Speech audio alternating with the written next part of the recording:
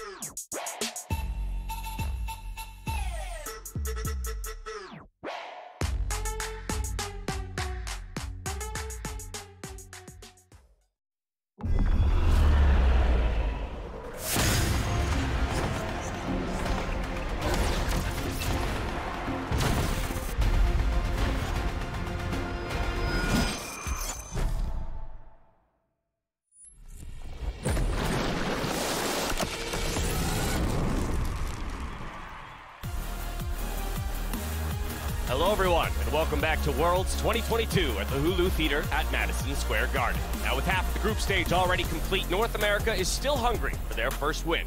And for Cloud9 and all of Group A, today's matches provide the final chance to battle their way into the quarterfinals. As you can see here, the arena already packed to the brim, plenty of support. And we're also very, very happy to be welcoming back Emily Rand to the desk. Emily, it's so good to have you. Yeah. Things are going swimmingly here at Worlds for North America, so I'm glad you could rejoin right as you it looks like our it, stride, you know? So. Yeah. Sure, yeah. All right, let's take a look at how the meta's been breaking down at Worlds so far. We are all the way up to 101 champions picked, banned. The presence is pretty phenomenal. The most ever in history here at the World Championship. Yeah, Emily, you've had the benefit of watching from home, getting the macro overview. What's been your impression so far, the way the meta's shaping up?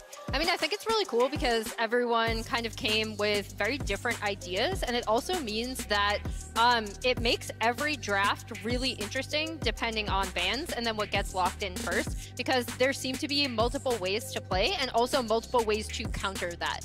Yeah, I think that's the really cool thing, especially when you look at like the jungle matchups, right? We've seen obviously Maokai super high up there, but even when you look at Maokai, he's been flexed to top lane. When you look at teams like Rogue, then there's even teams that are just abandoning Maokai altogether, like some of the LCK teams, because they're looking at like, hey, we want the Graveses, we want to be these farming oriented junglers. So I think it's been really cool to see that across the board, the teams get to show their identity and how they like to approach League of Legends, and why I think we're seeing so much back and forth over which teams are coming to the top, because I mean, you can play your style and kick off really well with this. Aatrox still the champion, Presence King. The other champion I wanted to call out is, while still one of the most banned champions in the tournament, Caitlyn sits at a 2-5 record, which is very interesting to me. And I think that's because in order to execute a Caitlyn lane or like a Caitlyn Lux lane, it does require kind of specific attention to that lane, I think, and how you want to play around it, despite the fact that she is still good in late game team fights. So I think when we see teams bring out that lane, the execution isn't always there. Now, while the next 4 days of the group stage will sport one group per day, we're going to refresh by taking a look at the standings for all of the groups first. So it is that Group A, three-way tie for first at 2-1 between Edward Gaming, Fnatic, T1,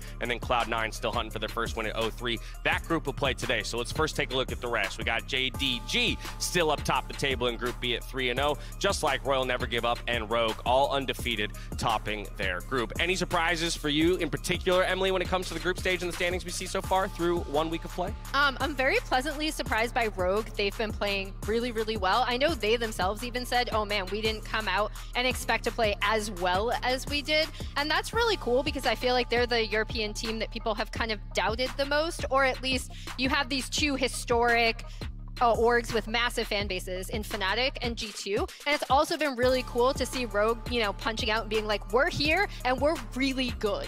I mean, for myself, I'm pleasantly surprised by Group D. RNG coming in from the plains didn't look so hot. A lot of doubts tossed their direction about how they would fare in this group, and to see them sitting 3-0, looking brilliant at the end of week 1, I'm delighted to see that RNG have kind of found their footing in this meta when we weren't sure if they actually ever would. A couple of quick notes for you all at home today. One of our players in EDG's Scout will be playing from isolation as he unfortunately tested positive for COVID. There are a few other groups who, of course, are not playing today that are also affected. And so the same kind of stipulations will be in place for when they step on stage over the course of the next few days. From here, though, we wanted to do something which was a little interesting, and this was Dagda's idea, taking a look at all of the previous World Championship winners and where they were at this stage of the tournament in the past on their way to hoisting that trophy. I just think it's really cool to have a look and see how these teams have developed and kind of what was the expectation for these squads, especially after week 1, right? And you can see almost across the board, it is a first place finish after week 1 for a huge amount of these teams. And that was kind of when we looked at a lot of these squads, historically, they were favorites to win the tournaments. They were favorites to move on. So not very surprising to see how many of them ended up in first place pretty much across the board. But I think, Dash, you were kind of looking at week 2 is where it gets interesting. Yeah, so I'll add to this, right? This is the halfway point of the group stage, and as you can see, only 2 teams found themselves in second place at the end of week 1. Of all of our World Championship winners, 3 teams found themselves in second place at the end of week 2. And in fact, fact, that would only be Samsung Galaxy there in 2017, IG in 2018, and Edward Gaming just last year. So while they were 3-0 at the beginning of their group stage tag, they fell to second and then still took the Summoners Cup. And the funny thing was that team that they came in second to was T1, who they're currently fighting in Group A. So it feels like history repeats itself sometimes in the World Championship. Yeah, it does, especially when T1 wins as many titles as they do. But that's how they were doing then. Let's talk about how some of our world champions are doing now. Yeah, I think that's the big one, is the kind of looking at how these teams are developing. Because I think looking at EDG, right, a lot of question marks around these guys, especially as they are the current champions that are trying to defend their title. I think that's where it gets super interesting to see how they are going to try and fare up. You can see them kind of sitting down at the bottom there, where they were 3-0 first in 2021 in their group, but second in groups week 1 as well at the moment. But I think looking at guys like Faker, Impact, a lot of these championship players that have been around for so long, you can see it's a very different story, especially for guys like Impact. I'm just obsessed with the idea that Faker has to be on the graphic 3 times because Yeah. we have to track all of his trips to the title. And another team I do want to point out, just looking at this, is Damwon Kia, just because you see their players all in there. And I also think one hot take I didn't get to have on the desk. Wait, do we have a flaming hot take? No. Yes, We don't have to do it. Well, hold on. Everybody stand by. So my hot take from Flaming hot take. Nice, let's go. My hot take from not seeing anything that I was gonna do on day 1, right? If I hadn't gotten sick, was that Damwon Kia were gonna win Worlds just based on like the meta. Okay. And I think they've looked really good, so it's kind of cool. Yeah, I figured they are I'd point sitting in that prime out. position, and as Emily has a flaming hot take, it's a perfect transition for us to dive into some week 1 overreactions, as we always love to do on our broadcast here in LoL Esports. Is take a very small sample size of games and then just index entirely behind them. So let's dive into some overreactions. Dagda, I believe we're going to start with you, sir. Yeah, so you might need a little hit of that once more, because I'll happily take another hit of that. so my one comes a little bit inspired from an I Will Dominate tweet, which was, I don't believe that NA will take a single tier 2 tower all groups long, because they have not taken a single tier 2 tower. Week 1, I need another I want to see what they're going to look like week 2, because it has not been going so hot for tier NA. 2s, not a single Not a single one in week 1. in 9 games. No tier 2s were taken. Oh, please no. Yeah. I don't even know if this is full enough for me to endure 9 games of no tier 2s. I gotta believe NA is gonna step it up just a little bit more. I don't know. It hasn't looked so hot for them, right? The read and the meta hasn't been there for a lot of their squads. Like, the closest that they got to was against CFO, where there was like a quarter of a H-bar left. Right. But Yeah, but what about, like Blind Squirrel finds a nut, Broken Watch tells a time. It's best of one. Twice a day, like, come on. Like, we gotta hit a tier 2 at some you hit point. that right? real good, didn't you? I did. You can see it in my face. Be Like, strong. like a little woozy. All right, from here, we're going to the LEC. I was told I'm supposed to take Venius's overreaction, but I don't know what his overreaction is.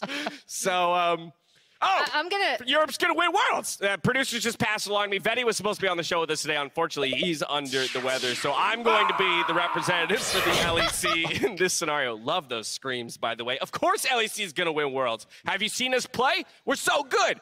Fnatic, Rogue, G2. How does it feel to be a trainer? EU teams. It feels great. It's like Venius is right here. It's kind of nice knowing that we've got some wins. True. Right? There you go. That's all I have for you guys. I don't really know why he thought LEC was going to win the world title, but it's an overreaction segment for that reason. Emily, please help us out with the LCS and an overreaction as well. Mine isn't LCS. Oh, damn. Mine That's is on, unfortunate. yeah, mine is on Top Esports, and it's that they are, the worst team to come out of LPL, which is actually not true because my side Wait, of it. what? Yeah, there Did you you go. just undercut your own overreaction by saying it's I'm not saying- true as quickly as you said So it? I'm saying this is an overreaction that I've seen, and Oh. I'm saying it's not true because they're playing exactly like they did in the Okay. LPL. Spread it around. yeah. Spread it around, baby. Spread it around. There's so nothing explain. different except they are losing, right?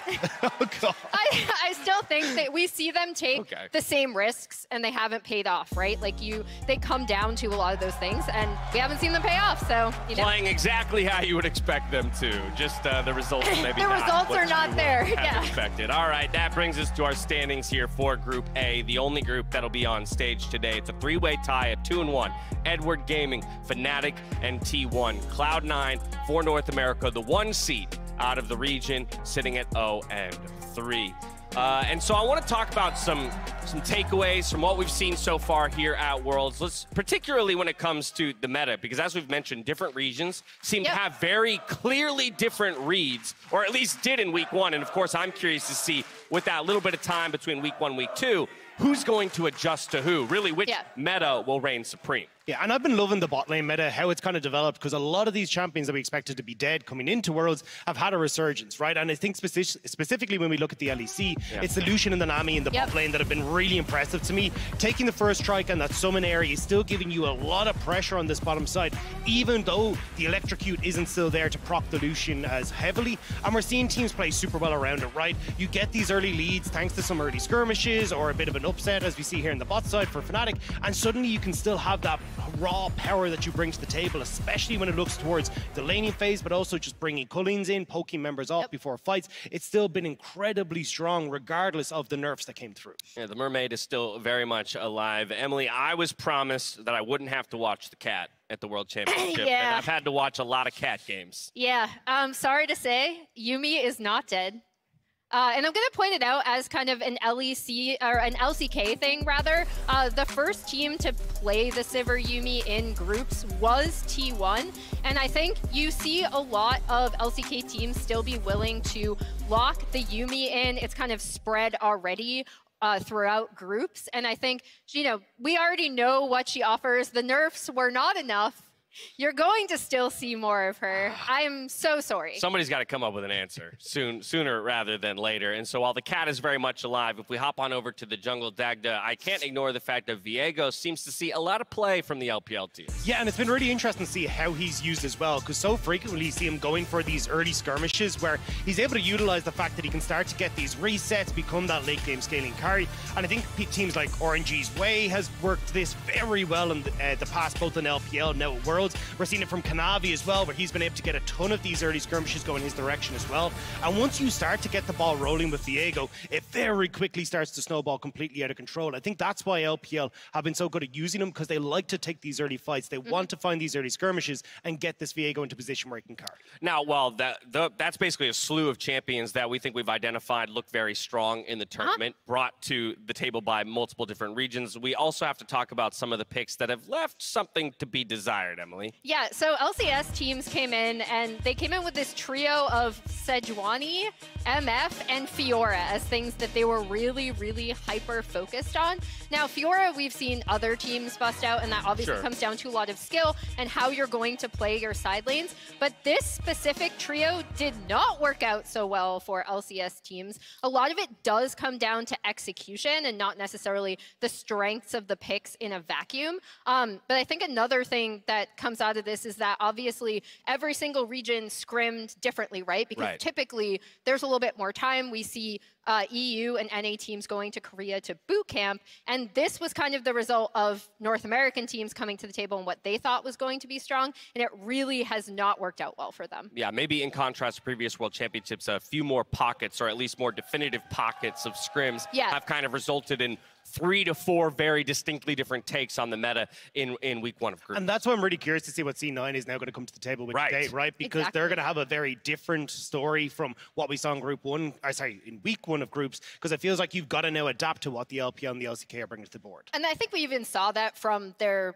final game, right, where they did adjust the draft. They had more scaling and team fight options. They still didn't end up winning that game, but I do think you have seen a slow draft adjustment. So now, it's going to be really cool to see what teams have coming out of the break. Yeah, I mean, maybe it's just the hopium talking, but at least from the perspective of Cloud9, again, when we talk about the meta that they qualified to the World Championship with and won the LCS, Sivir Yuumi.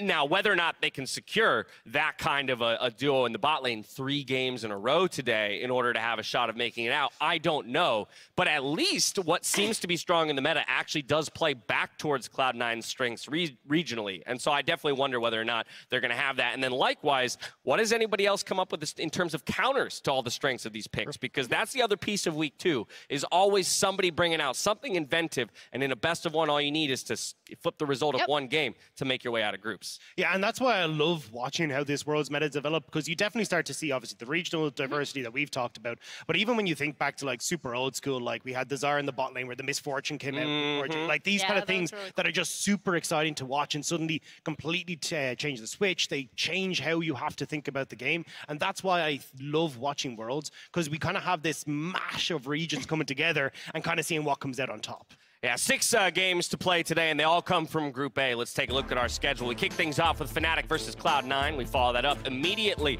with a T1 versus Fnatic game. So yes, some of our teams will be playing 2 games in a row. As you can see, it'll be EDG's turn after that against Cloud9, and then Fnatic to round out Fnatic's first 3 games of the day, T1, Cloud9, and then we close things out with EDG versus T1. Now, as we turn our eyes to our featured matchup presented by Mercedes-Benz, my mind immediately goes to the mid lane matchup. It's Faker on one side, it's Humanoid on the other, who has been an absolute all-star for this Fnatic squad. And that's the really important part here, is that it feels like Faker has to take that years of expertise and try and control Humanoid in that mid lane, so Humanoid doesn't pop off like he has been for Fnatic. And the really interesting thing is going to see like what they put Faker on, right? Because Humanoid's been able to get a lot of his power picks, like the Azir specifically, which he like very first on in his career was the champion that he was playing up in the solo queue to make his way up in the solo queue ladder. And I want to see, because we've seen Faker on facilitative picks, but then we've also seen him on the Akali. He's been everywhere already. So yeah, it's Humanoid one-tricking so far at the tournament, and not because that's all he can play, it's because no one's taken him off of it yet. So my big curiosity is either do you pick away the Azir, ban it, or does Faker show the counter that we've yet to see here at the World Championship? Because Victor's been played most of the time and goes down in lane almost essentially every time it's in that matchup against Azir. With game 1 being yet another battle, though, between EU and NA, I wanted that regional rivalry and sense of competition to be reflected here on the desk. So we've got our 2 NA reps. Dagda will be representing the LEC in that sense. Why is this 2v1? Well, what is this? It's Vedius abandoned you. It's not our fault that Vedius is scaredy cat. Hang on. I'm going to go. All right, hang on. You come here for a sec. I'm going to need a little bit of help on this one. So if you could take that, I appreciate it. Thank you very much. All right, thank you. Kadril's here to save the day. Hello, Kadril. Good to see you. I just got pulled in here out of nowhere. Well, you've been pulled. Tried to do a 2v1. I was like, this is not fair. All right, 2v2. Yeah, you've been pulled.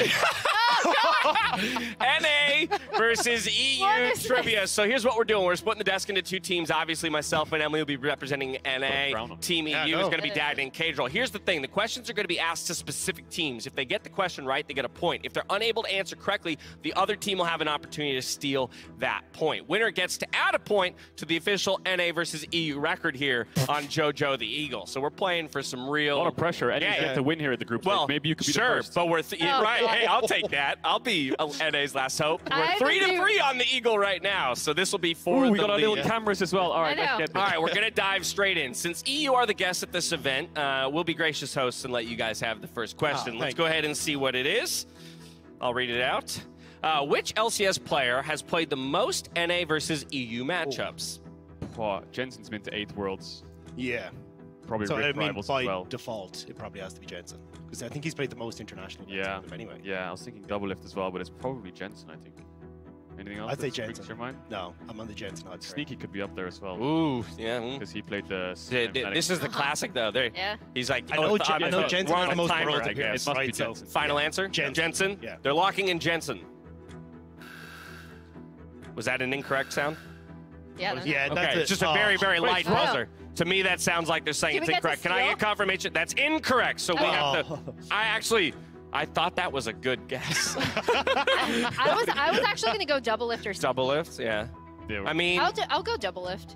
So really, it's about which groups have they ended up in, right? Because that's the reality of it. Like, you have just as many or as close to as many Worlds appearances.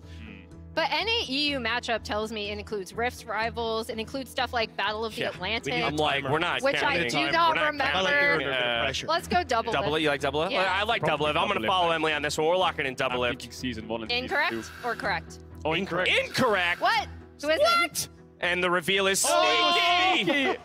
That was our next guess. I'm sorry, Sneaky. I'm sorry. All right, NA team question next. No points so far. No points so far. And he had played 14 games, apparently, against EU. That's a lot of games. I wonder what his record was. Which LEC player has played the most NA versus EU matches? Now we're taking the LEC side of the coin. Who's been around for a really long time? Oh, boy. Because this is ours, right? Yeah, this is tough. Does Sven count? Because he's played both sides of the NA versus EU matchup, and at one point he was an LEC player. That's like the big brain. I feel like they wouldn't do that. So it's a current LEC player. So I mean, like Caps is not quite around long enough though, because Caps Perks are two obviously that jump to mind just because again same thing. They've been to so many international. Yonkos maybe. Yonkos. Is that who you wrote down over there? I saw that smile. No, I saw that little smile creep on Keijo's face. We're doing nothing over here. He's thinking Yonkos. Does it have to be a current player? Because I would actually guess Reckless. Ooh, it doesn't have to be. Well, I guess they probably can't give us that clarification, but it has to be an LEC player. My guess would be Reckless. But it's been 2 years now since a year and a half. No. I'll go Reckless. All right, Reckless. We're gonna lock it in. Emily's smarter than me. That's why she's in that position, and I'm in the read the prompter position. So. Reckless. Damn. We're incorrect. What? All right, a chance to steal here for EU. What do you think? I trust you. You're the LEC guy. I moonlight LEC. I feel like I want to go Caps, but I think Caps is a good guy. I think because he's gone deep. Because the other reality is Caps has gone. It could also be because Caps has gone deep. The one you wrote down. Yeah. But I don't know how many times he played against NA teams. So we can't steal again, so you guys can time it out. Yeah. We flip Caps. I'm super curious. We'll go with Caps. Okay, we'll say Caps. Going with Caps. They're locking in Caps. Also, we're so boosted. We are going honestly, so disrespectful to Soaz that we didn't get that. Sorry, none of us even said his name. I'm sorry, Soaz, because absolutely. Did you guys also write down Reckless on your thing? All right. Oh, Expeke. Back over to EU for this one. Which LEC or LCS player has the most total kills? Worlds all time is the clarifier. Worlds all time. Jesus. Ooh. From all LEC and LCS players, who has the most kills at Worlds? I think I know. Either Caps or Perk. Oh, you're gonna write it? Yeah. Okay. Could be Caps. But it's players have gone the first. We're like 4 Worlds. Jensen's been to like Emily and I we're 8. confident. They're gonna get this wrong. We're gonna steal this. Yeah, true. Expeke. So by default, yeah. I feel like I want to say double lift. I want to say double lift. Double lift? Yeah. Okay. I'm feeling it. All right, we go double lift. They're going with double lift. That is incorrect. That is incorrect. I think we didn't get one. We're going to go ahead and lock this in. The player with the most games played at Worlds outside of Faker is Perks. And Perks, we think, also has the most kills out of an LEC or LCS player. Are we correct? We are correct! Yes! Woo! Let's go! Let's go! I don't know why you subbed me in. I'm just greeting you. It's like you're in your promo. Can you go get Dracos? Actually. 316 kills, Worlds all time. Pretty impressive. All right, this one is going to me and Emily. Next question here. Name the 2 players with pentakills in NA versus EU matchups. Oof. I forget who Balls' Darius pentakill was against. Same.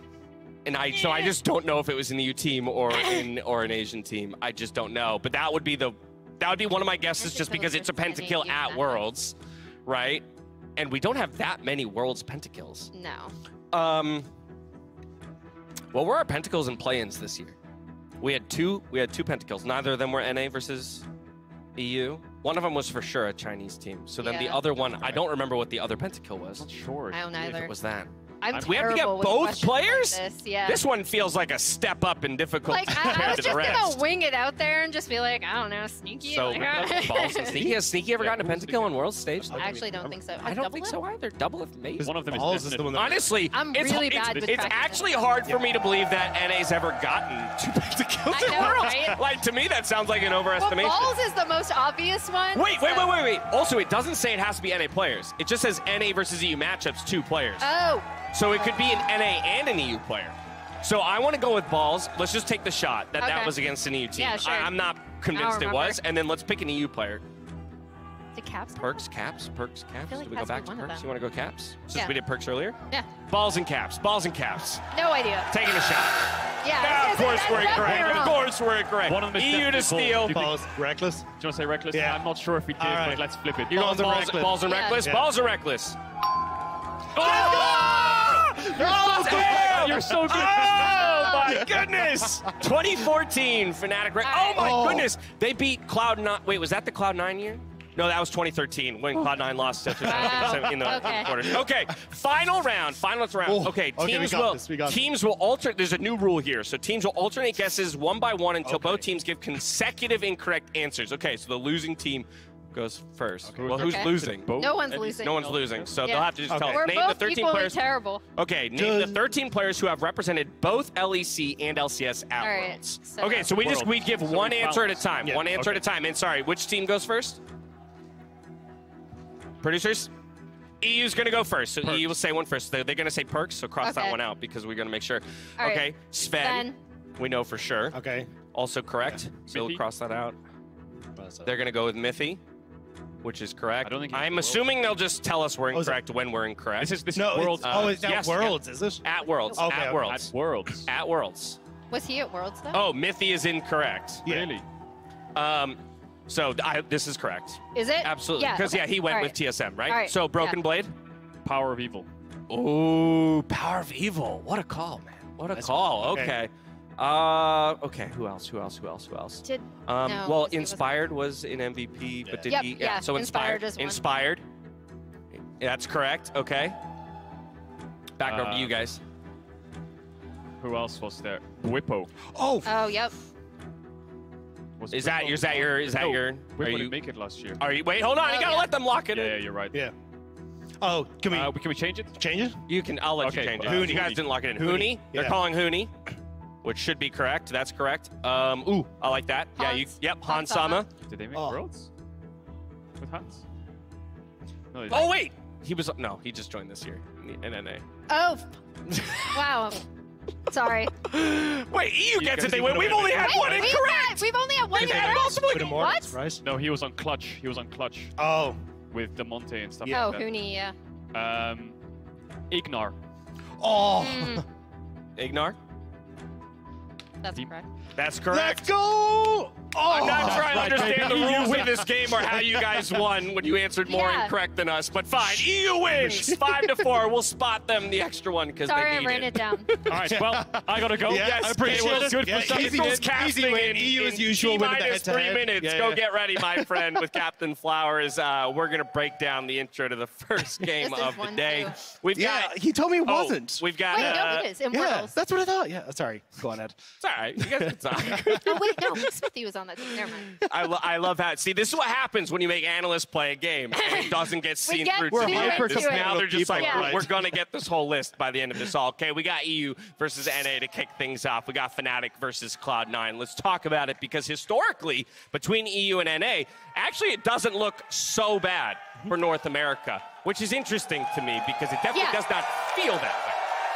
Yeah, I think the biggest one is when you actually get to the best of fives. That's where it starts to change up. But when you actually look at the matchups, I mean, EU versus NA has always been incredibly close, and it's always been very back and forth, right? And I think that's why even coming into today and the rest of the groups, you still have to keep your eyes on this matchup because it can make or break not only the hopes for the LCS, but also for some of our EU representatives as well. All right, we only got a couple minutes to go, so I want to break down a couple of key things. Let's start on the side of Fnatic. The reason why, one of the main reasons why they've been popping off so much in this tournament, Humanoid in the mid lane. This guy's a monster. Yeah, he has been absolutely incredible. And I think as well, the fact that there was a lot of criticism put towards the mid lane as well for Fnatic over the course of the summer split. To have Humanoid step up and pop off the way he has speaks volumes to this player, especially when you look back at Fnatic. They only had a 10% of scenarios coming into week 8 where they even made it to playoffs. Forget about Worlds. That was getting to playoffs. Then they pop off in playoffs as well, finally finding that magic that a lot of people expected. And the fact that now we're getting again Humanoid stepping up on this Azir pick, he has been so crucial to Fnatic throughout this group stage, especially when you look at not only in team fights, but how he's been able to set up Razork in these early stages as well. The fact that you have so much control and push for Humanoid in the mid lane means he's often able to support Razork when he's going for these invades. He's able to move first to keep Razork in check, and it's been so instrumental to keeping Fnatic ahead and snowballing these leads. Yeah, that's the huge thing, is it's not just Humanoid, right? It's Humanoid is playing super well. We haven't seen people really target his picks. And what he does for Razork and that mid-jungle duo is looking incredibly strong. Yeah, absolutely stellar play on that Azir. We'll see if Cloud9, or what strategy they go for. Ban it, pick it away, or find a counter to it. But that's where I'm going to turn to Emily. It's not just about the Azir pick. There's a lot of stuff I imagine we need to see from Cloud9 if they're going to come away with the victory. Lay me the blueprint. How do we get these wins on the board? So I have two things for C9. The first is comfort picks. Like you said, there are actually a lot of things that we might not have thought were going to come back in this meta, specifically the Yuumi, but like the Sivir, Yuumi, that kind of stuff. And then late game teamfight answers around Berserker, right? So yeah, those are my two things that I like want to see from C9. There you have it. Just a couple of ideas from us as Fnatic readies up for this game. They're supporting their EU fans and hosting viewing parties all across Europe. But right now, we're getting a live look at the party happening in London. And as we get a look at that, we're going to be diving down onto the stage. We're going to be kicking off day one of week 2 of the group stage. It's Group A, Fnatic versus Cloud9. Enjoy.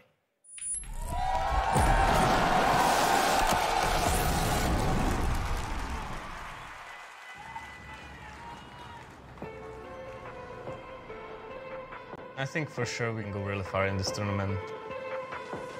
Fnatic is way more of a threat than I think a lot of people would have expected coming into this. We only have 3 more best of ones in groups. And you can always lose best of one against anyone. The way we're losing this year feels, I would only say worse than last year. It's just going to be Cloud9 hoping for a miracle. I don't want to go 0-6. That's like a personal hit to my ego. But I'm still really confident. We have a couple of days to practice, and I think we can turn it around. 22-minute victory. Team 1 unleashed on the international stage. 개인적으로 자신감이 좀 차 있는 상태라서 열심히 잘 준비만 하면은 이제 좋은 성적 거두고 좋은 커리어를 시작할 수 있을 거라고 생각합니다. T1 has the number of their old rivals. 我觉得现在我们的状态比去年的话35%吧，我感觉我们可以更猛。This group is shaking up to be an absolute bloodbath. This group on paper was supposed to be like the group of death with 2 really strong teams.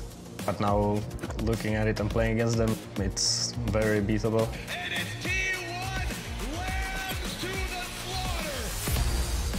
기분이 안 좋았는데 다음에 이제 복수할 기회가 있다는 거에 일단 다행이라 생각하고. Now everyone believes that we can go really far. Could be everything. Guys are now going to come back. Viper still standing. The damage from the Sivir.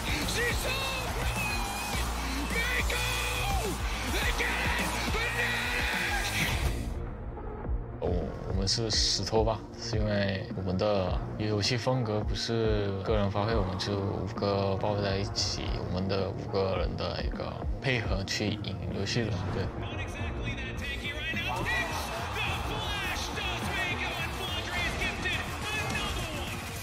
接下来的比賽也很有自信。I'm hoping that I can step it up, and they still have some fire in them. We are probably gonna stomp you all. Good luck. 我想跟他们说，准备回家。 A조에 잘하는 팀이 많다고 얘기들을 하시는데 이제 A조에서 누가 제일 잘하는지 보여드리겠습니다. Don't ever say it's over if I'm breathing. Racing to the moonlight and I'm speeding. I'm headed to the stars, ready to go far and start walking. Don't ever say it's over if I'm breathing. Racing to the moonlight and I'm speeding. I'm headed to the stars, ready to go far and start walking.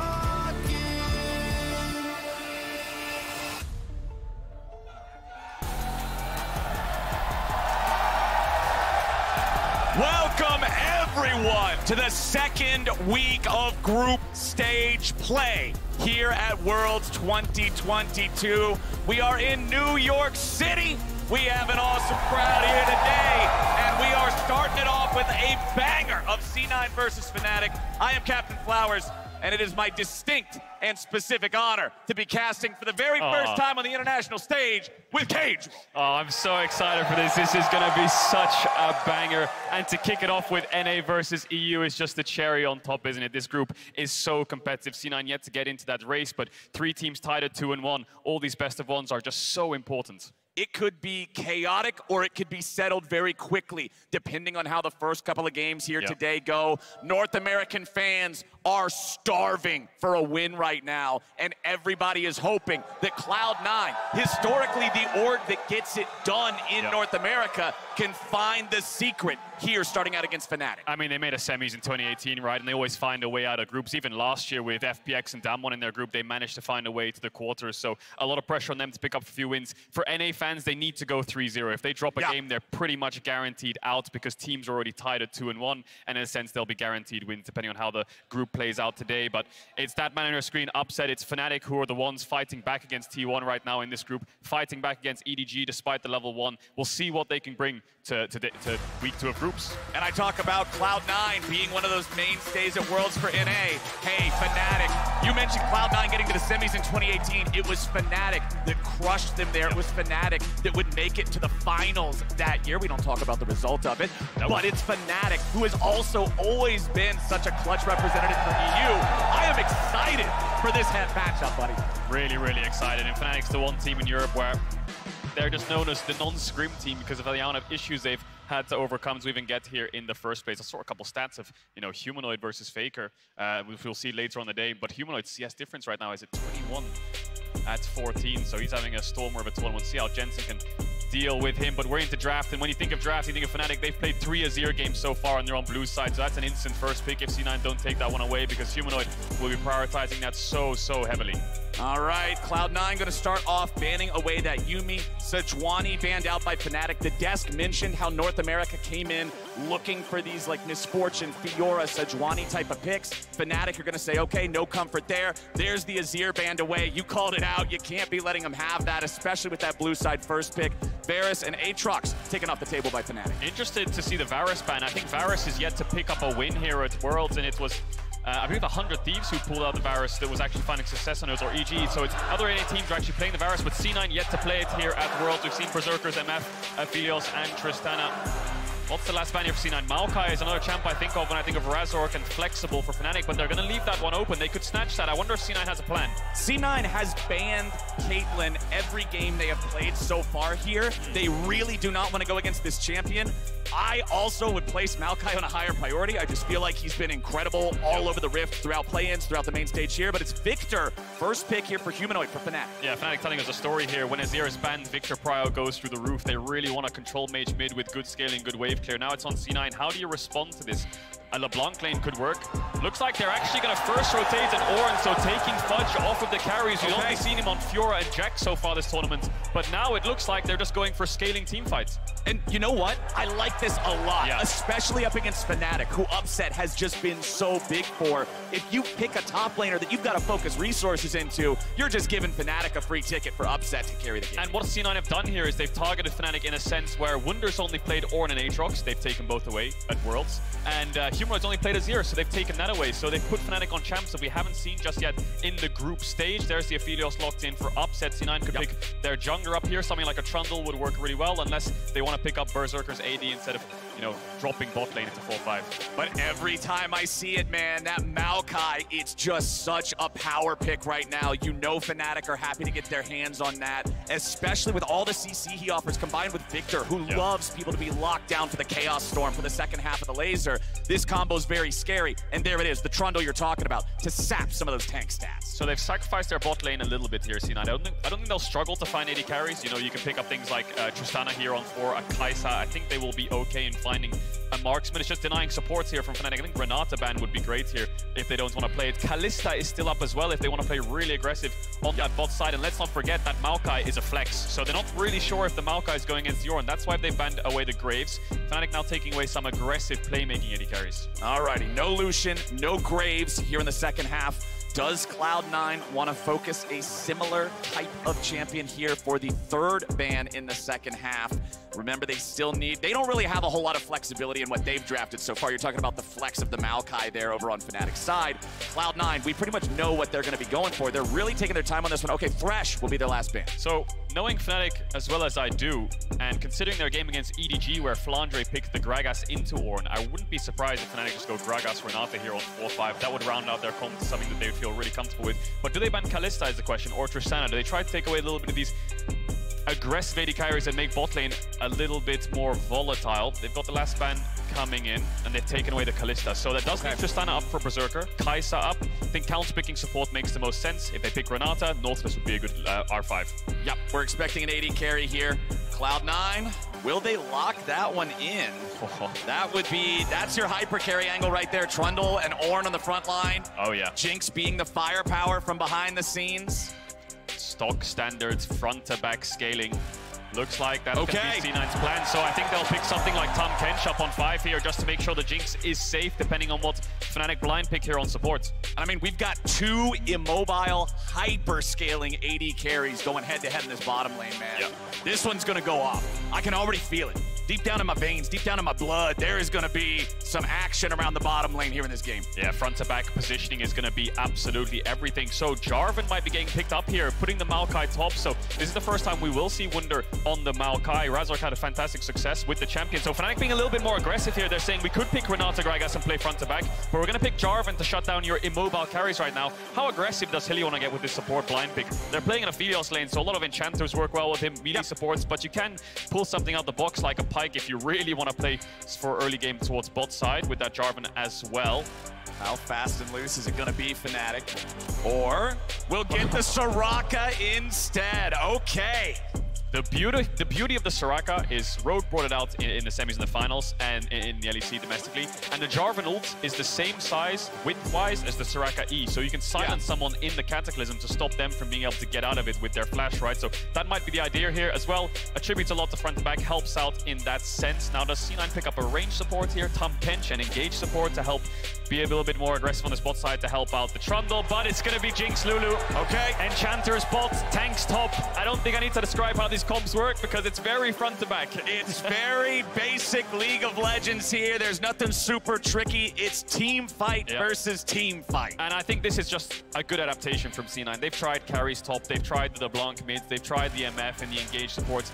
None of it's really been working to the sense where they want to repeat it and try it again, but they've just thrown everything out the window and say, let's put Fudge on a tank, let's put Jensen on a scaling mage, and he's comfortable on Berserker and Sven on hyper carry bot, and Blabber can bridge us from the early to the mid to late game, and we'll just play for team fights. And I'm really, really liking this for Cloud9. The first Lulu we've seen here at Worlds so far. I saw some people tweeting about like the nerfs being pretty extreme. I think it was Dom tweeting about there's no way that these nerfs have completely taken this champion out of viability. C9's ready to bring it back now. I know a lot of fans are going to be happy to see them picking something that is easier to execute on. And now, I mean, there's so much pressure, man, on Upset, on Berserker both, to have those carry performances and be the cannon their teams have drafted around. Yeah, the way they dissect the fights and position to shred through the front line will be very, very important. But it's C9, it's backs against the wall. This is almost a must-win for them. I think it is a must-win for them to stay in this group stage. You don't want to go home on the first game, but if they can win here and pull off that 3-0, then the miracle run, the week 2 NA could be alive. It'll be the first time we see it. Normally it's week 1 NA that's really shining, and then week 2 is more so EU and LCK as they adapt to the tournament meta. But NA yet to pick up a win, but I really like what they've drafted here. Alrighty, let's do it. Rock and roll. NA versus EU taking the stage to kick us off in the second week of groups as the players are making their way out of the base. A reminder, Prime Gaming is giving away 150,000, that's right, 150 and 3 zeros to several lucky fans every single day of Worlds, 150 grand in RP. Head over to primegamingworlds22.com to enter and make sure to put in today's secret code to get some bonus entries. But as we go ahead and get the players heading out of the rift, you can see runes, everything here on your screen right now. 2 teleports on each side there in the solo lanes. No spell books to change around, have any sort of surprises there. Ghost for Upset on the Aphelios for a little bit of extra mobility versus Berserker just running the standard heal here on the Jinx. Yeah, no Ignite in bot side for Fnatic, so kill pressure a little bit less. I don't think they'll try to take those 2v2s. They're probably just going to look to scale, as will 8 players in this game. The only 2 that won't really be scaling very well is the junglers, Trundle and Jarvan, and a lot of immobile carries on the map. Pillar and Jarvan, EQ Flash, good lockdown. Looks like Fnatic walking into the bot side river there, just placing a ward. I think they're just covering off Humanoid for any kind of Blabber early gank shenanigans. You can see he's got a ward on the top side entrance of the Raptors. Ward in the bot side river, covers off both angles to deny any early ganks mid, because losing your flash early as a mage just means you have to give up the push. Never feels good to not have control over that mid wave. Fudge is just going to be waiting here in the brush for Wunder to step up. Wunder attacks second, so he heals a little bit with the sap magic. Just slapping each other around here. Good old-fashioned tank fight, Kadril. Yeah, two wet noodles just going at it. You'll have to see it. Neither of them really have any kill pressure on the other, but the thing is, if they hit you, you hit them. That's basically how top lane works. Otherwise, you just get pushed in and lose. A little bit of trading in bot. I think we won't see too much kill pressure on either side lane, but it's on the junglers. Razork and Blabber starting top side, both padding towards the bot side. I say that, but Fudge, they are not stopping. It is just auto attack versus auto attack. A single spell for either one of them. It'll be Fudge hitting level 2 first. Throws out that pillar, but not really anything to follow it up with, as Wunder's just staying back. He's fine. The nice part about being a tank, it doesn't matter as much if you fall a couple of minions behind. You're still always useful. You've always got that team fight power. Both these guys are going to be huge in these fights later on with their ultis. Massive, massive impact. You're a very low econ, just frontline soak up the damage sponge, right? So, doesn't really matter how far behind you are to an extent, but that's an angry Ornn every time we look at top lane. Fudge getting the better hand of Wunder. And both junglers finishing their second buff here, Blabber and Razork respectively. Sven has the Ignite, can get a little bit aggressive here, but he's going to back off after his combo. Yep, Berserker steps up after Sven is already retreating, just wants to get a little bit of poke there. Hilly's down to 200 HP, but still healing up there with the potion, not super worried about it. Blabber and Razork going to find each other here as Blabber steps up, throws out the frozen domain, threatening to steal. The silence, the root. Berserker with a flash away early here in bottom lane 2v2. Yeah, that's 3 summoners there blown from C9. Only Sven's flash is up, so Razork is just getting attracted straight to that bot lane like a magnet. He sees a window and he wants to look for it. The silence doing so much work there to then land the root afterwards. No Ignite for the Fnatic bot lane, but they're forced to use their heal, and they're going to look to push out this wave with the Infernum gun. Nicely done there, and like we said at the start, Berserker, he's running heal. It's not like this is a teleport marksman, so he's going to have to walk all the way back down as Fnatic is getting this wave crashed in. Very nice early game here in the lane so far for the Fnatic duo. Yeah, Razork and Blabber playing a little bit of hide and seek. Razork spots him out with a spear, puts the pink ward on the blue buff brush, just to give it a little bit of information. There's another ward as well on the entrance too, so lots of bot side vision here from Razork. Of course, didn't take the refillable, started with a health potion and a pink. He's gonna go double longsword out of base and go towards the top side crab here by the looks of it. Blabber still yet to base, but it looks like he wants the match. But despite those early flashes in bot, a bit of a quiet game as expected so far. I think we'll start to see a little bit more action in around 3 or 4 minutes when this Herald spawns. Yeah, the Herald will be spawning. We'll have ultimates available on solo laners. Big damage potential there out of both of them in mid. We already talked about the team fight power of the top laner ultis as well. Once those go buttons are green, I'm with you. I think that's when we're going to start seeing things explode a little bit more, as the junglers are now both back out onto the map. Blabber taking that shop, as you said, after Razork got his, just working towards a little bit of baseline stats. Nobody doing anything too crazy just yet. As you can see, Jensen about to crash this mid lane wave, but it doesn't look like C9 will be able to get a whole lot out of it. Yeah, Humanoid still yet to base. Jensen's already based and TP'd back, so he probably wants to catch his wave and recall. And with Razork pathing bot, the main window for Fnatic is bot now because of the no flash onto Berserker. But then it's also the window for C9 because Blabber will want to counter gank if they overextend, and he will want to cover them on certain wave states when it's pushing out. So I think both junglers, as expected, still focusing on towards this bot side. Top lane's just a little bit of a farm fest. Yep. When they're 6, I think what we can see from top lane is roams from top to mid to look for these mages, but this bot side 3v3 will be everything. Pink ward in the bush, C9 have no vision, but here's the counter gank from Blabber. Will Fnatic overextend and take the bait? I think they just saw him. Yep, they saw Blabber, just a glimpse of him. A flick there for a second. I believe he showed up. He's still waiting around, seeing if maybe there's anything to find. Razork still standing on top of his own control ward. He knows he's not seen. Sven walking up, but Razork, he's patient. He's calculating. He knows Berserker is the target who has no flash.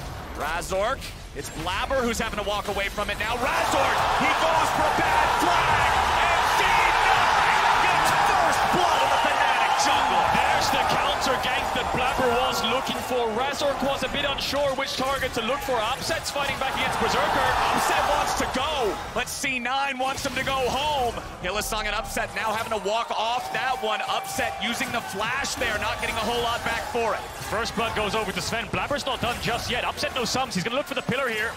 Nope, won't be able to get there in time. Fnatic are back underneath the turret. But for C9, for this game, for this draft, for this group, that's a nice start. Crowd is erupting after that first blood. The early bot side 3v3 goes in favor of C9.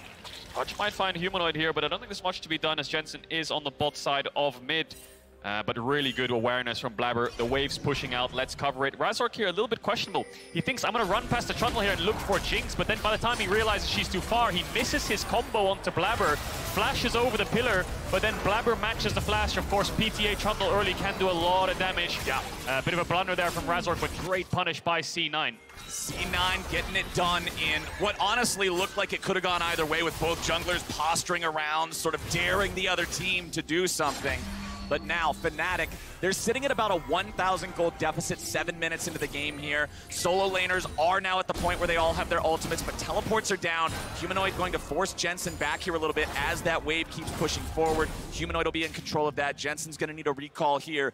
Razork back up in the top river looking for the Scuttle Crab. Blabber's nearby, but Trundle takes a while on these multi-minion camps, so those chickens aren't going to be cleared away in any sort of efficient manner. Razork has this crab for free, and Fudge is pushed up pretty far in the top lane, but probably not going to get caught overextending here. I think the beauty for C9 right now is their bot lane sums are back up by 8 minutes, but upsets won't be. So contesting Herald becomes a little bit more complicated for Fnatic. Berserker can stack this bot wave, crash it, run up river as Blabber gets 6 and starts the Herald, and I think they've got a pretty easy play to look for that early objective. Razork still a little bit far away from 6, needs to clear out his top camps, but we'll see how C9 moves around the map because Blabber is on this top side. He might blast cone over there. Yeah, he does, and he sees the crab ward, so he's going to start up this Herald. So early objective looks like it'll be free for C9. No, he actually decides to back away. He gets spotted on vision though, so he has just pulled it out instead. Jensen can hover. Fudge is pushing out top, and will Razork contest? He is actually level 6 to Blabber's level 5. Yeah, the level 6 advantage for Razork here could be a big problem for the Cloud9 jungler. And he did spin his flash in that bottom lane kill, so it's understandable. You've got Hillsong having the ulti here on the Soraka. That's something that's going to matter a lot. Or an ulti goes through. Razork gets the heal. Blabber's going to survive. Razork dies again. Humanoid dies after. Double kill back over to Jensen. Cloud9 come to life. They get the Herald. They get 2 kills onto Jensen. Fnatic took the 3v3 with a Soraka ult and they lost. They all focused on Blabber, but they could not get the initial kill. And now we're sitting 9 minutes in the game. C9 off to a very strong early lead.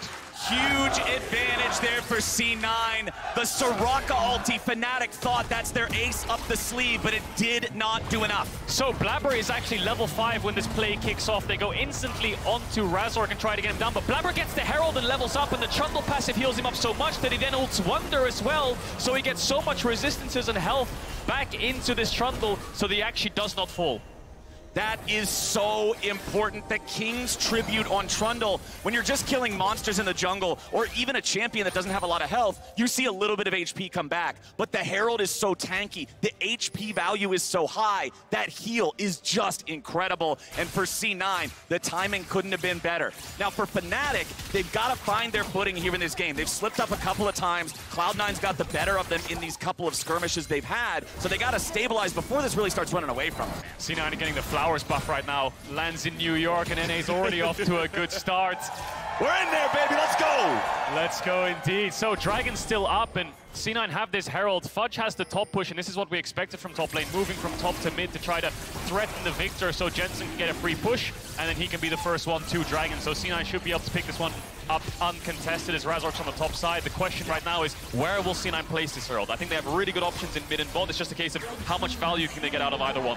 And maximizing that value with a lead, very, very important for being able to see this one through. Jensen dropping the shockwave on Humanoid here in mid. Razork was coming in for a punish, but Blabber has been doing a great job of being there to counter gank when Razork wants to make a move. Oh yeah, definitely. Blabber has been reading Razork right now, and I think it's just a case of Razork has options. Blabber knows what options he has, so he will match him on the play to stop him from finding those windows. And Jensen using the shockwave there as a kind of poke tool. He doesn't really have kill pressure, but forcing Humanoid out of lane, so he can get it on the minimap a stage like this where he can just push out mid, take a free base himself, deny a couple creeps. This is the ideal situation for the Orianna in this control mage matchup because you naturally outrange the victor. Fudge hiding on the alcove here. Wonder no flash, and Blabber is around. Well, Blabber walks over one of those saplings, but Fudge is ready to come in. Blabber has flash to get in range. Subjugate is down. Chop, chop, chop. They're going lumberjacking, and Blabber gets another. 4-0 here, 11 minutes in. Blabber was contemplating a Herald drop there, but not a lot of value to give over to your tanks. He really wants to focus on his carries, so top jungle's gonna base. Really good punish there from Fudge to hide in the alcove as Wonder steps up the way with no flash. Good comms from the top jungle. Kind of quite quiet in these early stages. We'll see if they can bounce back in the team fights in around 3 or 4 minutes when these neutrals spawn, but it's a lot of ults trading in mid to poke each other out, and Blabber's Herald will run out soon, so I expect him to run towards his bot side with Berserker coming out of base to help him get his early mythic. Sven down here seeing Fnatic crash this wave into the tier 1 turret. Can't do a whole lot about it. Like you're talking about these mythics, getting that power point's gonna be huge. Sven just harassing him as much as he can. Hilly's trying to make sure that Upset can complete the back air. So Wunder didn't run top, he's run mid. He's actually thinking that Blabber's gonna Herald mid here, so he's hovering around. So I think that's why Blabber is now coming towards this bot side. Herald about to take over. Humanoids, he's taking around the Raptors, or he's thinking about hovering towards the bot side. C9 probably looking for 2 plates here and then backing away. They'll never really get the full tower because Fnatic's here to match. Yeah.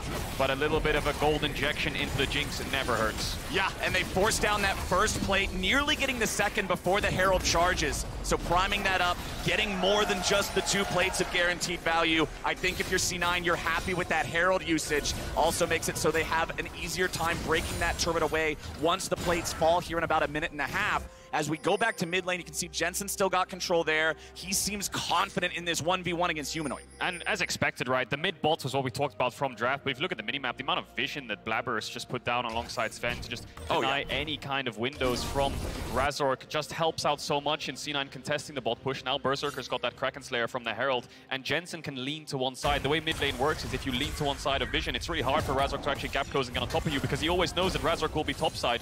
Might have to be careful here though, because Razork's being a little bit cheeky. Jensen getting the shockwave on Humanoid, but now he's got to be careful. Razork making his way in, goes Bonk! Super Mega Death Rocket Berserker finishes what Jensen started. Snipes out Humanoid. Razork manages to take down Jensen in a 1-4-1, but kill over to the Jinx, Herald over to the Jinx. Upset quite far behind in gold right now in the AD carry mirror, and C9 managed to pull it off. Looked a little bit dicey. Jensen overextending, but Berserker helps him out. And as we've been talking about Berserker, we've been talking about this bottom lane. The tanks are just gonna knock each other around here a little bit. But I wanna go back to what you said when we saw the very first part of this draft. Cloud9 is not playing a Jax. They're not playing a Fiora. Yep. They're not playing something that demands this attention on the top side. And really, that change in the draft phase is what's let them play around this bottom part of the map and make these plays they've been having. Yeah, we'll take a look at this one again because Jensen using the ult here to poke out Humanoid. Of course, the range advantage so much in the Uranus favor. So Razork runs around here, takes a tower shot there, Jensen, but Humanoid thinks, well, my job here is done. Jensen is dead, but it's the rocket here that Humanoid decides to take a recall on and just gets hit right at the top of his head, gets taken out, and you just highlighted it there, Flowers. C9 was playing carry tops, and you can often see their games at the group stage where Blabber's always hovering around Fudge. Now we're seeing him play towards the bot side, leaving Fudge in isolation. Berserker's over 1,500 gold up on Upset, so when it comes to these team fights, the Jinx being ahead always means that she can burn through the front line faster. Right now, C9 taking the Herald. Fnatic can't really find a cross map, a little bit of chunk on that bot tier 1.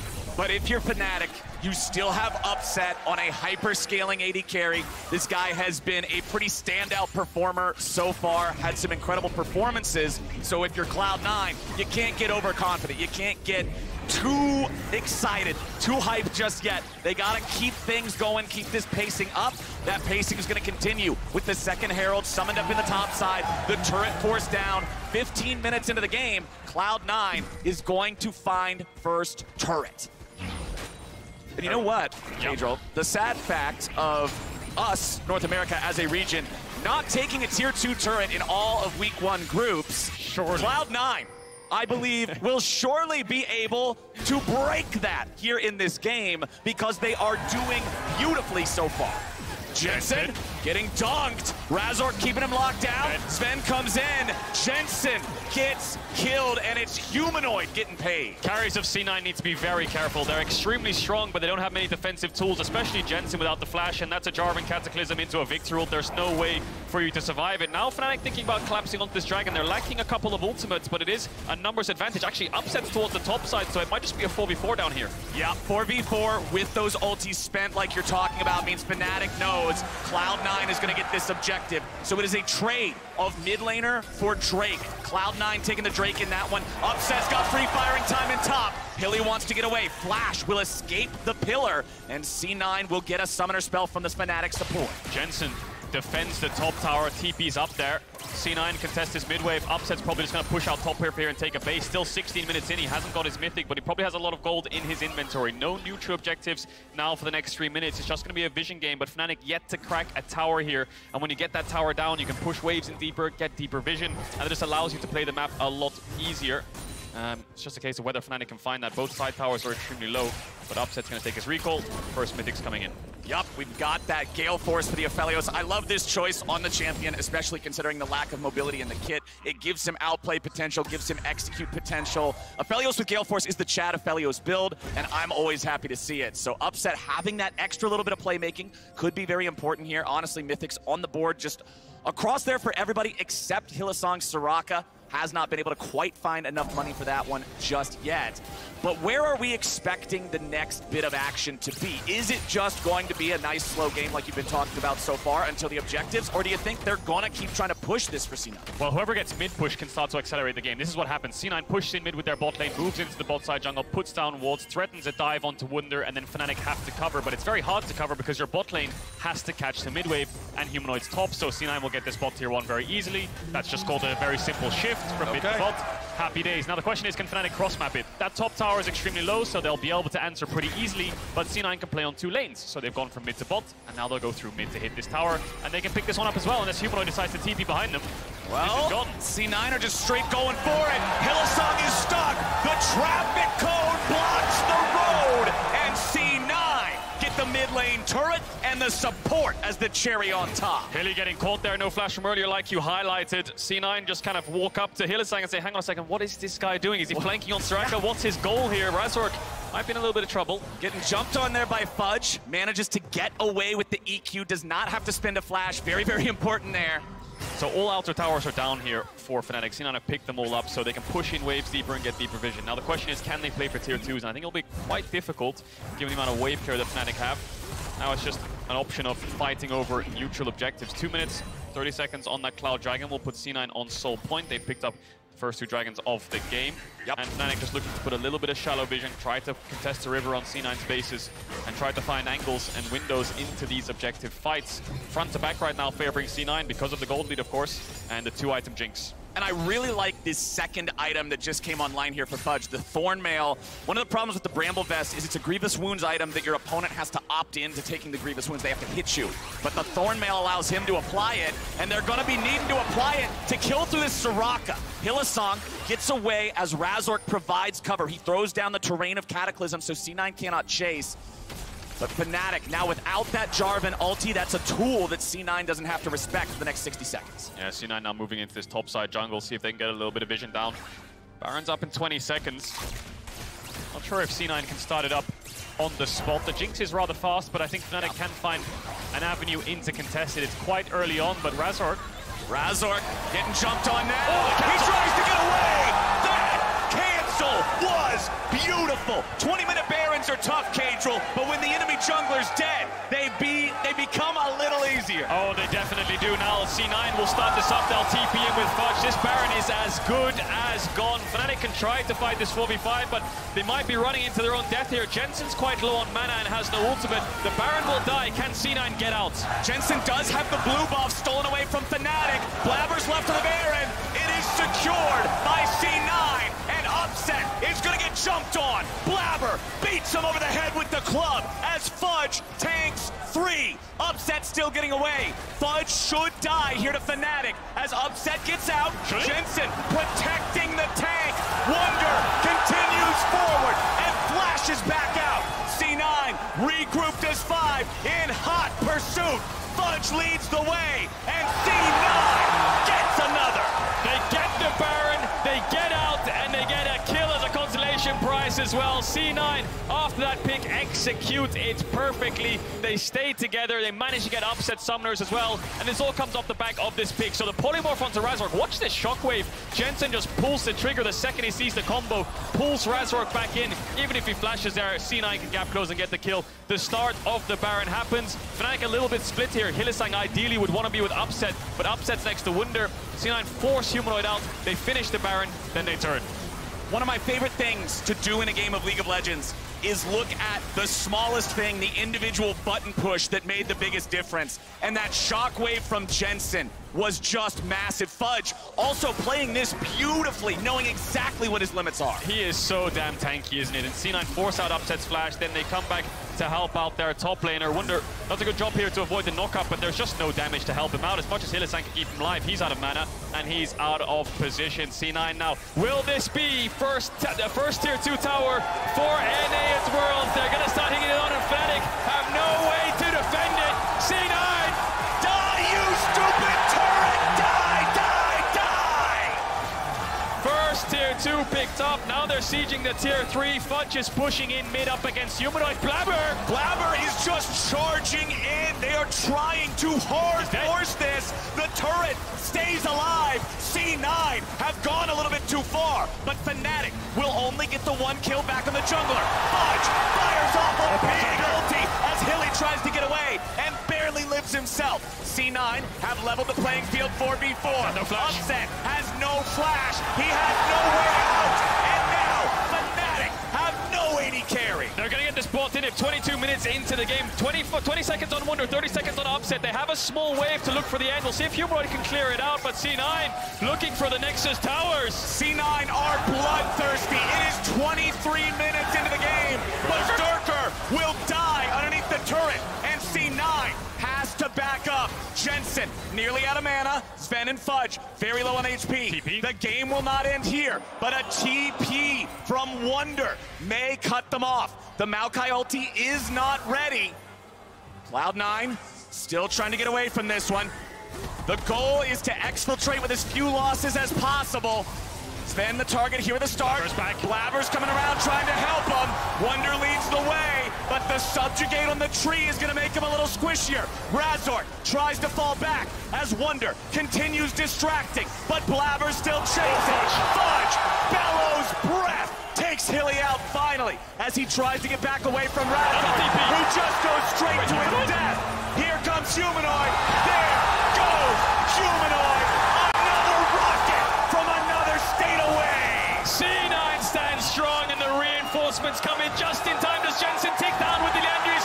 No, he lives. Only Sven falls. Blabber fell initially, and Berserker fell too. The reinforcements from both sides came in, but C9 win the fight. They get 4 kills on the back half of that play.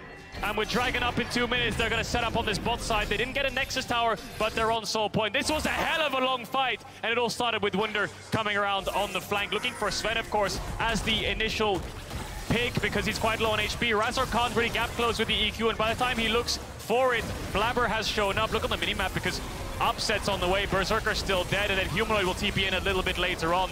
It looks good initially for Fnatic with the first kill onto the Lulu, but Wunder, he just can't get any help here. Great turn by Fudge to kill Hylissang and shut down Razork. Where was this Cloud9 team the past week? This does not even look like the same squad. They have been playing beautifully as a team, setting these up, finding these timings, working together and communicating.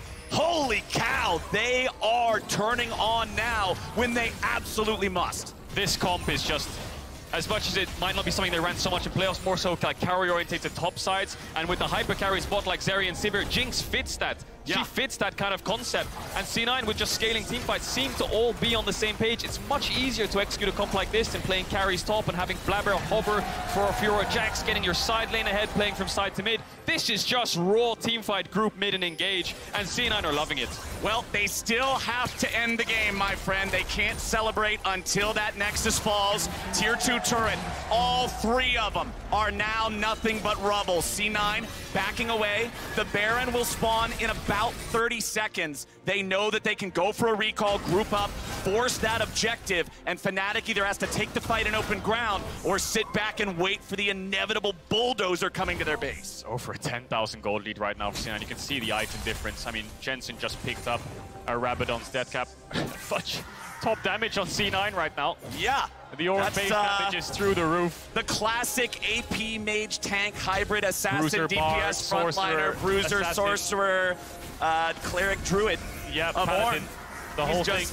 He's just incredible. He does it all. Get Ornn for your next team comp today as C9. They set up vision, they sweep away Fnatic's wards, and they'll have control over the Baron pit. I think after this mid wave here, C9 can push this mid wave in, stop Fnatic from getting it in, and then just look for a Baron start and look to turn. But with 10 seconds on the Dragon, the easier play is just to walk towards this bot side. Oh, they're not going to interrupt the EQ from Jarvan this time. They end up knocking him up just a little bit too early before the Dragoon Strike connects with the flag, and that means he's getting away. But C9 are getting their way onto the Baron. Fnatic are not coming to contest. They're just going to stop the Soul instead. So a single Cloud Drake traded away for a Baron. You'll take that trade any day of the week.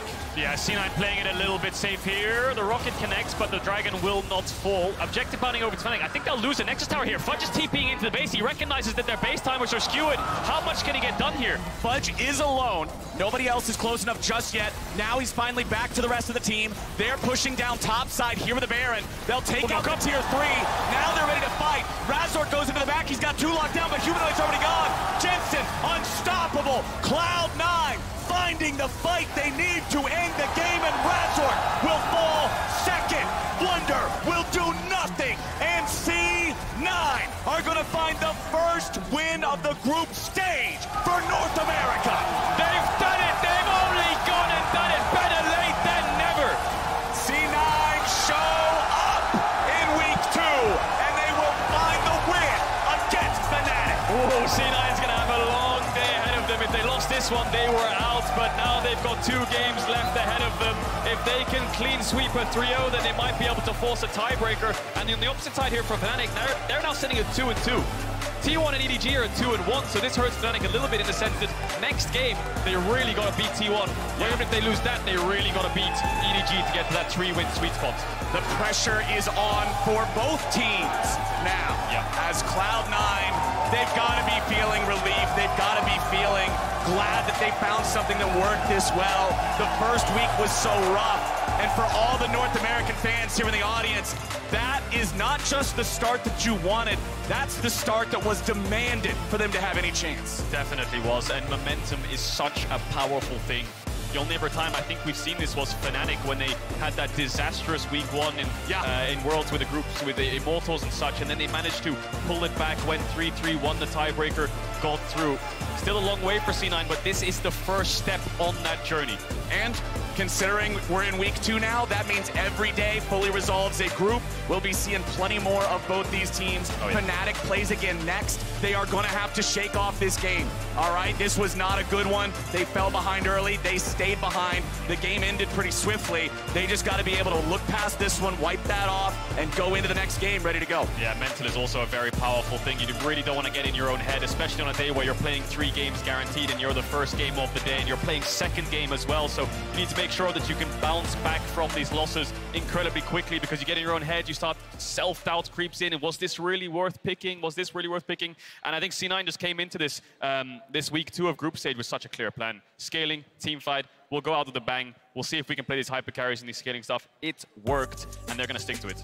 It worked in the overall game plan. It worked in the individual moments. Jensen's shockwave on Razork in the middle of the EQ combo in the blue side Fnatic jungle that got them the Baron. That is still my button push of the game. That is the one button that sealed Fnatic's fate. Counter gang spot by Blabber, the snipes from Berserker onto Humanoid, turning winning plays for Fnatic into even plays for C9. Then by the time they get to the fight, C9 just slap them with their wallets. You can see the early steady gold lead. No real big mistakes, no real big throws, no real big moments of doubt coming in for C9. Just a steady, easy winning game. Bot 3v3, mid push to side, secure towers, and now 1-3. First win for NA at Worlds.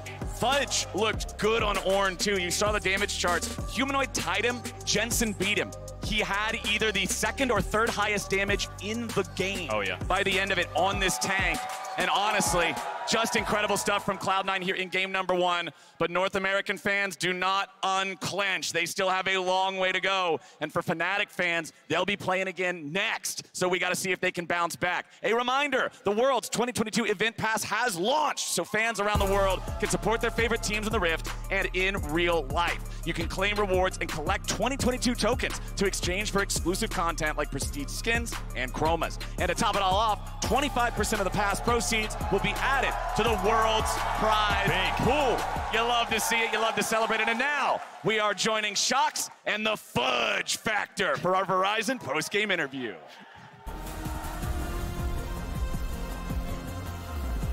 Thank you very much, Captain. I'm here with Fudge after C9 booked their first win at the World Championship. I think if you look up the definition of statement game, they'll have a picture of you after this. How happy are you with just getting the first win, first off? I'm definitely very happy that we got the first win. Obviously, there's a lot of pressure and stress. But the reality is if we end the day 1-2, I'm still not going to be happy. So what I'm focused on is winning the next 2 games. I love that. Of course, that's what it's all about. I am going to give you a chance just because last week I had a Wonder interview, so I'm just going to open up the floor and ask you how sweet it is to get your first win for NA, in NA, against EU. Yeah, he was shit-talking me a little bit in the pre-game lobby, so it's kind of funny, but I mean, I think it's all fun and banter. I don't really mind, obviously. It's just his personality, and I'm happy that we got to beat EU especially because they seem to be egoing a little bit on NA. But to be fair, they are playing better than us, so we just want to prove that NA is also a really good region and we deserve to be a major region, and that's what we're trying to prove here. Awesome. About the game plan in terms of draft, I know there's a lot that's been said about your top priorities, etc. What would you say the key was in draft specifically, and then in your approach to the game? I think we're all really comfortable on these champions. I think we also just had a better draft, and they seemed to fall apart really quickly after the early game. So, you know, played a team fighting comp, and we got ahead early game. So it's a free win. It was super convincing. You talked already about it. It's about the rest of the day now. You don't want to go out today. You want to stay here in front of these fans. So how are you going to make sure that you can channel all of what you showed here throughout what could be a very long day? Obviously, I think it's going to be harder to beat EDG and T1, but I do think that they also make a lot of mistakes. T1 has lost to Fnatic, EDG has lost to T1, so I think it's possible for us to beat them because we have beaten Fnatic, so... Yeah, that's how it works. But I don't want to get overconfident. I do think that we still have to play extremely focused like we did against Fnatic just now, so we just need to focus on what we need to do. Cool. I love your mentality. Congratulations. Huge victory for Fudge and for C9. And we're going to kick it over to the State Farm Analyst Desk. Emily, I don't know if it's you returning to the desk or the Hopium, but it's working! It's working! Cloud9 get the first win for North America here at Worlds. And not only do they get the first win, they get the first tier 2. I remember someone saying that C9 were not going to take a tier 2 turret. I don't think it was just C9. You said North America was going to get a tier 2. I'm not going to lie. Between the RNG hot take and now this, I just need to stop. I just really need to stop putting myself in these positions because it hasn't gone well for me a single time. So while we jest, I want to talk about this draft here and return to Emily's blueprint for Cloud9. There were only 2 points that you put down, but both of them I feel like were hit in this first game of the day. Yeah, so the 2 points I put down were comfort picks and then late game teamfight options around Berserker. We saw exactly that in this draft here. And the 2 I really want to point out actually are Jensen's Orianna, which anyone who watches the LCS regularly will know what a comfort, like, amazing champion that is for Jensen. We're glad that pick was re-enabled. Yeah, exactly. And then I want to point out the Lulu for Sven as well, right? Because he has looked a lot more comfortable and confident on a lot of these Enchanter supports. Yuumi was banned out actually by C9 themselves. And then so it was really cool to see them go back to hyper carry, Sven on the Lulu, which he's really comfortable on, and then the Jensen Orianna. Yeah, not only was the Yuumi banned, I also want to point out that the Azir was banned. So the first time the humanoid does not get his hands on the Azir, he gets pushed to the victor in the matchup against Jensen's Orianna. But picks are one thing, play is another. And up to this point, NA has not delivered. But in this game, Dagda, fairly early on, NA gets first blood. Yeah, I was really impressed with the way that C9 were playing this, right? You can see Blabber was setting up for this play on bot side, and Fnatic knew what they were getting into, but they stumbled, they don't set it up properly. And from that, C9 were very good at executing then on the rest of the map, right? They're setting up well here for the Rift Herald, catching Fnatic where they hadn't quite got members in position, and that was where C9 really started to blow up in this game. I was really nervous about this play, actually, because I didn't think they set up as well as they could for that Herald, but getting the level 6 on the Trundle was so massive in that fight. Yeah, I mean, luckily having his W down when he smites 4 health, then the Rift Herald dies, get a percentage of that, then you level, and you get to ult Maokai. Like, absolutely everything lined up to kind of get C9 through that middle portion of the game. But with that lead, they looked a heck of a lot more confident, particularly around a number of these global objectives. Yeah, and I think they did a really good job here of starting to set up themselves for success, right? Focusing these early dragons. And the big thing as well, looking at this, is how well they're able to punish Fnatic. Fnatic here are trying to go, right, we're going to cross map here for Dragon, we're going to send Upset up towards the top side, but you can see even then the decision making around this wasn't fully there. Upset had started his recall, he doesn't have the Jarvan up there from Razork to help him out, and then they catch Hilly. And this comes back to bite them Fnatic later on again, where once more they're trying to cross map mid tower for top tower. They don't actually get they get the top tower, sure, but Hilly, because that flash had been burned earlier, ended up going down again. So every time we saw Fnatic try to go, okay, let's try and find something because we can't really team fight right now, they end up blundering, they end up stumbling, and they're giving more resources over to C9. Yeah, so I mean, it can look like a minor thing, right? It's a simple flash blown, but you capitalize on that 3 to 5 minutes later, and it ends up blowing the whole game open. And again, we'll have to mention too that Cloud9 really put their foot on the gas. A very early Baron take into that push down the bot side. And I think we even saw it in the interview with Fudge, somebody who's normally very happy to be, you know, to trash talk, to speak confidently about their chances while he still looks confident. That was a more reserved Fudge than I've ever seen because he knows how much work they still have left to do. Yeah, he knows how much work they still have to do, and obviously I think they really, the pressure is on, not just to make it out of this group, but because North America has done so poorly thus far at this event. They get that first win for the region, and now we'll see how the rest of the group goes. Hugely important win for Cloud9 and their chances of making it out of this group, but still plenty of work to be done. The crab counter. Now, beautiful. Oh, I love it. We're already up to to 3. Now, as we go to break, here is how the Fnatic fans in London were reacting to the Cloud9 match. Fnatic will need all of their fans behind them because on the other side is our featured matchup presented by Mercedes-Benz. It sees Fnatic facing off against Faker and all of T1. We'll see you back here in just a bit. Holy shit, I'm so unleashed today. Like, no joke, this is gonna be a complete distraction. Nice. Guys, put some respect on that nice name. I know America hasn't won a single game, that doesn't mean they're really, really bad, okay? It's Blabber who's having to walk away from it now. Razork, he goes for a bad flag, and C9 gets first blood of the Fnatic jungle. And Razork will fall second. Blunder will do nothing, and C9 are going to find the first win of the group stage for North America.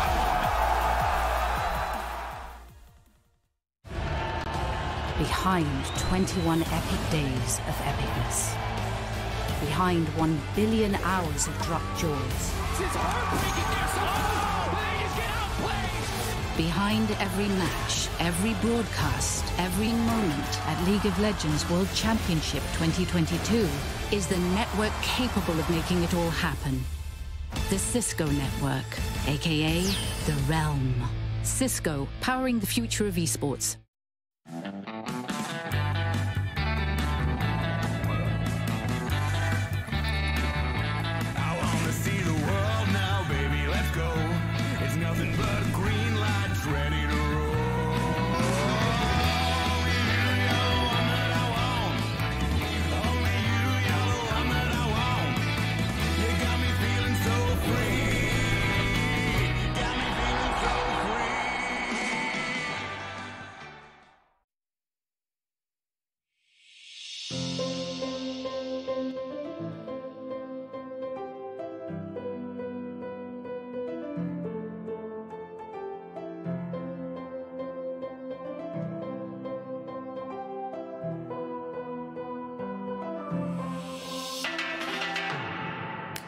Waking up at midnight, dreaming all day long. Maybe I'm nocturnal, baby, maybe I was wrong. Been on both sides now, look aching for you. Don't feel the pain when I'm asleep. Find peace in all this blue. Shake, shake, shaking me to the core. Break, break, breaking me like waves on the shore. Keep crashing into the truth. With both eyes closed, I'll be right next to you. To you, I'll be right next to you. With both eyes closed, oh, I'll be right next to you. With both eyes closed, oh, I'll be right next to you. Somewhere in the dark, I can feel your heart light up like a constellation. Somewhere in the black, I can feel your hand. Hold on to a love worth saving. Shake, shake, shaking me to the core. Break, break, breaking me like waves on the shore. Crash, crash, crashing into the truth. With both eyes closed, I'll be right next to you. To you, I'll be right next to you. Both eyes closed, oh, I'll be right next to you. Both eyes closed, oh, I'll be right next to you.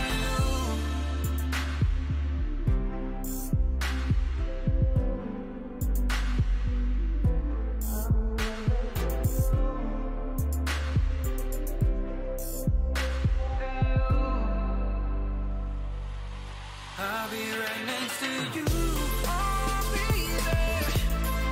Both eyes closed, oh, right next to you. Oh, both eyes closed, oh, yeah.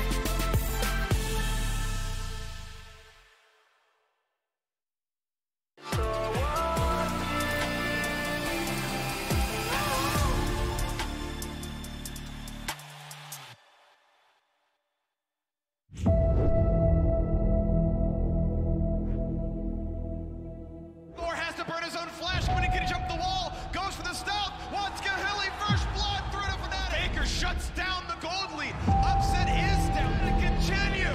European domination. They're gonna get absolutely everyone.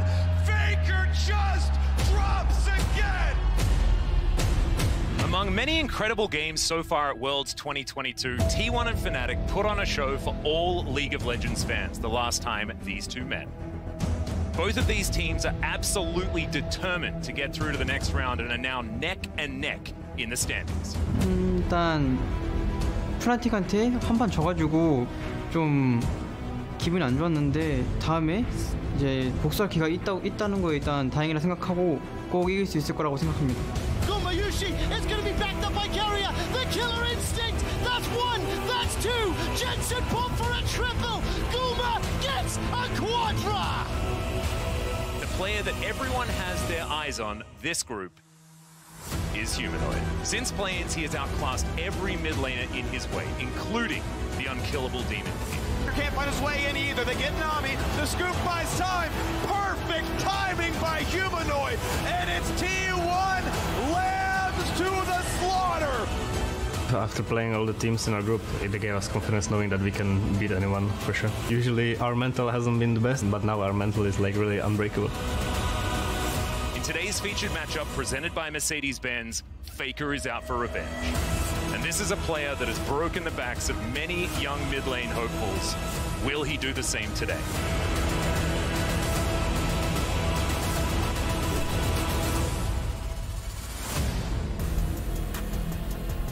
Welcome back to the State Farm Analyst Desk for our featured matchup presented by Mercedes-Benz. It's Fnatic looking to rebound after taking that first loss of the day against none other than T1. And I'm going straight to the mid lane, Dagda. Humanoid, after not getting his hands on the Azir, falls down to Jensen. He has to rebound against this man right here. That's a lot of ones in there. That's an awful lot of ones. And I think Faker has been absolutely incredible, not only in the past, but also what we've seen at this world stage, right? Bringing out the Akali twice in a row, bringing out the Lissandra, showing that he's got a multitude of different things that he can play. And I think now the pressure's on for Humanoid. When we got in that last game and he wasn't on the Azir, he didn't look anywhere near as dominant as he had in his previous games. So I expect Faker to then target that once more and see if he can control Humanoid again and keep Fnatic in check as a result. Yeah, I'm really curious to see what Fnatic thinks is the answer if that Azir is not banned. And then also, to your point, we've seen Faker play both different styles. Is he going to go for something like an assassin or more of a facilitator? Well, Fnatic looking to rebound. For the side of T1, they win here. They guarantee themselves at least a tiebreaker for second place, so they can get a lot done here in just their first game of the day. We're back over to Captain Flowers and Keiju, though, as the teams are readied up to dive into the action. Thank you so much, Dash. I'm still Captain Flowers. That's still Cadril. And we have access to the lobby chat that most of y'all don't get to see before these get fired up. And there's some banter going on in this one, my friend. Yeah, Wunder always brings the big banter, doesn't he? Trying to get in the heads of T1. But this draft will be very, very interesting because C9 found a small formula that worked against Fnatic. Taking away the Azir was so pivotal, I think, in the draft. And T1 already taking the Azir away from Fnatic. The Ornn for Wunder is another thing that I've got my eyes on. You know, will they ban away Ornn? Will they ban away Maokai? Is Sejuani something Fnatic can play? And T1 on the blue side here. Wow, they're really trying to shut down Humanoid here in his control mages. Yeah, no Azir, no backup. You even said in the last draft when we saw that Victor picked first for Fnatic, hey, if Azir's gone, Victor Prio shoots up. Yeah. You're like, all right, what's next? Cross that one off. And there goes the Renata as well, which is, I think, I think it is the most played for Hilly so far in this group stage. So Maokai is up. Yuumi is up. What does Fnatic ban away here? Of course, I think with these bans, we might see Akali Sylas as the mid laner is a little bit skirmish heavy. Fiora banned. Yuumi's available. Is T1 just going to slam it? Oh, boy. So Fnatic must have a good answer to this. You don't just give Yuumi over on red side. They must have an answer. We'll see what it is and whether it is good enough. But Maokai's open, Ornn's open. That was the Fnatic special against C9 in their first game. Top jungle, good engage. Yeah, just can get counterpicked quite easily by things like Trundle. So we'll see what they opt into. But Zeus' Fiora now off the board. I think Wunder's taunting Zeus here with the Jax a little bit. I think they'll slam that in. So it's going to be the Lucian Nami here for Fnatic. Okay. This one's one of those aggressive answers into something like a Yuumi. You're saying you can't give it away for free. You got to have a plan. You got to be ready.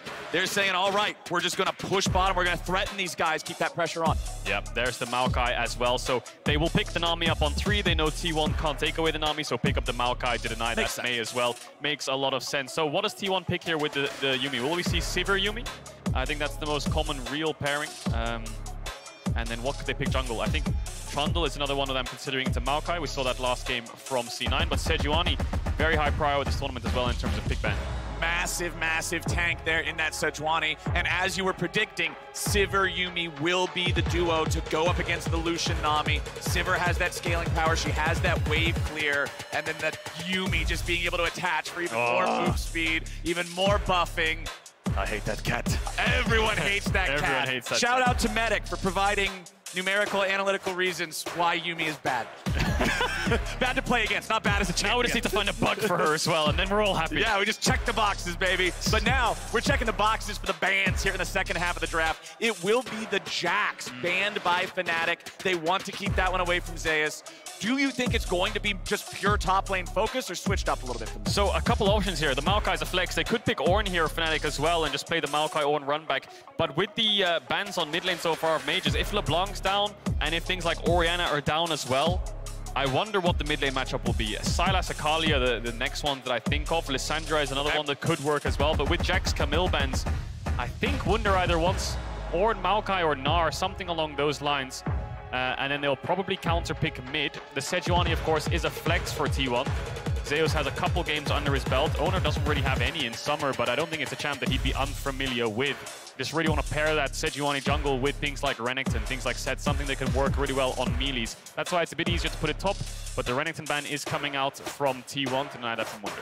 All right, so 3 top laners banned away in the second half of the draft. And there it is. You're talking Sylas, Akali, Fnatic are immediately ready to go, locking that one in. And it also leaves the Maokai still available as a flex. I think Galio or Sylas here could work quite well for T1, unless they want to pivot to a Lissandra. But the reason I don't like Lissandra is because you're playing with a Sejuani. Lissandra Sejuani is so one-dimensional in being able to counter the play.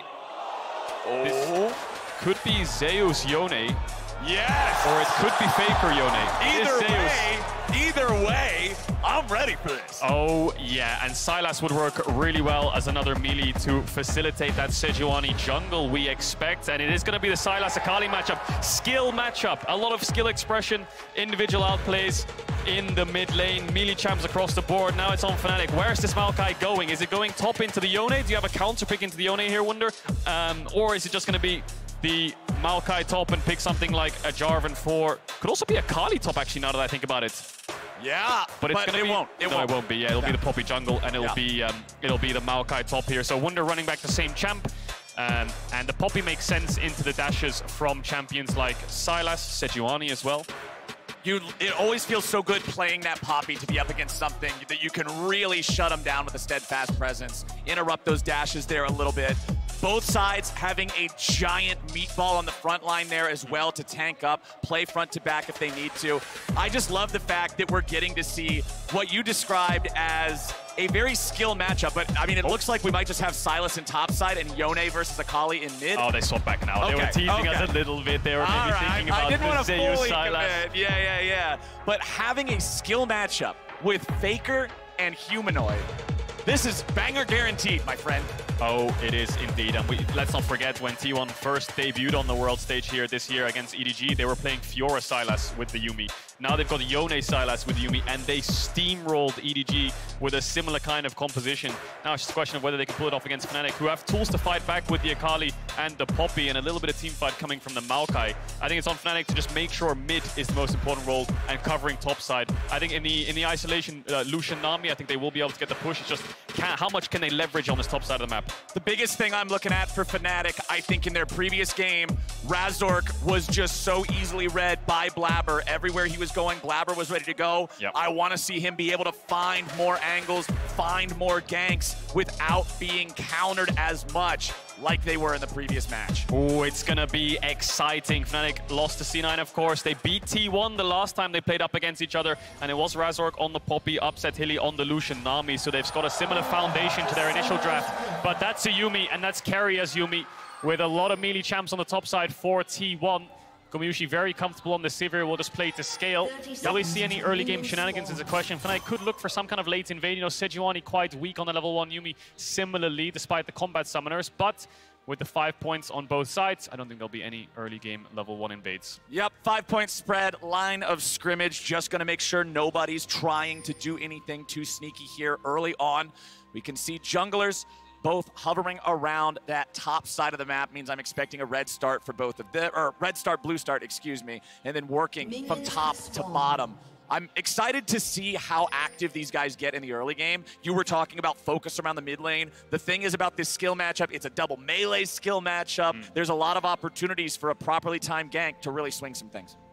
Definitely, and both starting top side, gonna path towards the bot as you highlighted. Early wards on the exact same bush on the Pixel from the side of Fnatic and T1, but that ward on the Raptors entrance will spot out where Razork is starting. Could go Raptors red into bot side here, but it's also very common to just go Raptors and then full clear to bot, leave red buff up.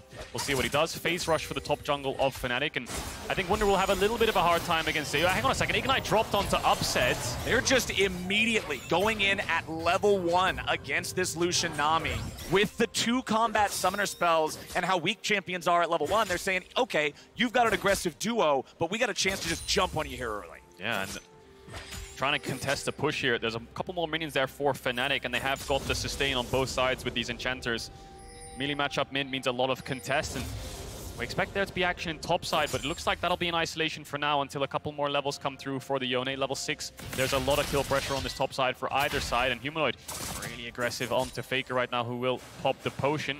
T1 actually get the bot push in isolation. I think they forced it out with the Ignite, playing aggressively, stepping up. Faker. Ooh.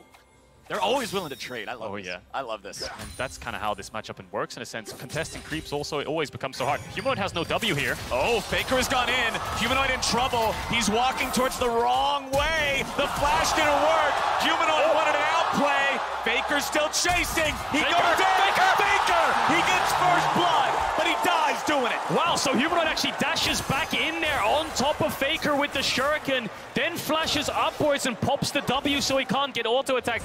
Good mechanics coming out of the Fnatic mid laner. Manages to turn it into a 1-for-1, but like you said, that's first blood for Faker Sylas. The failed flash from Owner there was what ended up costing them. I do believe that's what made that chase last as long as it did. Now Razork invading, gonna find Owner there in his jungle. Faker has teleported back to the mid lane, as has Humanoid. Business will continue there. Razork immediately going in, manages to just insta-give that crab before Owner can interfere. Razork, flash, slam, just beating the hell out of him, but it ain't gonna work, because Yumi's there to save the day. Owner getting away now, but Gumayushi's got to be careful. Razork and Fnatic still leading the way.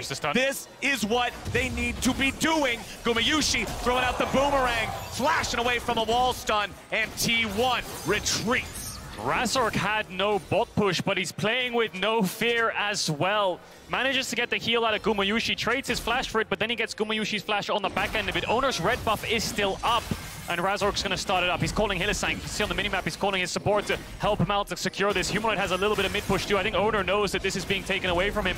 He needs to be very careful not to face check his way into this red side, because Hylissang spots him on that ward over the Krugs. And Razork will pick up the red. A lot of trading back in mid. Humanoid trying to get this wave in. Probably going to look for a base afterwards. Oh, maybe a dive. Hex flash on the Poppy, of course. We'll see if they pull this off. Hilly could flash over as well. Wouldn't surprise me if he does. There they go. Faker, he's in trouble. He's down. Fnatic. I said I wanted to see moves out of Razork, and we're getting them. Oh, we definitely are. Now look at the minimap as well. The amount of wards that are littered in that bot side jungle from Fnatic, as well as the play mid, just allows them to be able to push Owner out of his jungle, push Gumayushi and carrier back, Hex flash over these walls, stun Faker into the tower. And now Humanoid's Akali sitting at 2 kills, has picked up that Oblivion Orb, the Dark Seal. He will be contesting the mid waves, and of course in a melee versus melee matchup, it makes it so hard for Faker to step up. And this all comes off the back of Humanoid actually trading the 1-for-1 initially, so he can fight back and get the push when he comes back to lane. Very, very good stuff for Fnatic, having 2 kills on an Akali early. Everybody who's played League of Legends has played against Fed Akali at some point. Everybody knows it feels like the guy is just protagonist status at that point. But Razork is going to find Faker here in the river. Humanoid's coming to help him. Razork continues his chase. Faker's trying to get out. Goes into the Drake pit. Hilly's coming around now too. Faker fighting back, using the Drake knockback to make sure he makes his escape. That was really smart by Faker. He pulls the dragon to push Razork away, because 2 things will stop him. One, the Poppy W, if he times it perfectly, can stop him jumping over the wall, and the stun into the wall. So Faker, good pull of the dragon there as he upside held my breath for a second, dash forwards, but he's not in range of Gumayusi. Not quite. That 500 range on the Lucian is a little bit limiting. They have that very far forward ward there in the second brush. But T1 just now going to have Faker going up into the brush, but Fnatic's bringing down more men too. Razork shows up. Nice steadfast presence to stop Faker from getting there. I would love to see mid-wave right now. I think it's frozen. Faker is bleeding minions, so it actually ends up crashing into the tower. But look at this CS lead right now for Humanoid. Oh, yeah. Level 6 to level 4. Faker is very close to leveling up, but that's a full level lead right now for Humanoid. Upset. Going in for Gumayushi, takes him down to 100 HP. He'll stay alive. They get that wave pushed up. It doesn't fully crash. Upset and Hilly will be able to clear these out. You can see how violent this game is getting around this bottom half of the map again. Level 6 to level 4, though, like you said, Faker is suffering in this 1v1. He really is. He'll manage to level up, but really far behind in creeps. Humanoid's actually quite close to level 7 right now, so Faker needs to recover. Very far down in creeps, down in gold, down in experience, and it all comes up the back of Razork finding him as he roams in that bot side jungle. And Razork might find him again, you know, has the Hex Flash. Humanoid, we'll see if he fast pushes his wave in with his Qs. But no, Razork's actually going to go over towards the blue buff, and Owner's coming out of base. Razork knows his window here, should be able to pick this one up, and the top crab as well. Zeus has had consistent top push. but I don't think he'll be able to leverage it to collapse onto Razork in time. And this is another hit on Faker indirectly. Sylas versus Akali, Energy Champion versus Mana Champion. Faker not being able to spam spells as much with no blue. Razork still hurting him. Going after this Scuttle Crab now. His smite's on cooldown, so Owner can just walk up, slap that one away, steal that one away. And Razork has to walk on home, but he's still happy taking that blue. Is indeed happy. Razork now hovering around mid. Maybe he's just trying to look to slow Faker down, hold the wave a bit so that Humanoid can catch it before it lands on the tower. We'll see if Humanoid pushes and looks for roams around the map. Faker taking his base. Every time we look down here on the spot side, there's a little bit of trading. Upset always wants to dash forwards, and he can when the wave's in a bit of a more stable state. You don't want to dash into that many minions. You'll always lose out on the trade. There's the Yumi poke coming through. Razork about to take over with level 6. Owner similarly. There's the dash forwards, actually. Okay, Upset getting the culling. But into the minion wave go most of the bullets. Gumayusi recognizing he needed to take cover immediately. And they'll get this wave pushed up even further back in mid. It's still Humanoid with a massive farm lead and more minions to pick up. Faker's got to try to find opportunities elsewhere. Owner's going to start up the Herald, but there is a ward in the pit from Fnatic. They are sending Razork down. Zeus coming over now too. Hilly is coming up from bottom lane. There is no movement from anybody in the bottom lane of T1. Herald still at about 3,000, down to 1,500 now. Razork still looking to fight, still looking to contest. Owner, will it be a smite fight? It is secured. T1 have the objective. Nobody picked up the eye. He got the eye, but he'll die for it. T1's jungler flashing over the wall. You're dead, bro. What the hell? Razork matches the flash and gets the kill. I think the idea was flash out Blast Cone and then Herald's recall. Maybe there was some shenanigans in his head of how he could escape. Upset had to give up a bot wave there and loses a plate because Hilly roamed towards mid. They're pressuring the mid tier 1 here. Razork knows that Owner's bot side jungle is up. They're looking for camps down here, plates as much as possible. They're actually not even looking for the dragon just yet. So Fnatic come out ahead with a kill, but Owner still gets the Herald. Hey, that Herald on average is worth 2 plates. Fnatic just got 2 plates. That evens out, and they're feeling good about getting another kill. They get the flash out of the Sejuani, so less playmaking ability from that one. Of course, it does cost the flash from Razork, as you pointed out, too. But this is a 25 CS lead for Humanoid now. Faker is going to struggle to catch up a little bit, you would have to think. Faker's been dropping waves ever since he got dove mid by the Humanoid Razork at around level 5. He's not really been able to find anything here. So Humanoid fast pushes mid because Faker's giving up the wave to get here first. Then Owner manages to get the smite. I think it's the eye that he hits. We'll see what happens in the slow-mo. Manages to win out on the smite fight. It looks like Razork pushes Owner into Wunder to get the CC chain. Zeus has to ult out to avoid the Maokai ult himself. And I think Owner here wants to flash over, Blast Cone over to Krugs, and then just recall on the spot with the Herald. But Razork manages to flash over, the auto attack gets the kill, and then back to live, Fnatic get the first dragon of the game. Fnatic having an awesome look here in the early game. 3-1 in kills. They got themselves that first Drake 10 minutes in. The gold, however, is still very close. There's the Sejuani ulti, not quite enough range, but the flash to follow. Gumayusi gets paid. So that's a kill onto the Sivir. That'll help out bot a little bit. Hilly gets rooted into the Sejuani ult slow, so he has no way out of it. Flash to flash trade. Top lane has just been a bit of a struggle for Wunder in isolation. Gumayusi really wants plates. Owner might even drop the Herald here if they want to look for a full tower. Razork's here to cover. No TPs on the Fnatic solo lanes. Humanoid could try to collapse if he wants to with this huge level lead, but it looks like he's staying around mid. So, plates funneled into the Sivir. Actually, the knockback will buy time. Nice. Can they stop this Herald from crashing is the question. It's a 3v3 as of now. Humanoid still has not moved. Herald has to get through this wave. They'll have a little bit of firing time on it. T1 aggressively pushing this up. They really want this crash. Level up's gonna happen now too. Okay, I love the attempt there from Fnatic and from Razork, but it's not going to pay the dividends they wanted. The Herald's gonna get the 2 plates. Bottom lane turret barely hanging on, and T1 go up by about 700 gold. 500 gold lead on the AD carry roll there for Gumayusi. Will be able to get towards his mythic a little bit quicker than Upset. We know the power of the Lucian Gale Force when the Nami has mandate as well. That's the big spike for that lane, but still a little bit far away because of the serrated Dirk as well. So Humanoid's had so much mid-push and he's up so many creeps, but he's not actually transferring his pressure to bot there. I wondered if the Akali could move down here to threaten the 4v3 to stop the Herald. Upset is going to chunk out Gumayusi a little bit, but no kill pressure there. Yep, Gumayushi's just able to walk that one all the way back off. Fnatic in this bottom lane, the Lucian Nami, the one-item power spike where they start to feel so fearsome. That's when I want to really see some of that kill threat coming out, as Gumayushi still has 23 minions left to go on that Cole before he's going to get a golden fusion. And now let's see if they can get Hilly again. There's no flash available. The Boomerang Blade comes out. The spell shield is beautifully timed. Upset. Both summoner spells to get away. Owner always hovering bot. He knows his win condition on the spot side. They can't win the 2v2 mid, and Zeus is doing so fine in isolation, and shutting him down won't really net Fnatic that much because it's your tank top jungle. Razork might be able to smite this one away. Oh yeah, easy money there. Just yoink it right from over the wall. Zeus won't get that. And then back here in mid, Razork again looking for an opportunity, potentially onto Faker. Owner's around, but there's no Sejuani ulti. So Fnatic have actually sent Wunder bot. He actually TP'd on that tower to save it, to stop Gumayushi from being able to pick it up, and then upset base and ran towards top. They're trying to mismatch the lanes here to put their tank into the Sivir to deny any kind of dives. But I think Gumayushi will then run top to match the Lucian when he sees upset, because Fnatic want to avoid the T1 bot lane as much as possible. I think they know that they're losing out on the 3v3 right now, and upset still needs that Gale Force. And if we're talking Mythics, you can see right there on the left side of your screen, the first one completed there for Gumayushi, the Kraken Slayer on the Sivir for plenty of DPS. Back here in mid, Owner just trying to help Faker get this wave shoved up a little bit. Faker down almost 35 CS in this mid lane matchup. As Razork walking through that top side river, he has his bottom lane and support right next to him. Owner knows he can't contest this.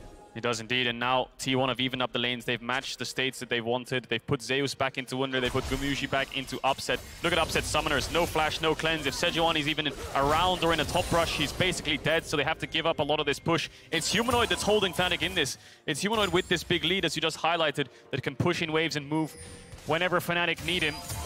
So that'll be their band-aid for these side lane differences right now. And 1 minute on the Dragon. I wonder if T1 decides to swap back, because now Gumayushi's moving mid and Faker's moving top. A lot of lane movement coming in here, but Zeus, will he get the Grump? Zeus going in, wants to steal it away. Just fighting against Wunder, snaps right back to where he began. This Yone in isolation, you've been talking about the advantages he's built. It just feels so good to get a meatball to just beat on your free farming. You do whatever you want, and he scales up for free as a champion that is just absolutely frightening with a couple of items. Yeah, especially with a Yuumi on his back. We'll see if he can get to that 2 or 3 item spike on the Yone and shut down the carries of Fnatic. Wunder will be more of a frontline teamfight utility, not really expected to win the lane. 30 seconds on this Dragon. How does Fnatic play this out? Because Humanoid's their strongest member, but he's on his top tier 1 and with no TP. So T1 could opt to the 4v4. I think they're much stronger in that sense. Just about mid-push, and who can get the objective first? Zeus will pick up this tower, but there's no wave behind him. Needs to be careful. Yeah, I think he overestimated how quickly he could take that down there. Had to spend the Fate Seal to get back out. Wunder flashing forward, flash for flash there. As Zeus walks his way out, he'll pay for that one a little bit. Classic. Wunder drops the laugh the second Zeus flashes away. We'll see if he tries to stop his base here, because Drake is spawning. Zeus will be able to TP back to this bot tier 1. Humanoid is now moving from the top side. It looks like, no, hang on a second, he's going back to the lane, but Shield Bow picked up for Zeus. Exactly. That's the critical thing right there. This item giving so much more survivability in a team fight where he could otherwise be focused down more easily. And now the Drake, the Hex Tech Drake. 9% attack speed and 9 ability haste is going to feel nice no matter what champion you're playing. Fnatic, of course, got that first Ocean Drake for themselves. The score is tied 3-3. The gold favors T1 by nearly 2K. Zeus going in, this time with Soul Unbound to make sure nothing bad happens. Look at the gold lead in top, 1.5K in isolation. First brick over to Zeus. Both mid laners have TP on this top side. Dragon is up. Both bot lanes coming out of base as well. I think both teams want to contest this Dragon. The easy play for Fnatic could be just to drop the Dragon and then move towards Herald if T1 tries to contest, but they're going to start this one up. Upset's coming out of base. There's a TP from Faker on bot wave. He'll match with Zeus on the bot side as a flank. Owner might come down here as well. Gumayushi a little bit split, will group up with his team. Now Fnatic could just decide, let's go Herald. We've got their TP. Let's try to get their top tier 1 on cross map. But that'll deny a second Dragon from them. Mid-wave contest coming in. So no Dragon taken by either side. Owner's got Keria attached to him. So he'll move back down towards the Drake now. And okay, T1 are just going to go for this. Humanoid is top, but he has a teleport. Fnatic don't seem to be wanting to commit that to this. Razork's gonna walk up and try to see if he can steal this one away. Poppy ulti came through. Drake is secured. Razork jumps into Faker. Humanoid's made his way into the fight now. Faker just instantly dead. Not looking good there as Wonder and Humanoid look to fight a little bit more, but they seal his fate. Humanoid is down, and Zeus tries to fight, but he falls next. Wonder burns away to the Ignite as Gumayushi looks for Hylissang. Upset dashes back over the wall, and Owner is ready for the flash follow. Cleanse gets upset away. Razork tries to rejoin with his bottom laners. Owner goes in, and Hilly tries to flash. He'll escape for now. The solo laners fall on both sides. It's the jungle bots that fight to the death. T1 trying to chase Fnatic down there. They managed to get a lot of summoners out of the Fnatic squad, but it's Zeus who turned that fight for T1. It looks so disastrous. The second Faker basically got caught and died instantly. T1 won't be able to find an objective for this, and they picked up the Dragon. Base is coming in. Next objective will be the Herald. We'll see if we find another 5v5. One of the stories that has always followed Faker throughout his incredibly long and accomplished career is how teams will focus him and he'll absorb the pressure. He's been focused a lot this game, and Fnatic weren't stopping in this fight. He certainly has. So this bubble from Hilly seals the deal because the Poppy ult misses. If that hit Humanoid, maybe he could live and get out. So Humanoid goes forwards. Now watch Zeus here. Pops the E and then manages to get a lot of damage onto Wunder. Then dashes through Humanoid, knocks him up, gets the ult and takes down the mid laner. Turns into a 4v4. It's on Upset, but it takes so long to get Zeus down that by the time he does, Wunder also falls. The 3v3 is winning for T1 with the Yuumi. Upset being low, Razork being low. It's just a case of get the hell out of there. Upset's cleanse. That is twice this game now that it has saved him from an otherwise grisly fate. So getting a lot of value out of that summoner spell, especially against the Sejuani. But now let's take a look at how much damage actually got done. You can see it's the AD carries topping the charts for both sides, and those tank junglers leading the way right behind them. They really are. So this is a bit of a precarious situation here. So Fnatic's on the Herald, but they're losing their mid-tier 1. Hylissang and Upset are split. T1's going to engage on this 3-man. Faker comes out with the stolen Maokai ulti. Now the real Maokai ulti comes back. Poppy disengaged. They want to separate T1. Zeus is going to be focused first. He had to get away, but now Humanoid's in the back. He's looking for Owner and Faker. Humanoid is caught. You can focus him again and again and again and again and again and again and again, but Faker finds his way. The Shuriken into death there. Razork hit a crucial 2-man knock with that Poppy ultimate, and Humanoid decided to follow through with his E, I believe. Fnatic get the Herald. They lose Humanoid and they lose their tower. Second items coming in here for T1. Gold leader stayed pretty consistent around 2,000 to 2,500 gold. These teams going very back and forth. Faker finding a kill there. Here's another look. So Faker takes the Maokai ult and they collapse from mid. Watch this knock from Razork. I think that as he knocks, Humanoid hits his E onto Faker. So Humanoid says, hang on a second, maybe I can kill Faker here with the Shuriken. Decides to take it despite the fight basically being won. Jumps on top of the Sylas. Owner notices, and now he's in a 2v1. Gets stunned up in his W and can't R2 out in time. By the time he does, he falls. Nicely done there from T1. Overconfident from Humanoid in his ability to take out that enemy mid lane. And now T1 commanding still about a 2,500 gold lead. They're going to look for the top lane tier 1 turret. Gumayushi, he's got his Yuumi locked and loaded. The Ignite onto Wonder. That tree is going down. Gumayushi picks it up, but Fnatic are looking to trade back. Racing a Herald for turrets often does not work. Owner jumps over. Zeus follows up. Hilly's trying to get away. T1's in hot pursuit. Owner's grabbing the first kill. The Herald dies to the turret. Razork's going to be next. Upset tries to provide covering fire, but Humanoid's made his way in. He ejected, and Gumayushi is ready to catch the pass. Humanoid again trying to get away. A double kill back over to Faker. Humanoid running, running, running. The only man left standing in Fnatic colors. T1 collapse so beautifully onto Fnatic's push there from topside with the TP from Faker. Huge step up by the top jungle of T1 to shut down Hylissang, to shut down the bot lane of Fnatic, and now they're going to get themselves a Baron as well. 4 kills and an Ashe. T1 just blew open the game. Absolutely incredible sequence of events. Watch this again. Zeus on the side, Owner on the opposite side. Ult lands onto Hilly. Zeus pops the ult as well to land onto Hilly too. The TP coming in from Faker is just all about buying time. The 3-man top side just running Fnatic down. They have to split. Razor gets caught after Hilly, and then Humanoid comes from the side here, but it's Faker's steal Poppy ult that knocks him out here. Humanoid actually uses the E just 1 second before the E2. He gets knocked back, and he gets knocked into Gumayusi. Faker takes down Upset, and then Fnatic, T1 turn towards the Baron. This game went from very close, but T1 favored, to Fnatic now having to fight for their lives. This is not what they needed here at just 22 minutes into the game. Remember in their last game, it was a similar early Baron against them. They could not recover. Zeus ready to fight, oh my God, ready to win. I called him the protagonist, and I meant it. 1v3, and he already got the first kill. Now he might find a second. Wonder wants to get away, but Zeus will barely fail to kill him. Gods are bleeding here. Zeus almost gets the 1v4. If he got that first kill with the Triumph, I think he could have turned it with the lethal tempo stacks. He does fall. T1 get this bot tier 2. They managed to get the Baron buff off of the Yone, so that helps in the push, but it doesn't stop Gumayusi and Carrier in their tracks to get their tower. They might move towards mid here. Fnatic don't have enough wave clear to stop this push. Humanoid's up in 8, but he doesn't have TP. He just used it towards the top side, so this Baron netting them a couple of objectives. They got Zeus, but it took so many men and so many resources. T1 punches back harder. They'll secure the tier 2 in bottom, secure the tier 2 in mid. Faker just gets his recall interrupted, but Fnatic, no, they can't do any more than that. Faker just getting interrupted again. Everfrost gonna slow him down. He can walk this one off, no problem.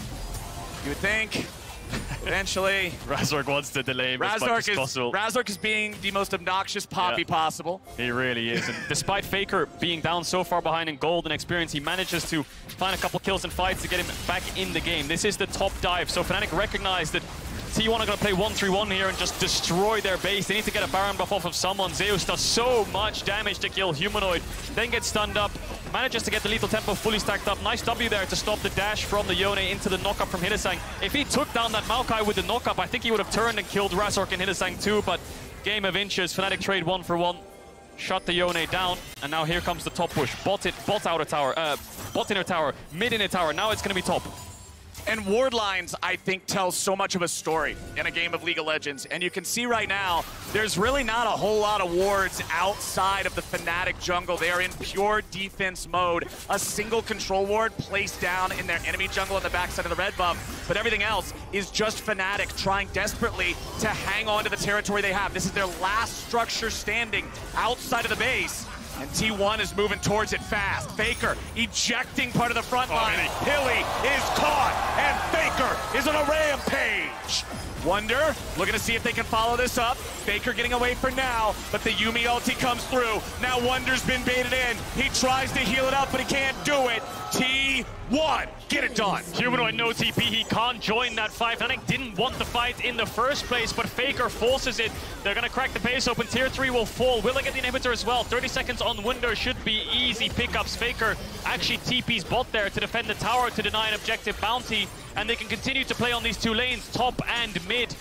I think 2 inhibs will fall here unless Fnatic can find a miracle fight. You can see Faker chasing Humanoid on the minimap to slow him down as much as possible while T1 destroy these structures. Carrier jumps back to the safety of his team. The mid lane inhibitor drops. Owner dashes forward. Hilly throws out the wave, but it's going to go right through the uprights. No lockdown, no control. Fnatic, they lose 2 inhibitors. Faker's jumping in. They're seeing if there might be an angle here, but they call it too risky. They want to back away from this one. They already just smashed the base of Fnatic. Oh, they've just demolished it, really, haven't they? And they didn't lose anything. You can see that bot tier 1 for T1 is really low HP. Would have been an objective bounty for Humanoid, but Faker doesn't give them absolutely anything. Take a look at this dive again, because Faker, using the Poppy ult, actually knocks Razork out, and then he finds Hylissang after Owner lands the ultimate into Everfrost into the chain. Absolutely one shot, and then it's a 3v4. Gumayusi is a bit zoned away, but Faker with the W and the flash out manages to stay alive. Faker was so focused and so behind and so targeted by Fnatic in this game. He's done a great job coming back into it. 5-3-1 here on the Silas. He's got his Everfrost, he's got his Zonias, he's ready for playmaking. Razork has used the steadfast presence already. He's trying to get away. He's got locked down. He wants to knock him away, beautiful. But it just doesn't work. Gumayushi's got the spell shield. He's got the reaction time. He's got the kill. Fnatic 4v5 for the next 35 seconds. And T1 have a bot wave coming in. This could be 3 inhibitors down for Fnatic. That's as good as game. We'll see if they try to defend it. Upset really low on mana, has to base. Wunder might be caught here by Faker. Faker just gonna go in, no fear, ready to start this off. Maokai ulti continues flying out. Humanoid wants to jump forward. This Akali that had that lead early on has not been able to answer T1's game plan, and now they'll knock down the last remaining tier 3 turret, the last remaining inhibitor. Inhib's gone. Fnatic don't decide to take the 4v5. They're so far behind at a numbers disadvantage. You can't really blame them for giving that up, but now super creeps will be flooding into their base. T1 will hold them at their nexus, and Fnatic will have to make a last stand eventually, but T1 are just too damn strong. It's do or die for Fnatic right now. Upset fires off the culling. Zeus jumps in. It immediately demands a response, and Hilly's ulti is used next. Baron spawning now. It's alive, it's on the map, and it's T1 with total control. Yeah, T1 aren't taking their foot off the gas. The creeps are pouring in, but they can secure a Baron before they land towards the Nexus. Buff up all of those super creeps. And with TP on Zeus, he can take a base if he wants to TP back in here. Faker will stick around. I think Gumayushi will stick around as well as the waves come in, unless he has a huge IE in base. Probably has a lot of gold. It's just a question of how quickly T1 to close this out. Looks like Gumayushi's going towards the Grop then, so they're saying, let's get 4 items on Sivir. Let's just make this clean and easy. There's no need to overforce anything. And they'll come out of base with their Baron buff. And Faker gets revenge, stealing those blue buffs back for what he lost early on in the game. This man has done some awesome stuff here in this one. T1 sitting on, what's the math on that? About 11-5 in terms of gold lead. This is almost insurmountable. They would need to conga line down mid 1 at a time, 2 or 3 times in a row for Fnatic to really have an angle here. It feels so impossible to defend against this lead. Yeah, T1's game plan just fantastic from start to finish. Match the 3v3 bot side, give up mid push and just let Zeus play in isolation. Fnatic had a lot of leverage through Humanoid, but now he's even with Faker. The knockback's gonna land onto Razork. Here we go. Wunder on the front line. They'll find a little damage onto him. Yumi ulti goes out. Humanoid's locked down. In the smoke, he's still nearly killed. Humanoid has to go right back into the fountain and heal back up. But time is ticking, and it ticks against Fnatic. The tanks are half health. The turrets are lower. They're both gone. Nexus exposed. T1 going in again. Humanoid's already down. They're trying to find a culling. They're not going to find anything. Fnatic will fall, and T1 take it off. They get revenge for the first week of groups. Fnatic fall to T1.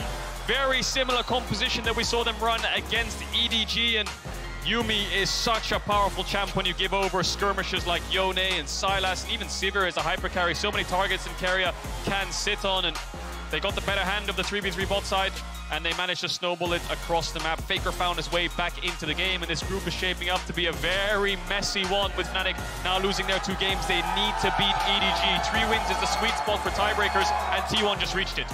This is truly a spicy day so far. Fnatic fans obviously not happy about these first couple of games.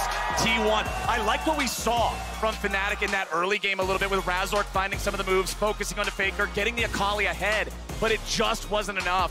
Back into bottom lane at, what was it, minute 2 in the game, seeing them immediately go in versus the Lucian Nami to get wave control against that aggressive matchup. You applauded the game plan. I'm seconding that one. Exactly what he said. That was what they needed. It really was, and you have to wonder, as Fnatic, what do you discuss now? You've just lost 2 games. Do you stick to the same formula? Do you change it up? These control mage bans really seem to be hitting them in the mid to late game. Humanoid and Akali, 2-1, 40 CS lead, 2-level lead, just didn't transition into anything. Their bot lane was getting pushed in, their top lane was getting pushed in. T1 was first to objectives, and you have to ask yourself, maybe if Humanoid could roam towards bot during that Herald play, for example, when Razork knocked it away, maybe they could collapse on them a little bit and need to opt into a little bit more fights. So Fnatic have a lot to think about before they play against EDG later on in the day. Absolutely. But for now, Riot is working with a non-profit, Take This, to develop a free curriculum on mental health tailored for anyone and everyone in gaming. Head over to takethis.org to access those resources and more for free. And now, while we get ready for our interview with T1, we're heading back over to the State Farm Analyst Desk.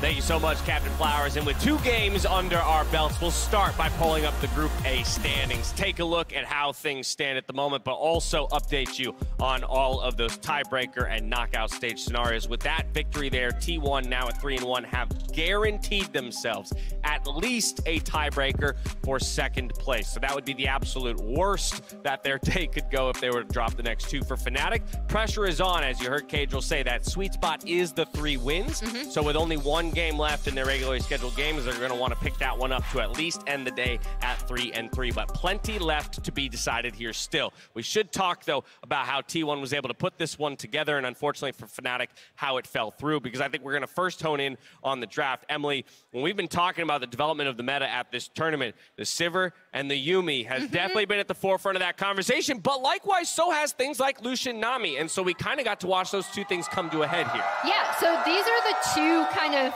picks that I pointed out for LEC and LCK, right? T1 was the first team in this group stage to pull out that Sivir Yuumi. Yuumi has been a terror ever since, and she was not banned in this game, so you saw T1 picking it up on the blue side. The other interesting thing I want to point out, though, in addition to the Lucian Nami, is the Poppy jungle, because in their first game, that was what was the huge difference maker on that owner invade, on that like 3-minute, 19-second ward where he was able to get the flash wall stun. That changed the entire fabric of that bot lane and allowed Fnatic then to snowball their lead in the first game. So I'm not surprised that Fnatic went back to that Poppy jungle for Razork. And I think we started to see it start off well, right? Where he was able to get to play in mid. We started to see them snowballing around the bot side of the map. But eventually T1 were just able to bring it back incredibly well with some great team fighting. And it felt like, unfortunately for Fnatic, they were never able to capitalize on any of the advantages they picked up, right? They couldn't go up towards first Rift Tower properly to work with Upset Hylissang to try and make a play there. They couldn't really get Humanoid into a position to set up properly for him to step up as a carrier in the Akali.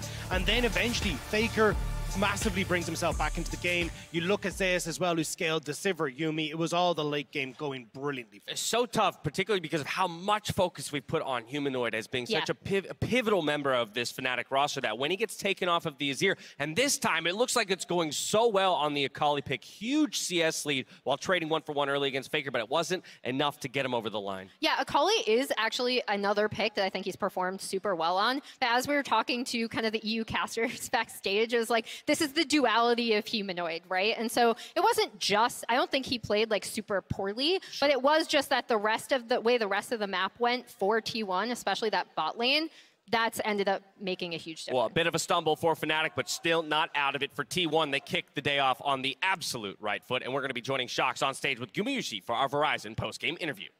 Thank you very much, Dash. Congratulations on winning the rematch, Gumayusi. We talked already before, but now that you're in the 2nd phase, I'd love to know first off what you think the key was to winning the rematch against Fnatic. 네, 구마유시 이렇게 또 한 번 인터뷰로 모시게 될 수 있어서 너무 좋습니다. 이제 푸나틱과 리매치에서 승리하셨는데 어떤 점이 가장 바뀌어서 이번에는 승리할 수 있었던 것 같나요? 뭐 저희가 이제 지고 나서 뱀픽적으로도 실력적으로도 많이 준비를 했기 때문에 이겼던 것 같습니다. After that loss, we worked so hard on our draft and also our performance. Okay, your draft was great, especially in the bot lane, and you had a great performance. I heard it's Karia's birthday actually over in Korea. Is there anything you'd like to say to him? 오늘 또 바텀 활약이 정말 엄청났고 좋은 조합을 가져왔는데 지금 한국 시간 기준으로 캐리아 선수 생일이라고 들었어요. 한마디 혹시? 민석이 생일 축하하고 생일 선물로 8강 가는 걸로 해야 되겠습니다. So happy birthday, Korea. Your birthday present will be our slot in the quarterfinals. Oh, I love that. Of course, all the T1 fans are looking at you to make it to the quarterfinals. You've had 3 days off. What was the focus for you coming into this day? 네, 아무래도 T1은 8강 진출을 당연히 목표로 잡고 준비하셨을 것 같은데 3일간의 쉬는 시간 동안 어떤 점에 가장 집중하셨나요? 일단 개인적으로는 좀 여러 챔피언의 숙련도를 끌어올리는 데 집중했고 컨디션 관리도 열심히 했고 팀적으로는 처음부터 열심히 했기 때문에 그냥 변함없이 계속 열심히 연습했던 것 같습니다. So I personally worked on, getting better proficiency on many different picks and also feeling the best for the show day. And also as a team, we've always been great. So we were always working our best. So it's been going great as a team. Okay, finally, you of course are confident in getting out. Who do you think you're taking with you to the quarterfinals out of this group? 이제 8강 진출 확률이 굉장히 높은데요. 같이 8강에 갈 것 같은 팀이 있다면 어딘가요? C9.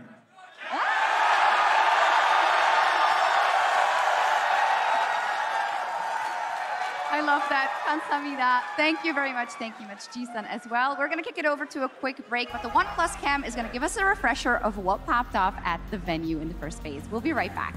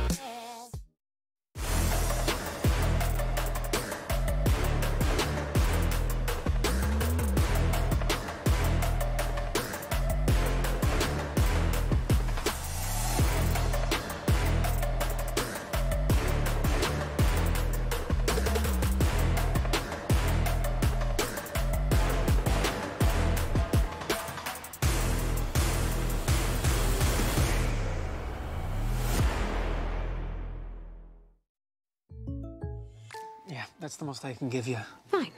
Then it's time for the ace up my sleeve. My beloved squishy pig with original holographic cover art. Hey, Ash, what you selling? Save the references, Jake from State Farm. I'm saying goodbye. This little piggy went to the game store. You don't have to sell your favorite games. State Farm has coverage options, so you get a rate that fits your budget. Thanks, Jake. Hands off the squish! For surprisingly great rates that fit any budget, like a good neighbor, State Farm is there. Call or click to get a quote today.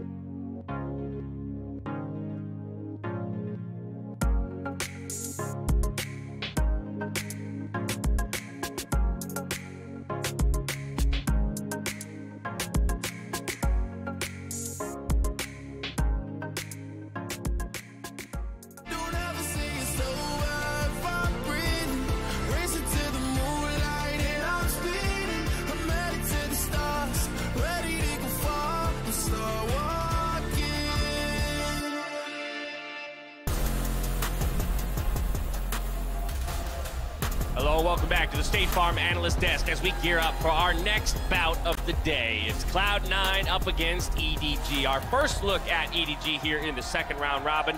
And so I want to start with this org because of how historic they are, but not just the org as a whole. I want to hone in on one of the players specifically who's been integral to that success in the journey of this EDG roster, Mako. Yeah, so let's talk about Mako a bit because he means a lot to this team and their overall playstyle, right? When he debuted with the team in 2015, it was about him and Clearlove kind of making plays. They were incredibly bot lane focused. And Mako actually did an interview where he said, unironically, if we do not get the tier 1 bot turret down before 10 minutes, it is a failure. Whew. And that is how focused, that's how focused they were on this 2v2. Clearlove would continuously path bot side. And I think even in a post-Clearlove era, Mako is really helping carry the legacy of that. He can play both enchanters and engage supports, but this exactly is why I want to see him on things like the Thresh, things with initiation, because he, in my opinion, has the best initiation sense of anyone on EDG. And I think the really interesting thing is that as he was about to join EDG, Mako was known as a guy who could roam a lot as well. Like back when he was coming in from the LDL, and I think that's a little spice of life that we got to see against C9 as well, is that he was roaming on the Thresh, he was making plays around the map. So it's kind of get you a support who can do both, right? Play for the 2v2, but also able to have that impact when they go out on the map. And you saw that footage there of the way the game looked way back in the day when Mako joined the roster. That's how long-standing a member Mako has been of this EDG roster. Plenty of titles and successes to his name. Looking to put another world title, though, onto that belt. We'll see if they can get it done as they go up against Cloud9 here, looking to accelerate their way to the knockout stage. So, how did it go before? Not so great for Cloud9, I'll tell you that much. That's what we wanted to highlight, right? Was how good Mako was in this game, because it felt like he was at the get-go of a ton of these early skirmishes that got these leads for EDG, and in particular getting these big leads for Scout as well, that he was able to then power through. And I felt like for C9, it was not being able to control Mako on the map, not being able to control these mid and top side skirmishes that were happening that very quickly snowballed the game out of control. Yeah, and I think the big thing in going up against C9 and with EDG and C9 going up against each other, I think Yuumi is also going to be an interesting thing to look at as well, because obviously Mako is coming off of having a really good game on that too. So you know, when we look at how this has gone, again, Mako can play both styles. I just vastly prefer him on engagement. And a bit of a different look of their first meeting. We're taking a look at Scout and all that he was able to get done, Dagny. Important to note that he is one of our affected players when it comes to COVID. So while he had a monster showing the first time around, he'll have to do the same, but this time from isolation. And that's where it's really going to be tough for EDG, because I love the way they did play around Scout's pressure in the mid lane on the Azir, right? Setting up for a ton of play, setting up for Mako to consistently roam towards the mid lane to get Scout ahead. And now that he's not going to be playing as much with the team since he will be in isolation, I think that is going to have a big effect. But also just the fact that when we look at Cloud9 earlier today, Jensen was huge against Humanoid. He had a fantastic game in the Orianna. So if Scout now is going to be taking a step back, Jensen is taking a giant leap forward. I expect C9 to try and put a lot more pressure towards that mid lane once more. And with it, that being such a power pick for them, I am wondering if this affects fans, right? Because again, this is something that Jensen will lock in when they're just like, okay, we want to win now. Like I know Jat has even talked about it from Jensen's history with him. So this becomes a really, really key matchup with Scout playing from isolation. Where's the Azir going to go? Is Jensen going to lock in Orianna? Are we going to see a rogue Zillion pop in? Like, we don't know. Definitely, and while game one of the day today was definitely a momentum builder for Cloud9, I think it's a completely different approach you have to take to this EDG roster. Again, just the idea that we were looking at Thresh highlights from their first meeting, but you still have to consider Yuumi to be impactful. What can Scout get done, and how will Jensen match up to that? I mean, I don't really know exactly which lane you need to be the most worried about if you're in the shoes of Cloud9. Well, I think for C9, it's again kind of going back to what we talked about with Emily earlier on, was like, go back to comfort, go back to late game scaling, take the fight to EDG, because what we saw was when EDG played against T1, some of those skirmishes didn't go their way, right? We saw Viper getting caught out of Rift Herald. We saw their team fights going heavily in favor of T1. If you go back to that style as C9, that's almost the problem point for EDG that you could look to exploit. Yeah, I was going to say, we've both seen a lot of EDG in the LPL. We know that sometimes if you pressure them like this, they will take the fight anyway, and it doesn't always work out so well. Yeah. So that is another thing that C9 could consider going into this matchup. If they want to force those fights and they're in a better setup, that could end up working out well for them. And again, just to re-hit, kind of one final point is, of course, the stakes. For EDG, they want to keep pace with T1. Put a win up here, you match them at 3-1 for Cloud9. It is necessary that you win every single game throughout the day to even hit that 3-win mark and have an opportunity or a shot at a tiebreaker. So pressure becomes a part of this conversation, right? And that's where it's like, I will almost always lean on a team that's basically as storied and as successful as EDG to live up to the pressure. We'll see if C9 has what it takes to dismantle them here as we're back over to Captain Flowers and Cajal for the call. Hey, we're back to us. I'm Captain Flowers, that's Cajal, and this is now the second of many trials for C9 and for EDG. Yep. Their fate's still in their own hands, man. They're coming into this 2-1. They can be tied with T1. They can do whatever they want if they can find the game plan. Yeah, 3 wins, always the sweet spot, and EDG sitting at 2 right now. So if they win this game, T1 and EDG are at 3 wins, and C9 will be at 1 with only 1 game left. So C9 is out if they lose this game. They need to make the 3-0 happen to have a chance of getting out of this group. They've taken down Fnatic, they've got EDG, and if they can beat EDG, the last boss will be T1. It's an incredibly arduous task. It is a mountain to climb. You can see on your screen right now, this might be a North American event, but the Chinese fans, the LPL fans, are always here to cheer on their favorite players and cheer on EDG. They're out in force with all the signs, loads of EDG banners and flags, and Viper signs or scout signs as well. So a lot of support for them here in the crowd, but a lot of pressure on C9 to pull this off. C9 will be on blue side, and we'll see how they decide to draft this time around. We saw a very scaling heavy front to back comp from them up against Fnatic. We'll see if they try to run something similar back. I think I speak for a lot of NA fans here. If we see a carry top and, you know, going back to their old formula, I'd be very worried for C9 because the formula they played today and showed today already looks like it's working. Yeah, it worked against Fnatic. It looked like an entirely different team. Let's see what things look like this time around. Cloud9 going to continue banning away the Caitlyn. They have focused this champion completely in the bans so far at Worlds. Graves is also gone. Azir taken away by EDG. Yuumi taken away by EDG. In this game specifically, I wonder how high prio Aphelios is, because I think these are 2 incredibly talented Aphelios players who will definitely slam it on an early rotation if it's up. Another question is things like the Maokai. Or the Sejuani, if C9 want to go into that wheelhouse, but the Azir is down. We saw Jensen's Orianna, so I think Control Mage seems to be working for C9. Okay, no Silas. They're going to take that one out.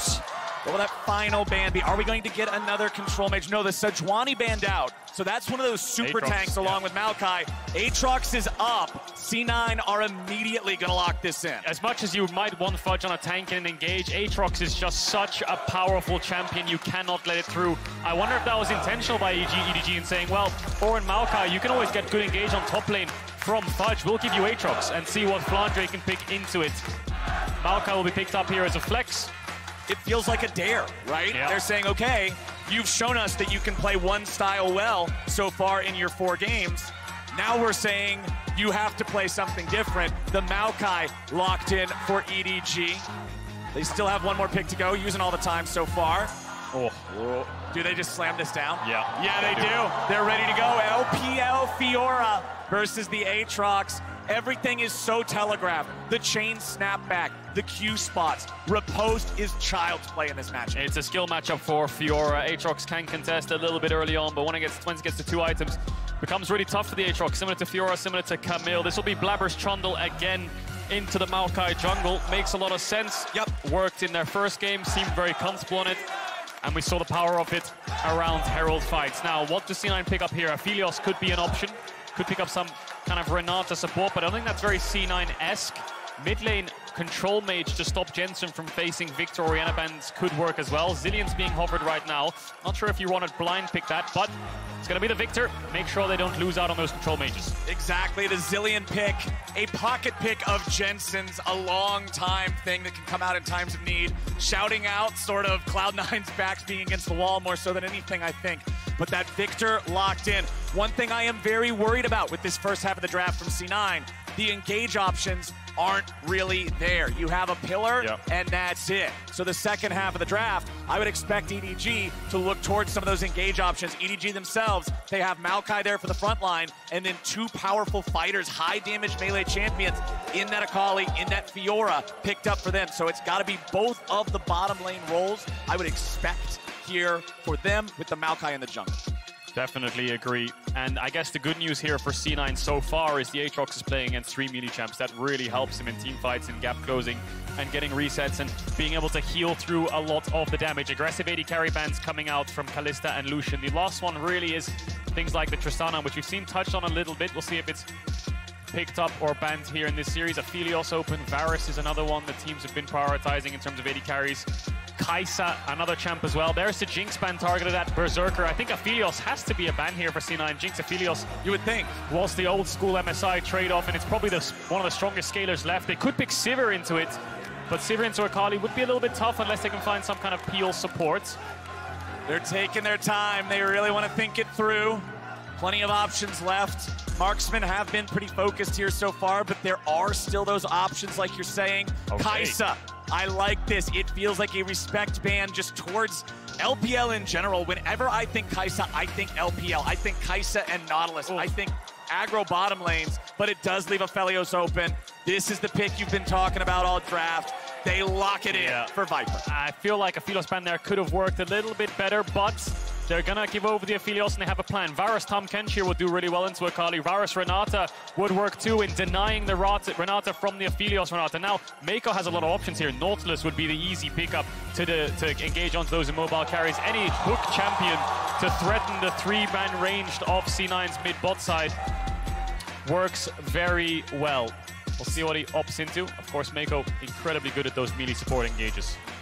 I'm not gonna lie to you, buddy. I'm still really worried about this Cloud9 draft. The last two picks, yes, they have some hard CC, but the Thresh is locked in for EDG, the Maokai. It's easier for them to sort of just start these fights with the engage.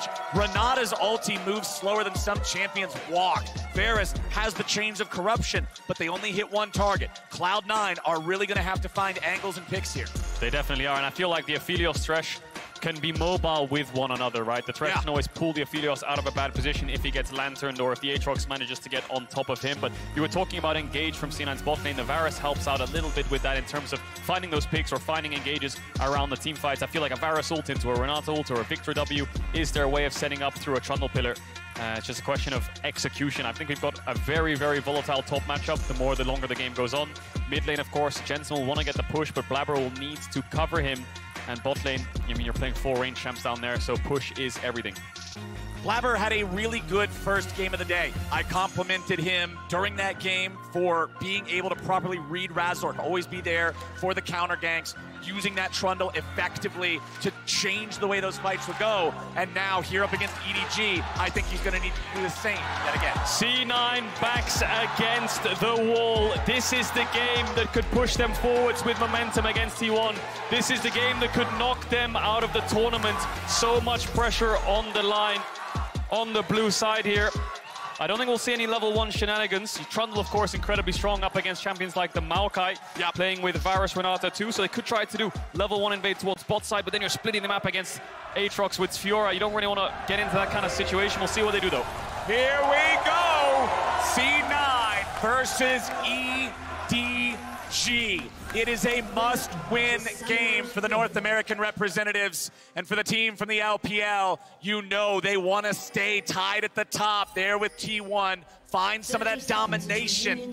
Let's take a look across the board here. All the teleports are ready to go on solo laners. Cleanse on both of the AD carries. They know that on these immobile champions, getting caught is a guaranteed death. Yeah, 1 hook, 1 kill could be what happens in his bot matchup. Berserker needs to run that cleanse. Of course, Maokai Flash W is another one. The Gravitum too. just making sure he's safe. That ward in the middle brush should help C9 get the early bot push, depending on where jungle starts. Looks like with Blabber being up towards his blue buff, that's where he will start. As I said, he's running down. Might go for a red start. Try to help Fudge out a little bit in these early stages, or maybe just do a full clear to top and then backtrack on the level 3. But the Thresh has a lot of innate kill pressure. The Renata more so poke and push. Of course. We are starting bot side as well. Renata does have the ability to find the bailout. If the fights get really scrappy, really close, you can turn things around with that. But it's only good if things are close. If EDG can run the show, then it doesn't save a whole lot. Jensen far forward here in the lane, just having complete control over the wave. You can see Scout just sitting slightly out of vision range there. Now he's gonna walk up, make sure he gets EXP, farm whatever he can. It's Berserker and Sven into the bottom lane first, but Mako and Viper can show up in plenty of time to not miss any EXP. And we're just gonna start trading minions. Trading minions, jungle mismatch. Thresh will need that level 2 before he goes for any crazy all-ins unless jungle's hovering around. JJ could be a bit crazy here and do blue drop into bot with W, but looks like it's just going to move towards his wolves. There's the hook. Oh, finds Berserker, gets cleanse at level 1. Yeah, Berserker just running past the wave there into EDG's bot lane's face and just starts hitting them. So Mako manages to burn that summoner spell, but C9 can control the wave because of this. Can use these early summoners to force lane push. And Berserker will have that level 2 first alongside Sven. Jensen similarly stacking these waves into the melee matchup. Can look for poke here.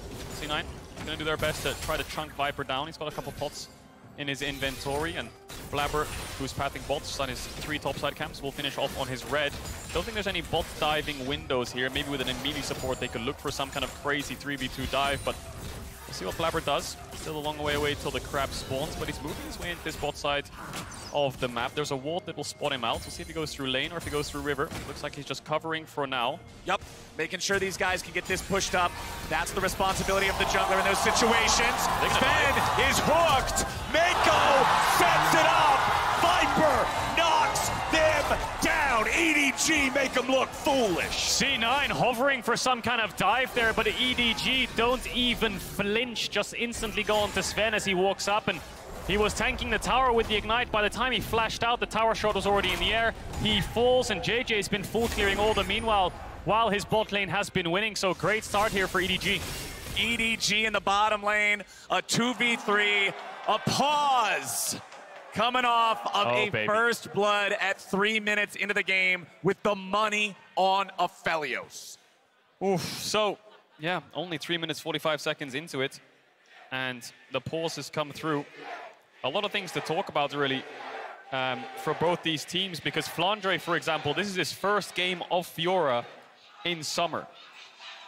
Mostly leaning towards things like the Gnar and the Gangplank. When you think of Fiora players, you think of players like Ale and Breed and the Jaxes of the world. Flandre never really struck me as that kind of player. It strikes me as creativity and reliability. So we'll see how he performs on that champion, but it's an early bot lead, like you said, for the side of EDG. And with that early bot lead that EDG did not have to commit extra resources to, they were the ones in the 2 versus 3 underneath the turret. Well, now that opens up the possibility of, hey, maybe jungler can just go top, help out the Fiora in this Aatrox matchup, really tilt that one in your favor as well.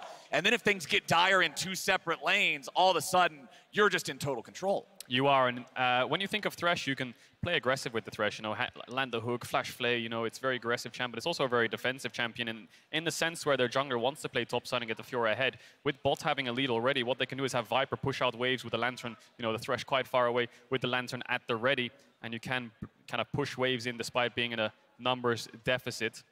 Obviously, you can hover around mid in case there's a 3v2 as well, so we'll see how Mako plays the map, but for now, looks like we're in the pause, but we'll give you updates the second we know them. Yep, I've been told that there is some sort of peripheral issue on stage. League officials are investigating. I don't know if it's a keyboard, a mouse, whatever it is, but hopefully we can resolve that one nice and quick, get ourselves back into the game. Cloud9 are down about 1,000 gold here early on just because of that kill. You're getting first blood, you're getting assist money. You've got the leads like you were talking about too. JJ just full clearing. He's like, okay, Blabber gave up some early efficiency in farming to try to move, shadow that bottom lane, protect them as they shove up. It ends up just biting them in the butt because of that Thresh. And so things are a little problematic now. Yeah, it's great for JJ. And if you think of EDG and how their split's gone, you know, subbing in Junjia towards the end of the regular season, fantastic early game standouts on things like the Trundle and the Poppy. And JJ struggled a little bit to adapt away from the Viego Wukong meta. Vi was his basic band-aid to fix those kind of scenarios. But the Maokai full clear is great for him. You know, doesn't really have to look for anything crazy in the level 1 to 4. Doesn't have to overforce flashes. His bot lane's winning. Can do a very happy full clear and then look more towards the team fights. Of course, Scout has COVID in isolation right now, won't be on the stage, but hopefully we get these peripherals fixed as soon as possible, and hopefully Scout gets much better as soon as possible. But it's going to be a tough task for C9. Yeah. I think top lane is where they'll now need to focus because the 3v3 just seems incredibly hard. Covering the Varus on pushouts, farming with Q max range, and then looking for Heralds on this top side is probably what their focus will be. And covering Jensen is really important. When Scout ticks over to level 6 on this Akali, they have so much kill pressure. You know, one Maokai flash W and he's as good as gone. Right. And Blabber needs to juggle the mid lane push towards a side lane so that C9 can play on 2 lanes. In their first game today, Jensen did really well on the Orianna, on the Control Mage. The Shockwave that found Razork in the EQ combo that set them up to get the Baron. The fact that he was always willing to aggressively trade to enable those Super Mega Death Rockets. Victor doesn't have quite the I'm going to guarantee my damage with CC type of combo that Orianna does with the ulti, but I'm still going to have eyes on Jensen to be that big team fight damage. And my concern more so is up with the top side. Aatrox is not a pure fighter, all damage, like I'm only going to build glass. He's a bruiser by nature, but I find him closer to like the Jax or the Fiora, those fighters, than I do to something like an Ornn. And Fudge looked much better on the Ornn than he looked on the Jaxes and the Fioras in week 1. So for C9, you're going to have to enable him. You're going to have to make sure this Aatrox can do his job because Fudge will need to step up, especially now that bottom is behind. Oh, he definitely will. And the Aatrox can run rampant in fights with a lot of mini champs. C9 up against 3 mini champs and a Thresh, which is relatively short range. So Fudge should be able to jump into these fights, has a Renato ult behind him, has a Victor behind him. So if he can control space for his team, then they will be able to be a death ball in a sense up against EDG. EDG's engage. It's reliable in the sense that you have a Maokai flash W, but it's quite hard to pull off because it's very obvious when it's coming. You know, if Maokai's stepping up or there's roots behind him with the ultimate, that's what you have to be scared of. They have a really good pick though. Thresh Maokai, when they control vision in one side of the jungle, EDG will pounce on you. C9 needs to be very careful. I think mid lane is, like I said before, they really need to make sure Jensen's safe. If EDG have bot push and Thresh is hovering mid and Maokai's around on Akali level 6, Jensen can't even walk up. He's even probably diveable at times. So yeah, C9 needs to get one side rolling as quick as possible. It is a terrifying situation, but as the situation here with the peripheral issue continues, we're going to toss things back over to the State Farm Analyst Desk. Thank you very much, Captain Flowers. Unfortunate pause here between Cloud9 and EDG. As was mentioned, peripheral issue. We've got officials investigating. They'll keep us apprised with any updates as they become available, and we'll get you back in the game as quickly as possible. In the meantime, though, we can talk about a couple things. Not just the draft, but First Blood as well. Let's start, though, with what each of the team came to the table with, Emily. Yeah, so we talked about Mako's Thresh. He gets it here again. As we'll see later, it's a difference maker in that bot lane. Pretty good at that, champ. The other thing that you see from this draft is actually Maokai and Fiora being picked at the same time. So, you know, Maokai's going to be going into the jungle, Fiora going into the top lane. This isn't, like, obviously it's picked into the Aatrox first pick, right? Mm-hmm. This isn't a pick that I would think of as a Flandra staple. I'll just say that. I don't know if you agree with me, Rob. No, I would 100% agree. 100% agree. This is not exactly a man who's very deft when it comes adept to like playing around mechanically skilled champions. He's much happier to play something like a Gragas where he just play frontline, and even when we saw them win the World Championship in 2021, it was on things like the Graves and the Jaces, right? You're not gonna wow with your mechanics on these champions, and that's where I think it's going to be a bit interesting to see how he's going to perform on Look, this. I'm just happy that if there's a Fiora in the game, it's not on the Cloud9 side. Okay, that's enough for me. Maybe we're learning. 1-0 is the kill score. The teams are diving back into the game, so let's get back over to our casters for the call. Woo! Rock and roll, let's do it. We're back into game. EDG, 900 gold ahead. JJ securing the Scuttle Crab here in the topside river. Fires off that Scryer plant. Gonna see no camps currently available here in the topside for Blabber, who did start top, path towards bottom. And now up here in topside, Fudge versus Flandre early. It's a nice early lead for the Fiora. It is indeed. 10 CS lead, will be able to crash his waves. Looks like Berserker and Sven gonna freeze this bot wave as Viper needs to base and pick up a couple of items. He'll pick up the Moon Quiver as he comes back to lane. Berserker gonna base on the freeze, pretty smart to match, or at least try to match the couple of the items picked up by Viper. Now Blabber's moving into this top side. He has backtracked, full clear towards bot, skipped Krugs, got the crab, and now he's moving up here. We expected him to move towards the top side of the map with the bot 3v3 now being losing. The question is, can he pull off a kill? The red buff's still up. Q3 from Fudge finds its target. Blabber's made his way in. He's just going to step up. The Infernal Chains are already out there. The parry, it works. Scout's making his way up. Throws out the Shuriken, and Blabber and Fudge have to back away. Yeah, Flandre using the W2 pullback there to stun Blabber. And I think he would have been fine in the 1v2 regardless, but Scout there has a lot of kill pressure if they overcommit. And look at JJ now from base, taking away Blabber's Krugs, taking away bot camps, putting vision down. Saplings in your bot jungle are always a pain to deal with. Not the start that C9 would have wanted. The control the saplings give you, just the ability to know when somebody, they're like a little mini ward, the power available to EDG, and now they're bringing a party to mid lane. Hey, Jensen, knock, knock, here comes the LPL, here comes EDG. Viper has 2. The setup is just so easy, isn't it, with the Maokai Thresh? Just flash W, land the hook on his flash. If he doesn't, you'll chain CC anyway. And that's the power of the bot push we were talking about in the pause, that they can move towards mid. And because Berserker was freezing, that frees up Mako to make plays like that. Absolutely brutal for Jensen, who falls to the 4-man play. He will hit level 6 first here in the mid lane, but there's not really an opportunity to do a whole lot with it. Scout's just gonna get that wave shoved up. Jensen will fall back to farm. Flandre is going in topside. The riposte will not find the stun, but the timing against those Infernal Chains is so easy. It really is, and as soon as that stun connects, he's dead, and level 6 Yura will proc all her vitals from her ultimate. She'll chase you down. So Fudge just picked up the play to steel caps early on in this lane. Alternator for Scout with the level 6. A lot of burst, a lot of dive potential. Here we go again. Are they going to be able to pull it off? Scout needs to crash the wave, so he has to invest a W for energy regen to do it. Here comes JJ. JJ's ready to go. There's the Chaos Storm. JJ's low. Jensen looking for the outplay here. Scout's at 100 HP, but Jensen's at 50. He survives the dive. Oh, EDG's mid-jungle playing with fire there. The wave was so small. They only had a brief window before they started tanking. They don't manage to get Jensen down despite landing their full combos. EDG lucky to get out there. Jensen having to respect the smoke and back away. A Shuriken tag means death. So he's just going to make sure that wave shoves out there. He's got very little health to work with. He has no teleport. Yeah. He's got Blabber right next to him to make sure he's safe. But they're afraid. They're afraid that JJ's regen on a camp and he's hovering around to stop the push out.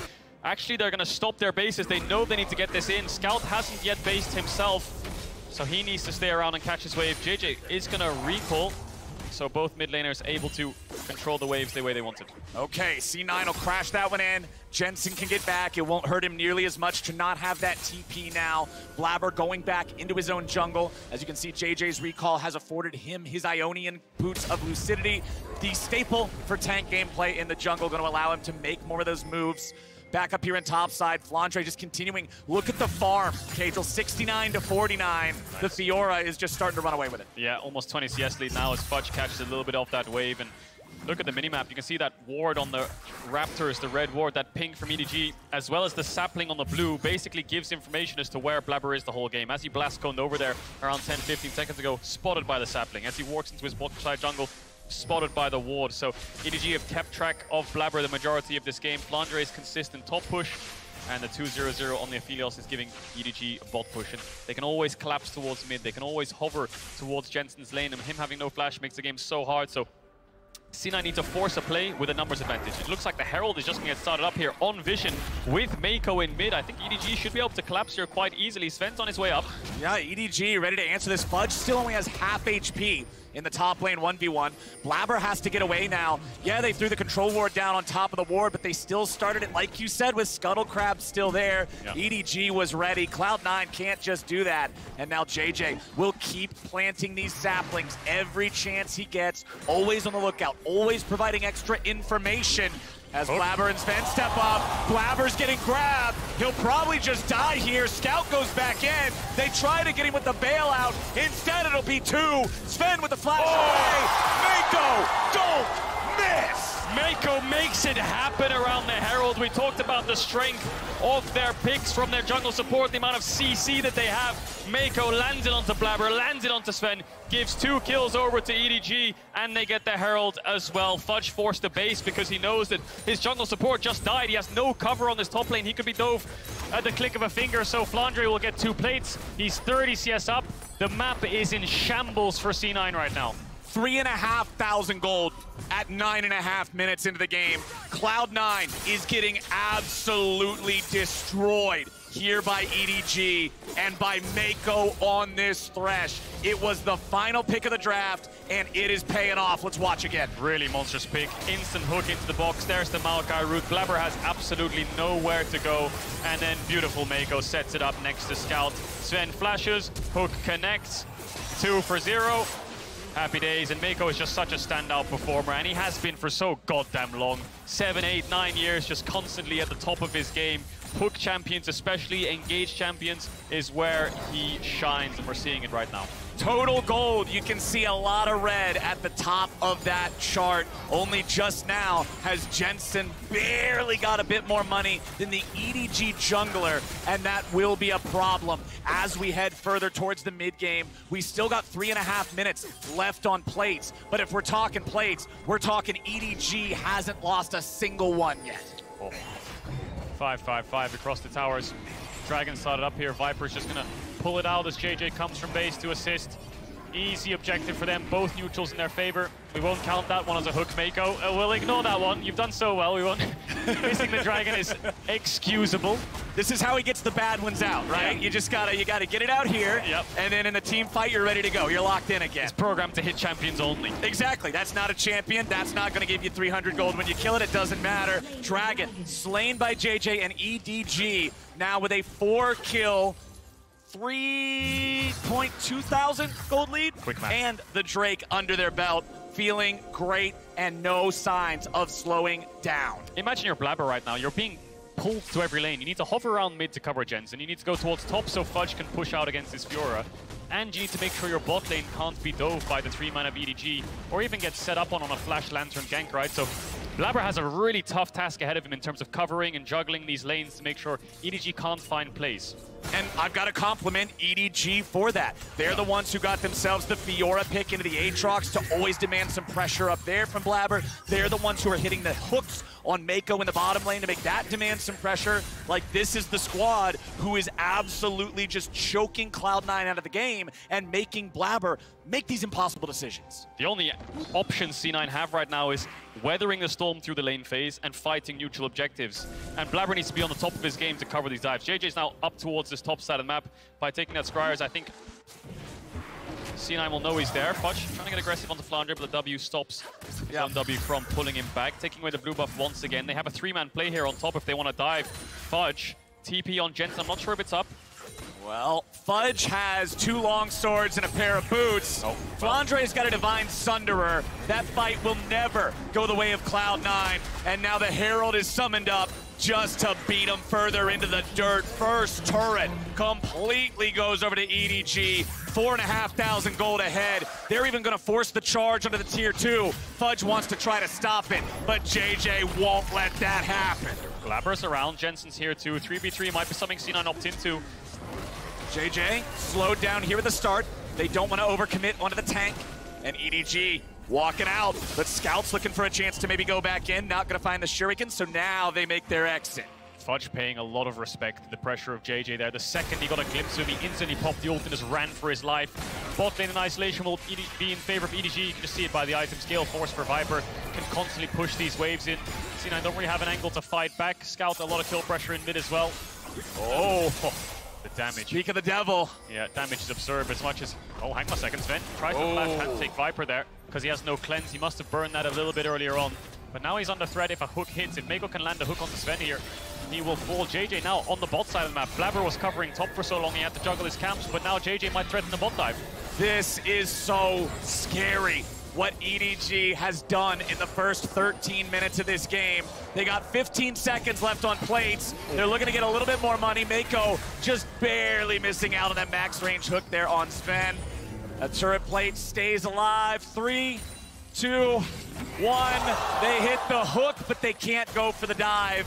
C9 stuck underneath their turret all the way across the map. It's a 5k gold lead in 14 minutes for EDG right now. Every lane is winning or has pressure for kills, so JJ has a plethora of options. C9 just need to hold on. 1 minute 40 seconds on the next Dragon. Try to take a fight when they have mythic spikes on some of their carries. Jensen doesn't get the base stop on the Scout, who will probably TP back anyway. Has the rocket belt complete. C9 have a little bit of room to breathe now that EDG have based on basically everyone. Coordinated reset coming out here from EDG, 5-man base at the same time. The reason this helps so much is it helps you re-establish who you want to put where on lanes, right? Yeah, Scout's going bot, Flandre is going back top. We're gonna swap our mid and bot and contest this Dragon because we can get mid push with Viper. That's why syncing your resets is so good, so you can change your control over lanes. Well, Scout decides to go in bottom. Sven's got no way home, man. All right, just make it quick. Make it quick. Oh. There it is. Scout picks up another one. 5 to 0, excuse me. Got a little bit ahead of myself there as EDG. Man, they just don't stop. Cloud9 losing Sven for free, 0 and 3 here on the Renata. They are ruthless, aren't they? EDG, the lane swaps coming through means that Sven gets caught out. Didn't expect Scout to be down here. Sven struggling this game. And I mean, he's looking for a little bit of damage onto the tower, maybe for a support item or something, and then Scout flashes over the handshake, and Berserker just got his recall off. Even if Berserker stayed, I think Sven was dead here no matter what. Berserker can't really offer that much in the Shroud. Yep. Scout will then net that and turn that into a bot tier 1. C9 yet to find absolutely anything. Nothing whatsoever for the North American representatives. Remember, if they lose this, they are out. EDG securing the Herald for the second time, getting away for free. The first Herald got them first turret of the game and half the health bar on the tier 2. I'm curious how much they're gonna force out of this second one. They can just Herald wherever the hell they want, really. Bot tier 2, mid tier 1, Dragons up, they can start that. C9 have no response. Fudge has the TP and Flandre doesn't, so that's a window for a 5v4, but they don't have any vision. I don't think C9 see absolutely anything on the maps. Blabber's looking at this Dragon Pit blind, and there's no real way to walk in. Thresh hook hits, a Maokai W out of the bush, you are dead, and they have no pushing lanes to go through either. C9 will now finally get the mid push as Viper's around the Dragon, but Jensen's stuck under his tower. Fudge wants to push out top. It's a 6,000 gold lead now. It was 5,000 2 minutes ago. A couple minutes later, another 1,000 in the pocket of EDG. I mean, it's just so much at this point. EDG has to make some kind of an error. Cloud9 are at a point where it's not enough for you to play good. There has to be a mistake because the gold advantage just creates so much of a climb. The cliff is just vertical. It's only getting steeper and steeper and steeper. EDG will just keep choking you out of your own jungle and pushing you back. New York rallying behind the hometown heroes. See if C9 can find any kind of strength, any power to fight back against this dominant, flawless squad of EDG so far. Viper switching over to the 360 no-scope guns. These ones can be very, very scary if you hit you with the ulti. Take out half your health bar with the follow-up auto. Oh, yeah. But nobody from Cloud9 is going to step up and challenge. This is so difficult, because if you're Cloud9, everything's pretty much a 1% play at this point, and you just got to pick which one you try to go for. Yeah, basically your options get smaller and smaller. There's the Herald mid from EDG. Dragon's down. They're going to get this tower, or are they going to look for a second one? Flandre has the TP coming up soon, but look at Scout. He will find Jensen here. Scout seeing if he can get anybody. Oh, Jensen. Oh, no. Scout takes 2/3 of his health away immediately. Uses his ulti to do it. Gets the ult back out of Jensen. And now EDG regrouping in the Cloud9 red side jungle. C9, this jungle is dark and full of terrors. They must be careful. They must use their vision because JJ's saplings are winning the vision war automatically. Fudge going down to the tier 2 to keep that one alive, but he won't be able to do it. EDG still in control. JJ's ulti up the wall. Blabber gets free just in time to get out of the hook range. So EDG there pushed in mid with the Herald and we're playing mid to bot. They wanted to get the bot tier 2, and C9, despite getting towards the bot side first, weren't actually able to defend the tower. Flandre just steps up in front of Fudge and takes it in his face. You can see the gold leads individually across every single lane right now. None of it is positive for C9. 2 minutes, 30 seconds on the next Dragon will put EDG on soul point, and I think the game will slow down a little bit now to give C9 some room to breathe, some room to find some more items on these late game carries of the Varus and the Victor. EDG actually trying to take away the blue for the 3rd time here. Scout's coming around. He's got the ulti back up again. Blue buff at 700. Cloud9 still looking to control that, but it's JJ with the smite, stealing it away. EDG has their support walking up next. They are 3 versus the 4 of Cloud9, but my money's on the 3. They're just that far ahead. Baron up in 50 seconds. How quickly can EDG start it up? They have fantastic turn if they have some vision on this top side, and Flandre still has that TP, of course. Just about pushing C9 as far back as possible. Make them have to catch this mid wave. They have to run out of their own jungle. JJ and Mako will then start pressing forwards and putting wards down. And they'll just keep pushing you back. Take that pink ward. Viper controls the mid wave. Baron up in 30. We'll see if they decide to start it up. I think the easy play for EDG here is just a shift from bot to mid to top to try and take that top tower, but Flandre might be thinking of some kind of dive. EDG, they're starting it off. Going for the Aphelios ulti. The lockdown happens, but Berserker and Sven are both safe. Flandre versus Fudge off to the side isn't going to result in a whole lot, but Mako, he just doesn't miss those. It's a kill over to EDG, but Mako's gonna die. They find another one as EDG kills Sven. 2 for 1 now here in the mid lane. Support jungle for C9 is down. Sven tried his best there the second that EDG engaged onto Blabber to ult flash onto Viper, but he has the cleanse the second it landed, so he managed to get himself out of there. Flandre looking for the enemy red buff that's spawning in around 5 seconds time. Gonna fight onto Fudge. Fudge trying to deal with this Fiora, but it ain't working out so hot. He'll walk away from it, but he doesn't have a lot of HP to work with. They can pass the red buff off to Viper so easily. The entirety of Summoner's Rift is owned by EDG because of Mako hitting hooks like these. Pulls Blabber in. Viper dishes out the damage. There's the ult flash from Sven to try to land onto Mako and Viper. They do get Mako down, but Viper with the Gale Force forwards just absolutely melts through Sven. And then EDG decides to back away. Mana bar is extremely low and wants to reset to pick up items. Ooh, that hook doesn't connect. 30 seconds on the Dragon. Flandre looking for Sven here. Sven, no flash. Doesn't have vision on him just yet, Flandre. But again, like you said, owning every side of the jungle. 9,000 gold, 21 minutes into the game, 7-1. EDG looking incredible here in their first game of week 2. And JJ with control over that Dragon Pit, he's got the opportunity to throw more saplings down, more control, more vision, more information, more for EDG. And they're gonna bring more bodies down to the bottom lane and look to give more deaths over to Cloud9. Maokai ult hits the front line there as Fudge shows up. Flandre taking a little bit of damage, not worried at all. Dashes back out of the chain. Viper goes to the ulti. He hits 5. A lot of damage flies out. Berserker's already low. EDG have them trapped. Blabber tries to get back to the rest of the team. Scout goes in. C9 are stuck in the execution alcove. And EDG just got 5 for nothing. C9 are wiped. Their hopes and dreams are crushed as EDG circle around them like sharks and pick up all 5 kills. They're going to put themselves on soul point as well. The nail in the coffin would be the Baron, but EDG can't pick it up just yet. Keijo, these guys are playing like they've won Worlds before or something. You would have thought, huh? You would think something like that might have gone down, and EDG are making absolute meat out of Cloud9 here in this game. 12,000 gold up, soul point, Baron's the next stop. These guys are a machine. They really are, and they're bloody well oiled. I mean, it's C9 trying to contest this soul point, so Fudge TP's in. They try to zone away Flandre, but look at the pincer they have here. 2 from topside, Flandre from the right, Scouts from the left. They have nowhere to run. It's only the alcove in terms of space that they can work with. Viper then steps forward and starts hitting the front line. Good W there by Flandre to stun out Fudge. But the Renata ult misses Scout, manages to dodge away, and it's him who just deletes straight through Fudge and Berserker with the R2. And when Berserker falls, Viper can step forwards, and all of C9 fall. What a heart drop of a moment for Cloud9 when you're all stuck in that alcove with 1/3 HP, and you know what's coming, and it's not gonna be a good time. Really isn't. So now it's Baron, 12,000 gold lead. C9 are still in it. They have one more fight left in them, but it's gonna have to be a miracle if they want to turn this game around. They're gonna group up though, because they know the only way to win this is just numbers advantage. They're looking for Viper. Oh, Sven's in some trouble though. Viper getting a ton of damage. Viper getting away. Cloud9 getting crushed. EDG get a double kill back over onto their AD carry, and Cloud9 won't find a single man. C9 play aggression despite being so far behind. They tried to get the kills. Jensen Scout just looking to style on him a little bit.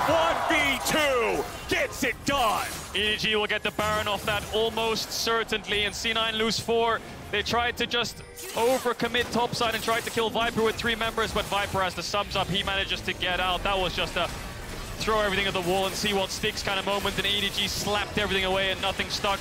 Baron for EDG, Flandre's pushing in mid. C9 have nothing left. It is 15,000 gold, nearly a 1,000 gold lead for every kill they've got in this game. 16-1, the kill count for the reigning champs, as C9 tried to make a move, and EDG just wouldn't let him. Berserker just ult flashing forwards there onto Viper, trying to get everything on top of him. But the bailout doesn't come through in time because he can't get the kill. Viper kites him out. Blabber's then stuck after Blast going over without the flash, gets melted by EDG. Flandre TP's in to help out his team. And I think that was the last play C9 really had to find a way to turn this game around, because Jensen fell, the Baron's gone. There's nothing for C9. And at this point, if you're Scout, you're just letting them know. You're making a point out of it. 1v2, diving through there, finding the enemy mid laner. I mean, Blabber knows it's over right there. Yeah. Just seeing if something works. 0.01% chance. This time around, EDG are flawless. You're just throwing the ball all the way down the field. You're just going for that Hail Mary. It doesn't work.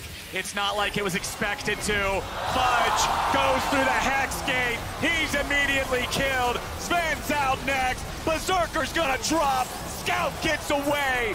EDG, they're marching to the win. They're about to knock Cloud9 out of the tournament. Flandre is running forwards, pushing the mid jungle of C9 back. There's nothing left to do here. It's all EDG.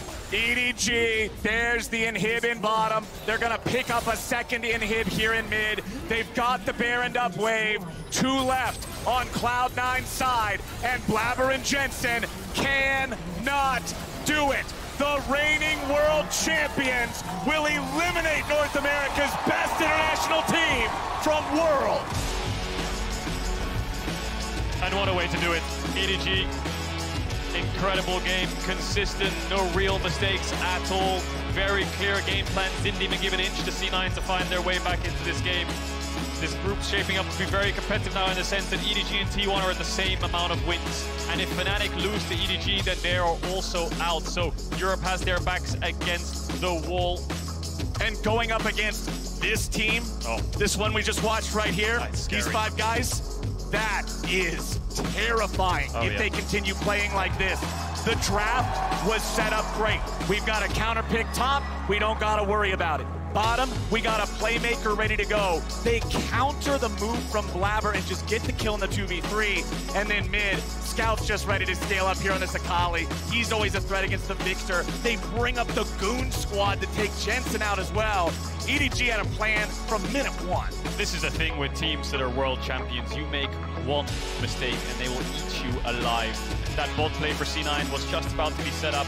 Second Viper gets the kill, they push out their base, no place to be made for Blabber, he has to play topside, JJ matches him, he owns the whole map, and then once you have bot push to mid, the Victor can't lane, so one mistake just kind of snowballed it into a lot of things, and C9 had a couple of options despite that one mistake. I think there was windows that they could look for, but EDG is just such a fantastic team and not allowing them to get those windows. If there were windows, EDG just threw a rock right through them, just broke the hell out of them.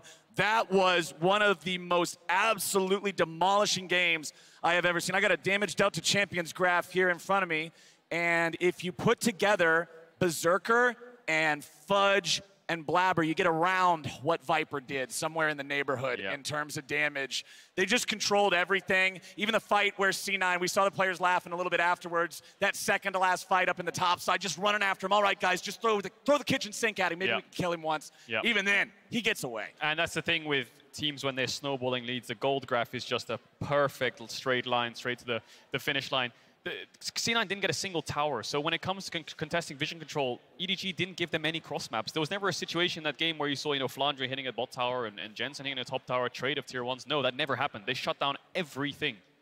Well, if you are not joining us in San Francisco for finals, you can experience Worlds with friends and family on the big screen. Worlds is going to be coming to select theaters near you. That's right, you, my friend. And you can use that QR code below us right now to grab your own tickets. We're working on setting up a Blabber interview right now, but until then, we're heading back to the State Farm Analyst Desk.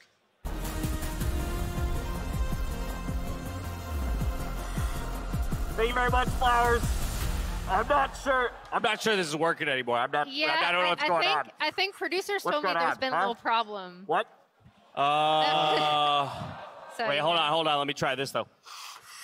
Oh, that's the good stuff. All right, we still got 2 more teams. We still got 2 more teams, 2 more days where NA can roll this one back. Unfortunately for Cloud9, this will be the end of their run. Still have 1 more game to play, but are mathematically eliminated from the knockout stage as EDG absolutely dismantled them here in this game. We'll re-hit some of the draft. I know we got to touch part of that in the pause, Emily, but I do really feel like a number of these picks, in particular that Thresh coming out for Mako, really spelled disaster for Cloud9. Yeah, and then as I talked about flexing or not even flexing because they picked them together, but the Maokai for Jia and then the Fiora for Flandre, we had touched upon how that's not necessarily a pick we think of Flandre on. And I don't know how you feel, Rob, but like obviously this is kind of a little bit of a different look from EDG than what we've seen from them at the event so far. Oh, definitely. Like even when you think back to 2021 Worlds, what EDG won with was team fighting, right? They were, hey, we're going to dominate you in lane, turn that into dragons, turn that into a big team fight victory, and we're going to win through that.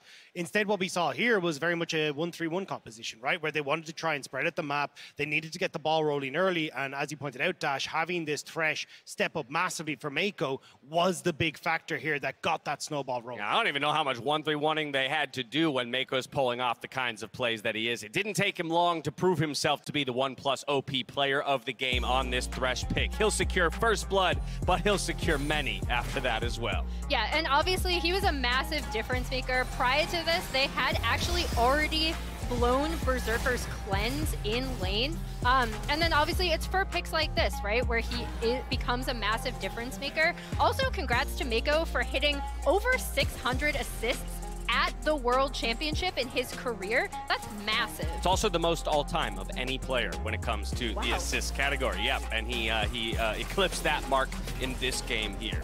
Yeah, and I mean, look, he was an absolute monster. And this is what I was talking about when we looked at the C9 game specifically for Mako. When he had the Thresh, it was less about the 2v2 that we know Mako for and playing alongside Viper. Like, he's got one of the highest duo proximities in the LPL. This was a very different style where he's roaming around the map. He's working with JJ. He's working specifically with Scout in the mid lane. And when you are this far ahead, it becomes very easy then for you to dominate through those side lanes, dominate in those skirmishes. And it felt like every step of the way, Mako's hooks just were not missing. I was about to say, we were joking about it backstage. I really wish it was a thing we could do. We were like, we want that Thresh hook counter because it pretty much felt like he was 100% hit rate throughout the game, time and time again. But it's not just him, right? It's also about the players that he's setting up because it's wonderful when your Thresh is hitting the hooks. Someone still has to be there to follow up. Someone still has to be there to be spoon-fed those kills. And then as you said, Dag, they're kind of off to the races. But take a look at these numbers here for Mako.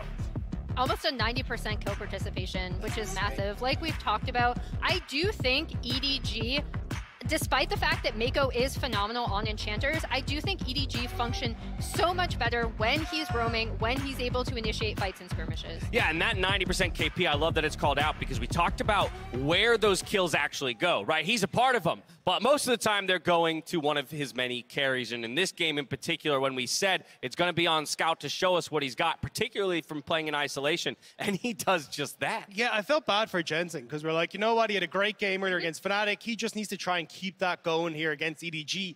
And then it wasn't just one, it wasn't two, it was 3 people consistently showing up in his lane and making sure that Scout could get the ball rolling. And I think Scout did wonders with this, right? Like, Scout has always been someone that if you give him those kills, like on things like, well, the Akali, but we've seen the Silas's, we've even seen the Azir in the past as well, where when he can get the ball rolling, that's where he's looked the best. And he just dominated from that point forward, consistently getting into the back line, hiding in the brushes, catching people off unaware, and making this game very, very easy for EDG to execute on. And through Scout, you can kind of see EDG's thought process throughout this game, right? Because Flandre actually had pressure in topside. Once they got bot lane settled, that's when everyone kind of groups up, heads mid, make sure Scout is ahead, and he repays them with this phenomenal Akali performance. Yeah, and the big thing as well was because you end up with Scout so far ahead, made it very easy to get both these Rift Heralds. Made it very easy to get down side turrets, get down the mid lane turret off the second Rift Herald, and then you're off to the races here with the composition that they were playing. It becomes incredibly hard for C9 to try and control them when they've just completely lost control of the map. Beautiful game out of EDG as they keep pace with T1 at the top of the group, and they've likewise guaranteed themselves a tiebreaker at the end of the day. But for now, we are joining Shox and Blabber on stage for our Verizon post-game interview. I'm here with Blabber at the BSI interview area after, unfortunately, C9 is done here at the World Championship. I want to start with this game versus EDG, maybe, as I believe you got a lot of momentum from the earlier win versus Fnatic. So what's your read on what didn't go too well in this one? I think we just had a really rough early game. This one, I think that we could have dove bottom if I just came through the lane, and obviously unfortunate that Sven got hooked, right? But I think there was a chance we can zone them or try to dive because we thought Maokai was pathing top. And then after Sven died, Thresh was able to get a move mid, and he was able to kill Jensen, and then it was pretty hard to kind of play after that point because we don't really have any way to really catch their champions. So yeah, we just got behind and lost. Yeah, it was a difficult one indeed. When you look at everything holistically, you were kind of put on the back foot even before coming into the second group phase. To what do you attribute that if you look at the whole performance? Honestly, I think we just weren't that good this tournament. I think that we had a lot of weaknesses and we weren't really able to kind of figure out what we wanted to play early enough. I actually think that we were able to kind of figure out what was working for our team this week, but I think we were already down too many losses, and we would have to win all our games. I think we could have, but I mean, it's just unfortunate, right? We lost. Yeah, absolutely. Is there anything you want to say about kind of the rest of NA? They still have chances, of course, in the next couple of days, and you got the first one on the board, so here we go. I think the other NA teams are not bad. I do think that they can also pick up wins, and you know, I'm rooting for them to make it out of the group. I really want my region to do well, so I'm wishing them the best of luck. Okay, cool. Thank you so much, Blabber. Thank you very much. Never easy to have a conversation like that as you're staring down the exit of your own tournament. Still one game left to play for Cloud9. We'll hope they can end on a high note. But in reflecting on their journey here at Worlds, I think that game one of the day is what a lot of people are going to point to and say, that's the Cloud9 we know. That's the one that qualified to the tournament. It's just a little bit of a bummer, maybe a slight misread on the meta early on that kind of took them on the wrong path, and therefore it took them a little while to get back you know, to the right way. Yeah, I definitely agree, especially when you look at how dominant they were in the finals, right? Especially when it came towards how they set up for objectives, how they played these late game team fights. And that was the Cloud9 that I expected to see coming in. And it just felt unfortunate that they couldn't really get to grips with what was actually the meta coming into this event. And it felt like, as you say, they were 2 steps behind and then had to play catch up the whole way along. That's the importance of performing in week 1 of groups. You want to give yourself those cushions so that you can get it done here in week number 2. Now, while the competition so far has been monstrous, one hunter is ready for any beast he might face. Check it out. Another dawn brings a new day. To continue the hunt. My ancestors built Nazuma. Away from the Ascended and other would-be rulers. But monsters come in all shapes and sizes. I, Cassante, stand between them and my people. To the end.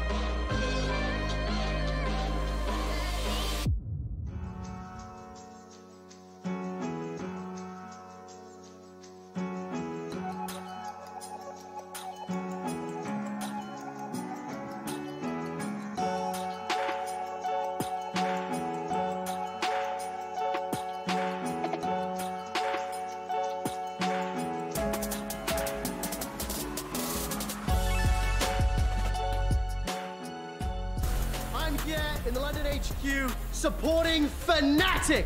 And I have one question to the crowd. Will Fnatic make quarterfinals?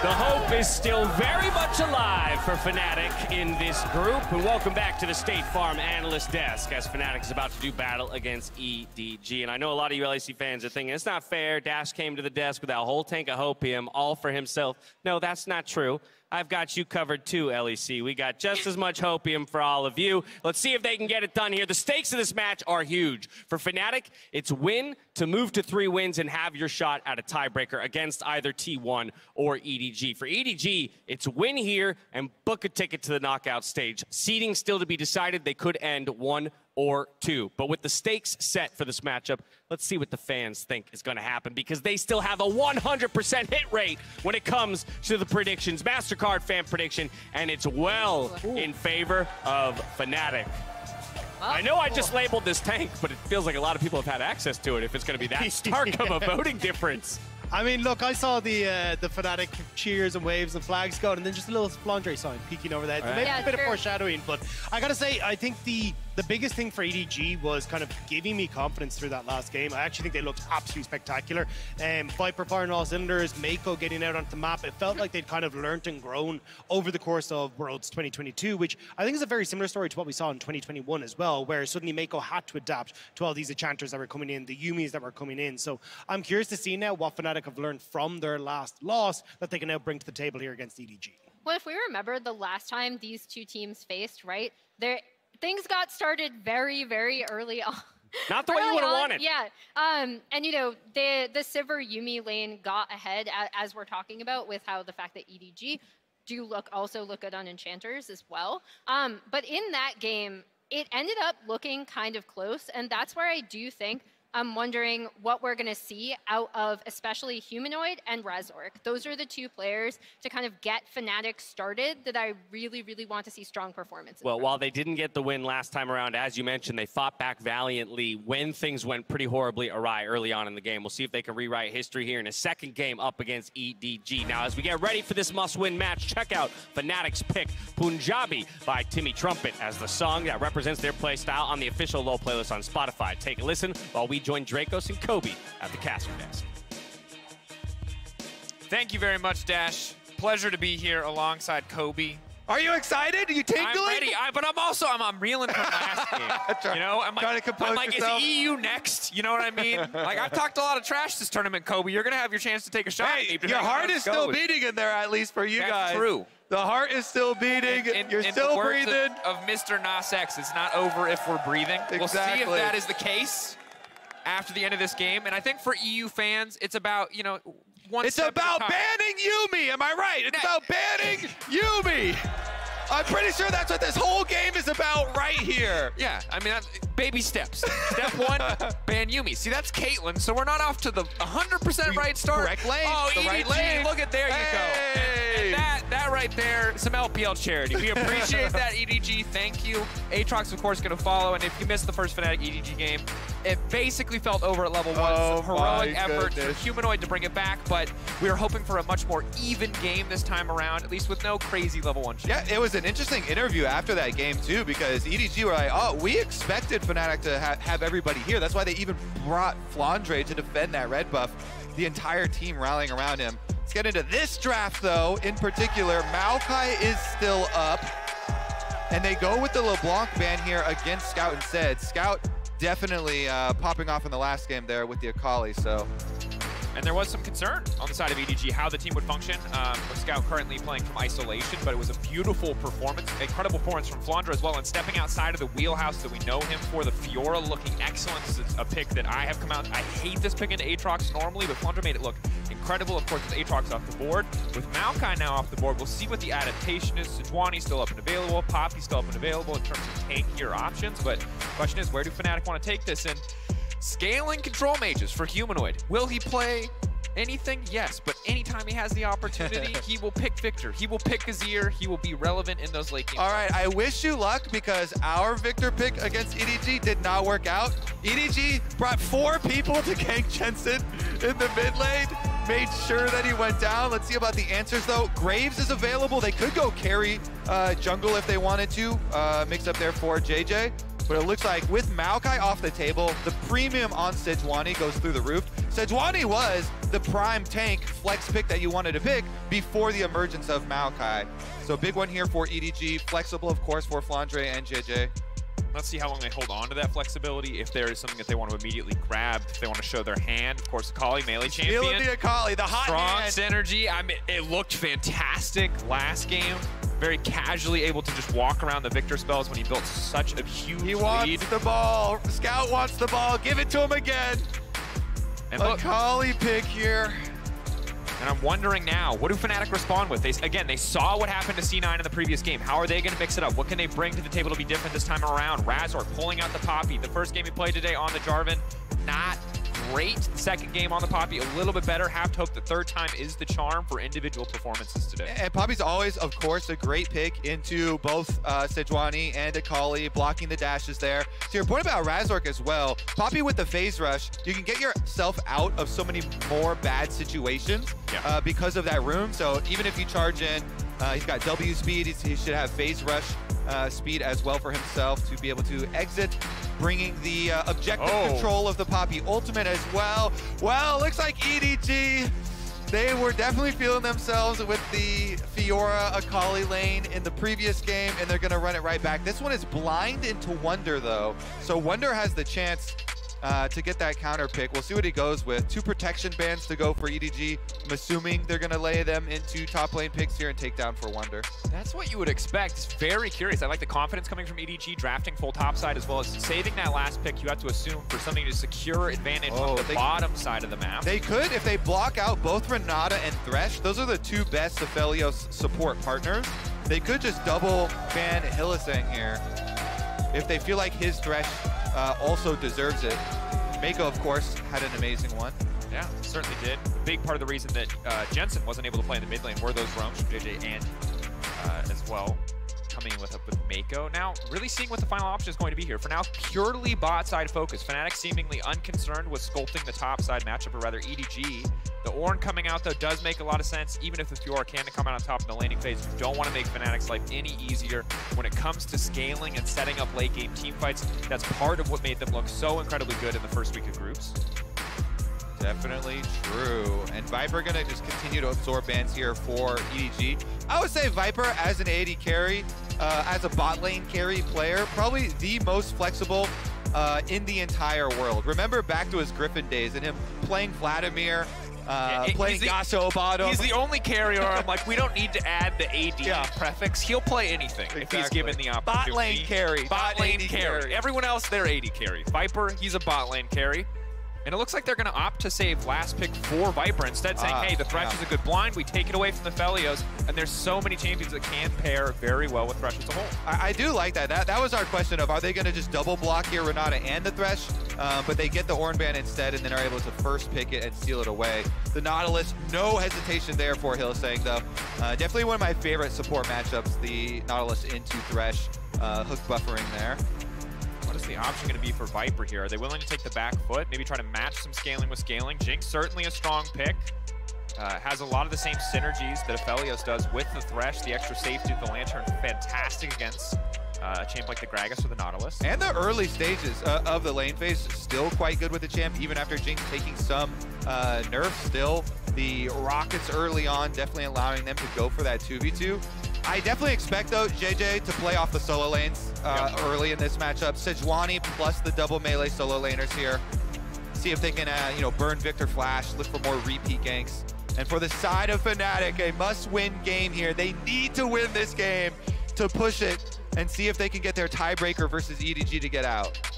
Do or die. Such a close group at the start of the day, but you can see those gaps start to widen and see if Fnatic can start to bring it back after some losses earlier in the day. 2 so far. Can they turn it back? 2-1 first week. Can they make it a 1-2 to force the tiebreaker? Fnatic fans in the audience feeling confident. Fnatic fans out in London feeling confident, but we'll have to see. And I would feel pretty confident in this setup for Fnatic. This is what you would want. Wonder on one of those playmaking tanks top lane, Humanoid and Upset on highly scaling, proficient team fighting carries here. The only drawback is that both Victor and Aphelios are easily targeted, easily dove. So you have to look for EDG burning the flashes on those two carries, looking for the repeat ganks on them early on before the 5-on-5 battle lines get set up. As we enter the game, it is important to highlight, too, on the side of EDG. There's a lot of raw power, but reliable engage tools pretty much exclusively in the jungle. Fiora not packing a lot of hard CC. Thresh Hook, not the most reliable if it's not secondary or follow-up CC. So Fnatic a lot more tools to kick fights off, but can they get to those stages? The big question on my mind, because Flandre looked scary last game. Gragas body slam, does not feel good in a Fiora lane. Yeah, and we're definitely going to have to see a cleanse on Upset. There we go, cleanse on Upset. With the Sejuani jungle, with the Thresh. Mako doing magical things on that Thresh previously. Here we go. Fnatic fighting for their lives. Before we get any level 1 action, don't forget to link your league account with Prime Gaming. Receive some free digital goodies, some in-game content. Crowd alive here in New York. A lot of LPL fans out today. Fnatic fans fighting back, and this time, the sigh of relief. It was a multi-step process, Fnatic fans. Step 1, ban Yuumi. Step 2, don't die at level 1. So far, so good. Yeah, careful with the invades there last time around. The red buff invade definitely turning all the way back around on them. Looks like it will be completed on that step. As they retake as well, switch over to the sweeper for Razork, but if you go back and you switch it there for the jungle, it won't be back up in time to clear it before your buff spawns. And so control ward back behind the red buff there for Razork, for Fnatic playing it very safe here. Raptor start. Track the early jungle pathing, and early lane match is also a big question. We've seen Victor Akali relatively quiet till level 6 starts to come through. Humanoid going to build whatever advantage he can while he has the range advantage, while there's not that threat of the all-in.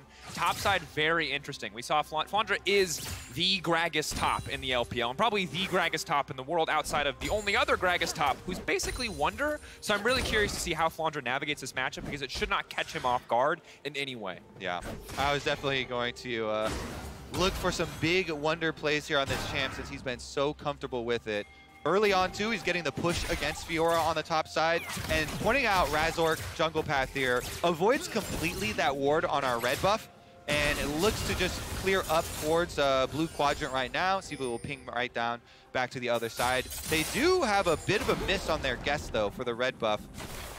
Maybe thinking, okay, Sejuani started red, down to this bottom side already, pushing in on bottom lane here. Should be able to trade on the scuttles. Yep, and for now, Fnatic following getting pushed in a little bit. Thresh, obviously, much easier time contesting the wave early on. Jinx a bit of extra range advantage, partially matched by the Caliber, but not quite 100%. JJ moving in, getting a little additional vision, has now been spotted on the ward. Humanoid knows it is time to back up, playing towards the top side of the lane, but no greater advantages, no crazy ganks quite yet. Razork about half health as he returns to the bottom side jungle. Yeah, and the extra time there, Razork going to be a camp up here on JJ as he clears out the ward in the line brush, but does not know that the extra control ward was purchased and put over there behind the back of the red buff. Afforded to Razork because, of course, he has foregone the refillable potion. Poppy definitely easy time clearing, so no problem doing that. Definitely the case. Wonder, meanwhile, keeping the pressure up on the top side. Cask makes it so early on. Fiora lacks really any substantial wave clear unless she can just bully you off the wave, deny your access to it. Good respect here from Viper and Mako, backing off as the aggressive posturing from Hylissang.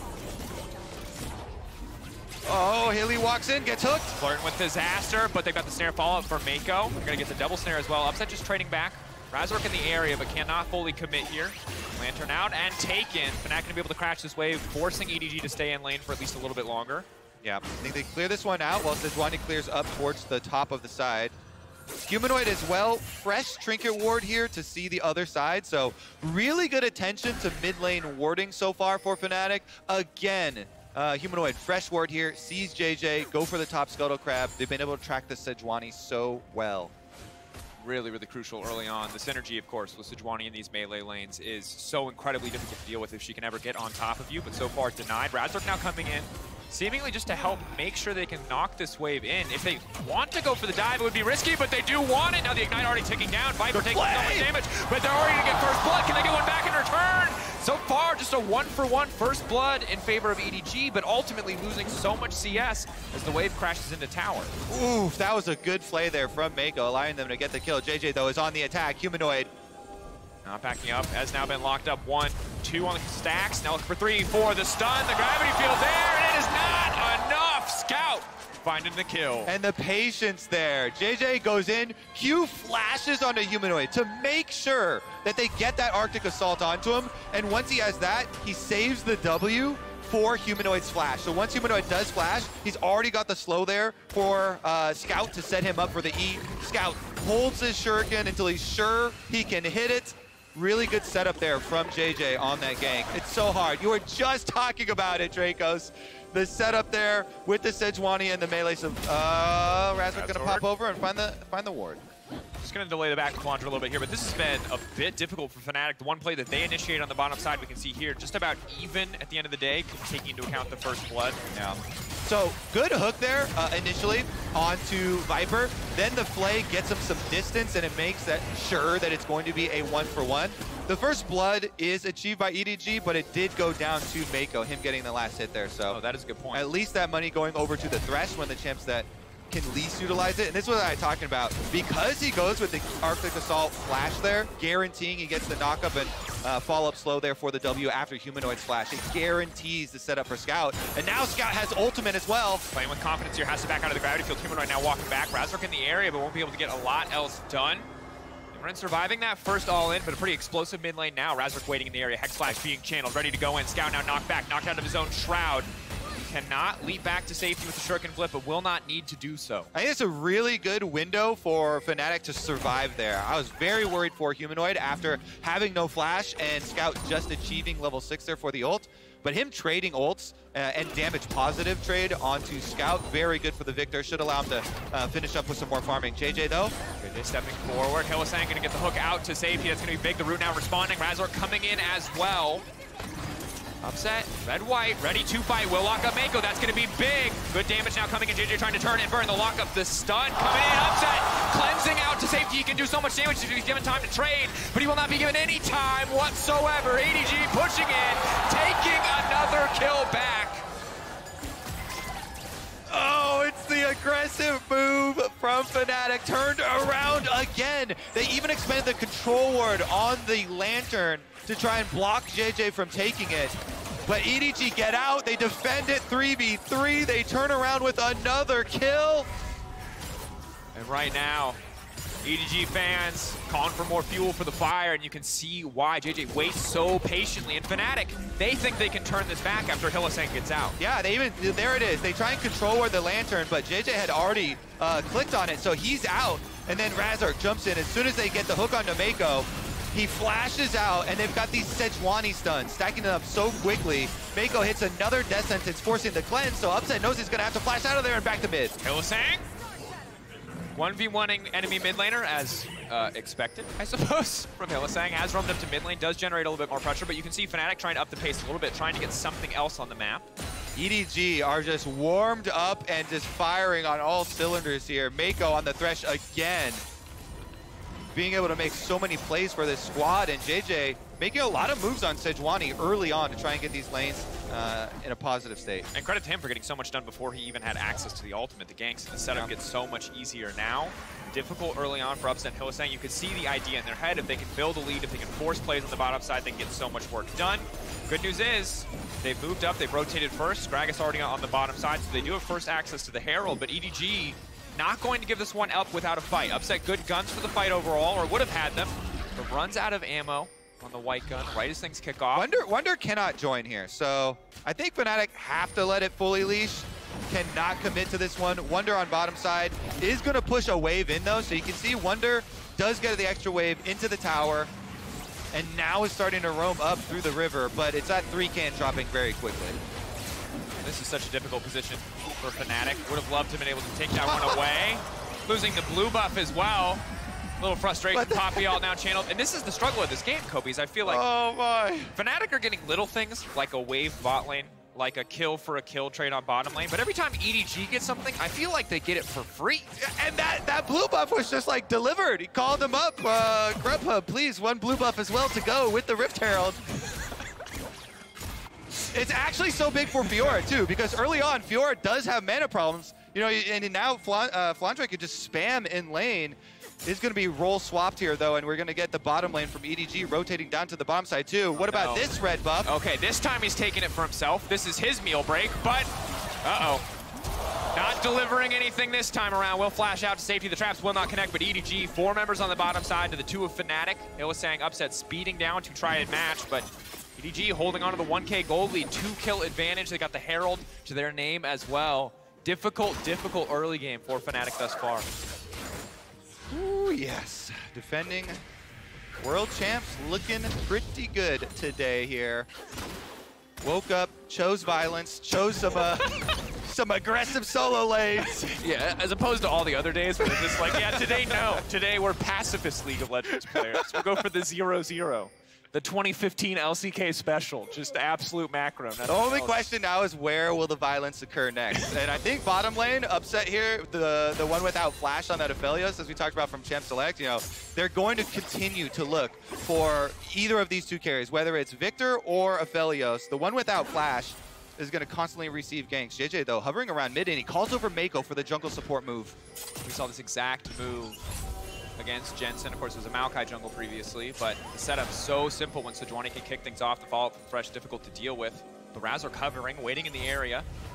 Could have a 3v3 around the mid lane, but Hylissang Rant can't really afford to step forward. Has the Glacial, which is so crucial in fights, but makes him so individually squishy here. They can just go for the commit.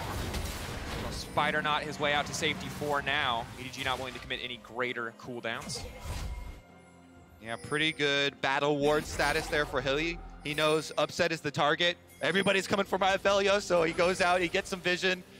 He uses his anchor to be able to get himself out as well, but they're sticking around for EDG. They're committing to this. The flash is coming up so soon for Upset. Razork. JJ waiting in the jungle immediately and trying to get the fight kicked off. A lot of burst damage is going on to Hylissang. He's so squishy. The Jigsaw now comes out. He can't even get another passive down. 3-man knock-up. The follow-up coming in. Infernum not doing nearly enough damage. EDG. It's a double for Sejuani. It's the killer pig. The Poro Riders getting rich, Daniel. And again, the Gyro calls come out. There is so much fuel for the EDG fire right now, and I feel like all Fnatic are is tinder for the flame. They're just getting burned in this bot lane every time they force a gank. A 3v3. Sejuani right at the top, where she should be. Holy moly, JJ getting rewarded. Up 20 CS, 3 kills in the jungle. Just dominating on this champ. And it's not even just playing off the melee lanes. A lot of it is off this bottom side. And retaining positioning here on the control ward, the patience, and then all he does, he blocks Razork. As Hilly goes in, it's just a flay in from Mako with the Ignite on. Viper's able to burst him down, and EDG, again, defend the 3v3 bottom, turning up in a ton of extra gold. And credit JJ, because he's just always there to stop the Fnatic play. One time he tries to make the play himself, and backs off. It's Fnatic again who initiate. This time again, Fnatic kicking the fight off, and I feel like Upset and Hylissang have the idea of the perfect play in their heads, but the burst damage coming out from Viper, even on a single item, the combination of the Thresh, all of his skill rotation, plus the Jinx, is just killing Hylissang before he can get anything done in the fight. Yeah. Great stuff for JJ. Playing for the lanes, but actually getting all the kills himself. That is the jungler dream, where your laners can't really fault you because you're there every 30 seconds, but also you're stealing all the kills. All right, that should mean EDG playing off their bottom side control that they've gotten with 2 successive counterplay down there. Should be #1 for themselves. Also pushing out mid lane there for Scout. He teleported right back. Able to get 1 extra one into lane. And again, he's got his ultimate ready. Approaching level 11 for the rank 2. To try and, again, look for the squishier side lane to get the kill. Wouldn't surprise me if he tries to hold it till he has rank 2 for the reduced cooldown, as now we see EDG again collapsing. Upset good guns for a fight in an extended exchange, but the Lantern comes out, stops any follow-up. Or are they going to overcommit to Hylissang? Upset good ult, but it does not matter. EDG cutting down members of Fnatic left and right. Razork running out, has his 10 pass presence, but Scout's not done yet. He doesn't want to wait for that level 11. Trying to finish it. There it goes. The blast cone brings it back. The knockup coming in as well. Oh, they desperately need something back here. Ulti going to be blocked. Razork flashing out to safety. At least one member will walk away. Humanoid off to the side. Upset, they need to turn. They need to get something back for this. EDG burning so many summoners. Overextending just a bit, but they will not lose anyone on the escape. Oh my goodness, the bottom lane bloodbath down here, and it's also littered with wards. These graves over and over and over again. Here we go though. Bottom tower was taken before all that action, and the extra kill, now 4 for JJ, but a little bit of defense there for Fnatic, chasing them out, not giving over the extra kill. It's so scary though, being around the tower as it goes down. Look at Viper, gets excited on the Jinx as Hilly hooks into the wall, and then it's an easy answer. JJ, he hits him with the Sejuani ultimate into the Mako hook. It's that chain of CC. This Nautilus is not tanky. And with Viper already excited on the passive, they burn him through. Then the chase over here is a little exciting. Nice little dodge there on the Q. Yeah. But nobody ends up actually going down. It's just a bunch of flashes that are burned. And now, looking at this again holistically, 3K gold lead for EDG, massive kill lead. They are in complete control of the game. And remember, as much fun as we're having, as much as we're talking about Deliveroo, Razork with the blue buffs, this is an elimination game for Fnatic. This is do or die. Massive deficit. It means I feel like if Fnatic are going to win this, they have to go late. They have to take this Victor scaling. They have to take this Aphelios scaling, the engage tools that they have, and find an opportunity to use them as 5, because these skirmishes are going horribly wrong every time. Yeah, they definitely have to stop getting pulled into this fast-paced game from EDG. Allow the Victor, allow the Aphelios to farm up. We've seen what Upset can do on this champion. Even with multiple flanking solo laners coming at him, he was able to defend himself previously. But they definitely need the money to do so. And that's easier said than earned at this stage of the game. Therein lies the problem. Yeah, finding the money, finding the farm. Difficult situation as EDG look to take their second Herald of the game uncontested. This one will not be leashed for them. Have to pick that one up 100%. Fnatic moving down to the bottom side of the map. There's no Drake to play for, but they can lay down a bit of vision. They can set up to protect Wonder, as EDG will now move to respond, but it's really Fnatic dancing to the tune EDG is playing, just responding to the plays they're making on the map. Herald drop mid. Mid lane gonna fall. Fnatic gonna do what they can to protect the tier 2 and try to stop a second charge. But again, EDG just stacking up little wins left and right. Razork over the wall. Going in, can they put a ward on the Lantern? Can they stop this from going through? He's gonna stop the knockout on the way out, but now they don't have any more follow-up damage. Viper in trouble. Viper vulnerable, but there is no one else here to punish. And again, it's going to turn. Razork running, sprinting, trying to get out, but it will not happen. Fnatic, every single play they have tried to force this game has just turned in the favor of EDG. Again, it's the EDG defense. Every Fnatic play, they counter, they disengage, they use the Thresh Lantern to get whoever out as the primary target, and then turn around. They do not let Fnatic escape any of their own plays that they have started, and EDG punish yet again. These problems are going to get worse because of the way the comps are set up. EDG obviously have 2 amazing split push champions, Akali and Fiora. And so as these outer towers go down, the map gets way more difficult for Fnatic to play, since they're the ones with the low mobility carries that are going to need a lot more protection to push out these waves. Certainly the case. We take a look back at this play. You can see the force, the initial start here, so clean mechanically to deny Viper a way out, but Upset gets zoned away, and there is no damage follow-up onto Viper. Yeah, JJ does such a good job there. You pointed out, him zoning Upset, that was all of the follow-up possible damage they could have on that Razork play. And so Upset, they force out his cleanse, they push him out of the fight, and EDG, again, 2 more. Sejuani's up to 5, Dracos. 500 gold on that pig. That is a tasty pig, my friend. Technically, I guess a Poro in this case. True, true. The You're giant getting run Poro. down with the cinnamon roll. The legendary giant Poro. Wanted posters up all around town. Yes. 500 extra gold, please. Bring me a taste. They need to change that skin. It's not menacing enough. That Poro needs face tats. He needs a knife. Like, that Poro will one-shot you, and it still looks adorable. I feel like that is, like, misrepresentation in terms of the skin. All right. Mako's been able to keep every member of EDG safe thus far. Looks like that's not going to change either. As the objective bounties pop up, the game knows Fnatic need a little help to get back into this one. They're going to try and push out on top side. They've got their eyes on that top side turret objective bounty, knowing, hey, we cannot fight any more fights. Please do not fight any even number fights. So they give up the dragon. They're also going to possibly give up the tier 2 on bottom side. I don't know how well Wonder can do defending against this onslaught. Yeah, the big thing for EDG is if they want to take that tower, they really have to dive or zone Wonder away from the wave. They managed to keep 2 creeps up, so they will be able to get at least a little bit of damage, potentially shred through this tower. Don't really have the range without the Jinx in the area, but as I say it, here comes the Jinx. EDG committing 5, at least for now, to the tier 2 bot lane siege. Flandre also does have Unleashed Teleport. I think they should just put him topside to go collect the wave. Oh, knockback, Viper, caught out, but again, there's just no follow-up. They just cannot finish a kill. So many little moments that could be something more, but EDG relentless in their push forward. Keeping the pressure on, they break the tier 2. Every attempt to Dracos gets swatted back down. And it's, look, I'm an EU caster. It's hard to watch, but I will say, whoever said the best defense is a good offense has not watched EDG, because it really looks like the best defense is a good defense. The great thing with that saying, yeah, you can just switch it around to fit your circumstances. Multi-purpose. Also, the best offense is a good defense. In this case, it's looking like. They've got it all covered. Razork at least going to try and get away their red buff, though. So many problems to deal with. You know, where do you start on the checklist? You've got to deal with this vision problem, this discrepancy, in order to get your comeback play. Scout, though, is going to find Humanoid first, and they get the teleport into answer. Instant teleport. Scout just ults back out to safety. And again, pure loss for Fnatic right now at the moment. Just getting the ult in exchange for the TP, not a good deal, because in the meantime, objective already started. Razork now speeding up, he knows. Sniffing this one out, a TP coming into mid lane. That's going to be Humanoid, the entire team looking to collapse. Maybe, just maybe. Razork whiffing on the ult is big. 3K, it's getting lower and lower. He needs to get into the pick. Can he make the miracle seal happen? Razork!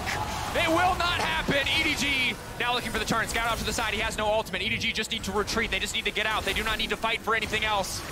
And so far, no one will fall. All 5 members of EDG walking away from the Baron. And the crowd going wild. The EDG fans know if they win this game, they secure themselves a spot in quarters. They deny the possibility of the tie break that Fnatic wants so dearly. And again, how quickly a story can change in a single day. Last week, 2-1, 2-1, 2-1, the top of the group stacked. Fist fight across the board. Teams taking games off each other left and right, but today, Fnatic getting beaten down left and right. And this EDG, from what we saw in the game yesterday, is showing us so much more. Flandre on Fiora, not something I ever thought I'd have to be worried about in a pick and ban. I'm concerned after watching these last 2 games. This man playing incredibly well individually. On top of that, JJ on the Sejuani. On the warpath. On the war pig. Really. Black Sabbath over here. Just out here looking for a fight. Honestly, it's really the supportive members of EDG that I think deserve so much credit today for today's success. Mako and JJ really doing all of the setup work here.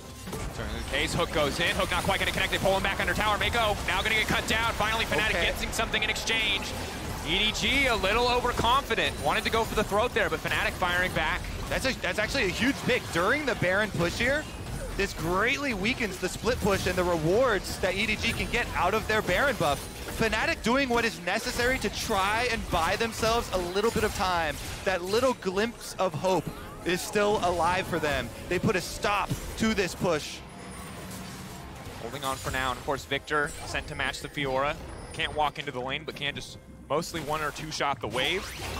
Next wave now coming in, but EDG know they can't commit. They've only got 55 seconds left on the Baron. They get 1, maybe 2 more waves, but doesn't look like they're going to be able to leverage it to break any more tier 2s. Huge pick there for Fnatic to stop that push, and you know, to look at the light at the end of the tunnel. We just had the scoreboard up there for Humanoid's farm. The Victor definitely farming well, should be able to grow up into a powerhouse. You can tell him he's rushing for the minion wave. The map is very dark, so he knows he has to kill it quick and back off. They've got both Hylissang and Razork coming to try and screen for him. Since they don't quite have enough defensive wards even in their own jungle, he's able to get the wave, back right off, continue scaling that Victor and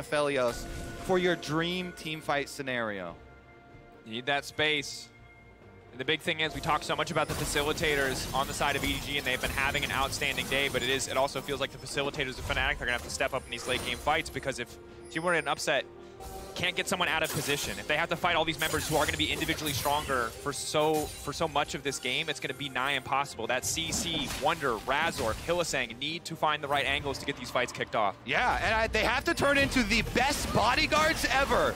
Bodyguard, Humanoid, and Upset. Try and keep Akali and flanking Fiora off of those carries so they can free fire. Scout, though, over the back of the Dragon. Fnatic bullying their way in. Upset a little bit in no man's land at this very moment. He doesn't really have a way out of this one. He's gonna have to flash back into the pit. Upset, Gale forcing out for now, flashing backwards. Hylissang coming over the wall, but there's an Akali off to the side.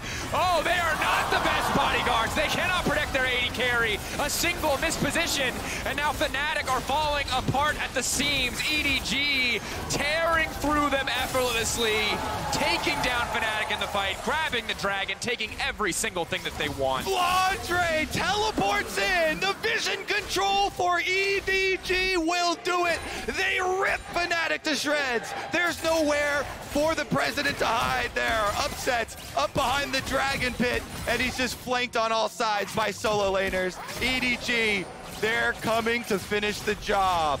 Razor, last man standing. EDG for now, I guess, don't feel like they can end the game on that one. They'll take a tower, they'll walk away, they'll set themselves up with Soul Point.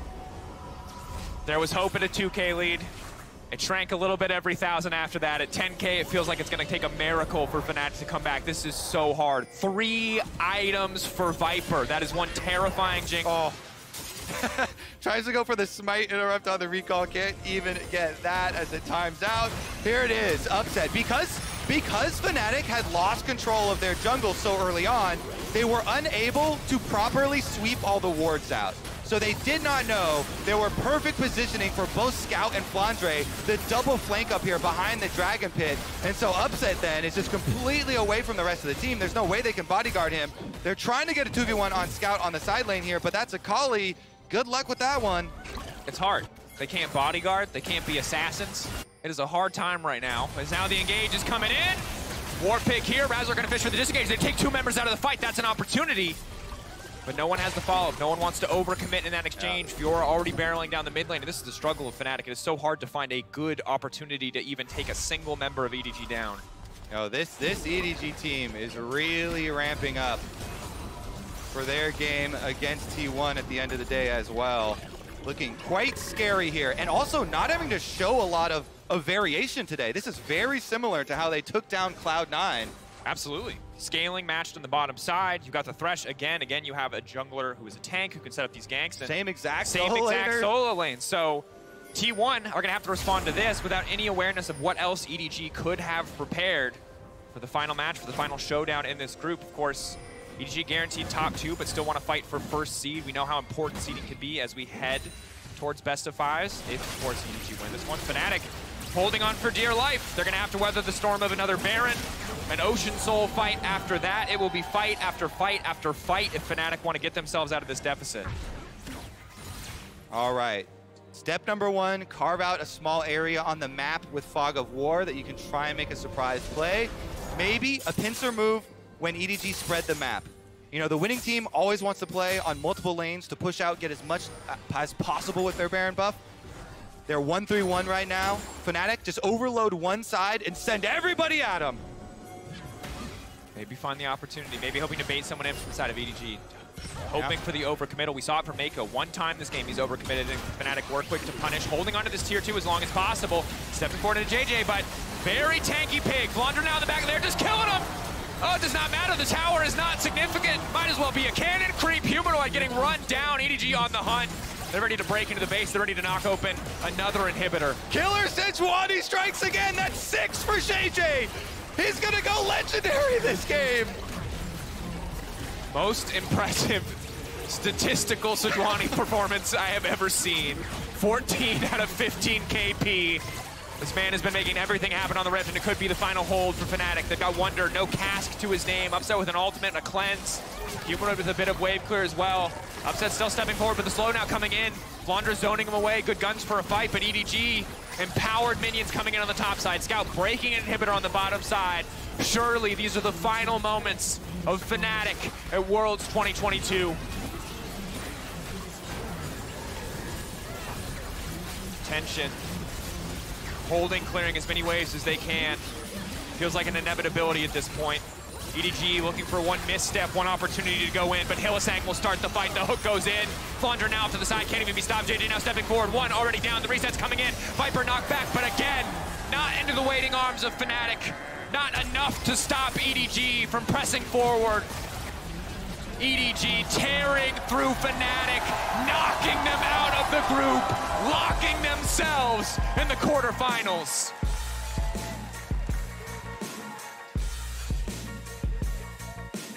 Edward Gaming are wide awake, and everyone should be in fear. Back-to-back quick matches for them.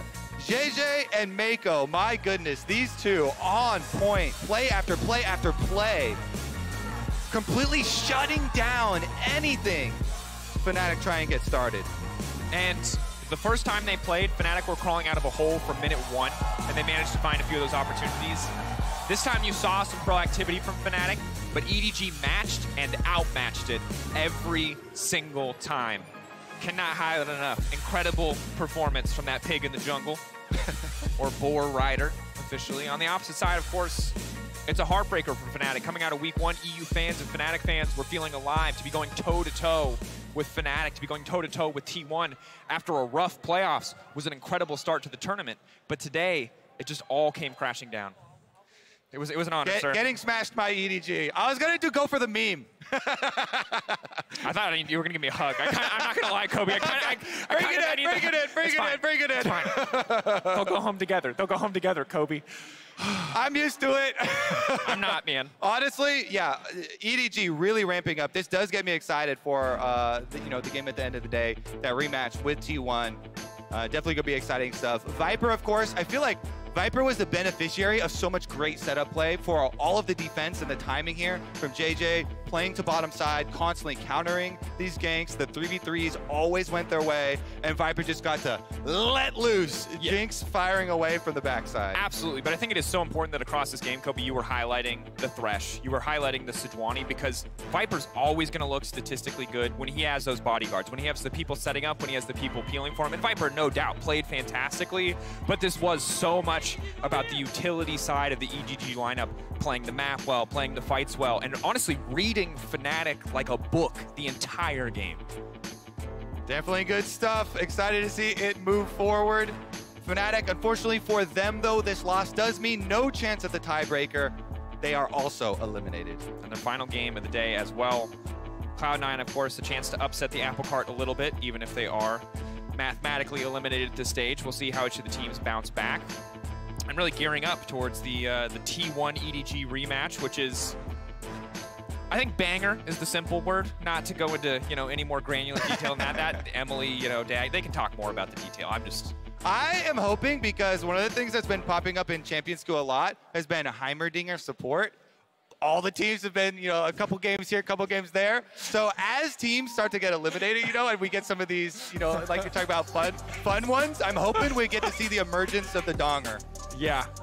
That is one thing to hope for. I thought you were going to hope for a high-level tactical play. You're like, no, the Heimerdinger. And honestly, I can't blame it. I like my spikes. I will take one Heimerdinger at Worlds 2020. Yes, please, sir. Of course, a lot can change depending on the games coming up ahead of us. EDG, or rather T1, of course, playing up against Cloud9. An upset there can shake up the standings. But for now, if everything goes to expectation, it feels like we're gearing up for one final game between EDG and T1 to see who will take first seed in the group. That said, every time I feel like NA is mathematically eliminated, they unlock some greater power level that allows them to beat any team in the world. So we'll have to see. There's a chance that nothing goes to expectation for the rest of the day. Yep. Definitely some more fun in store for us as we're getting our interview ready on stage. All right, I'm looking for Heimerdinger. What's your dream?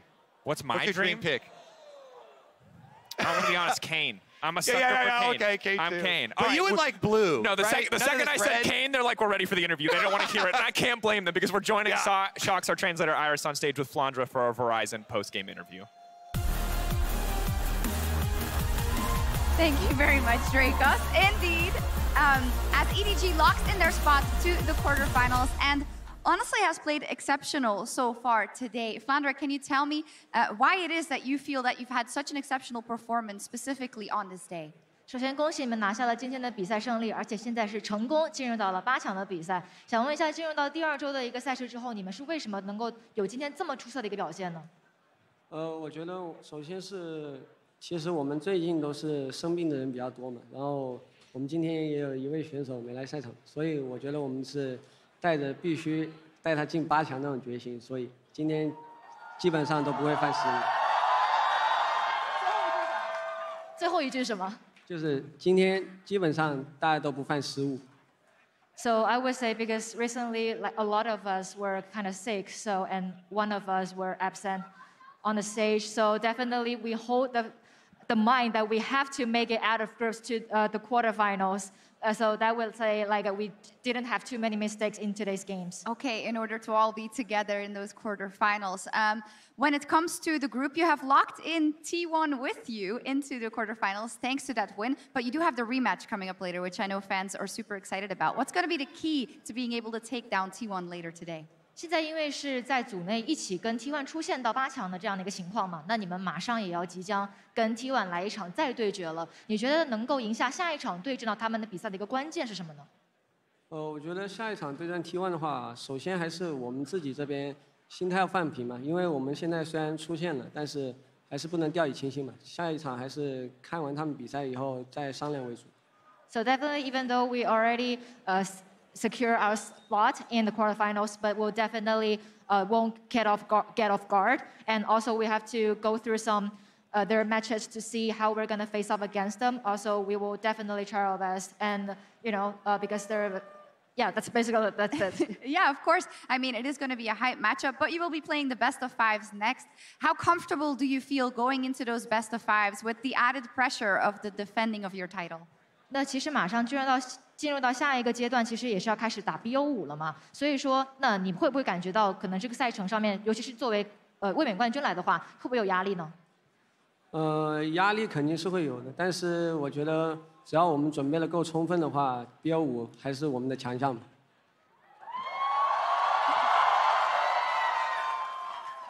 We'll say yes for the pressure point because this is the best of 5. But as long as we get well prepared, then best of 5 is the point that we're good at. Fantastic. Thank you very much, Flandre and Iris. And we're going to kick it over to the State Farm Analyst Desk.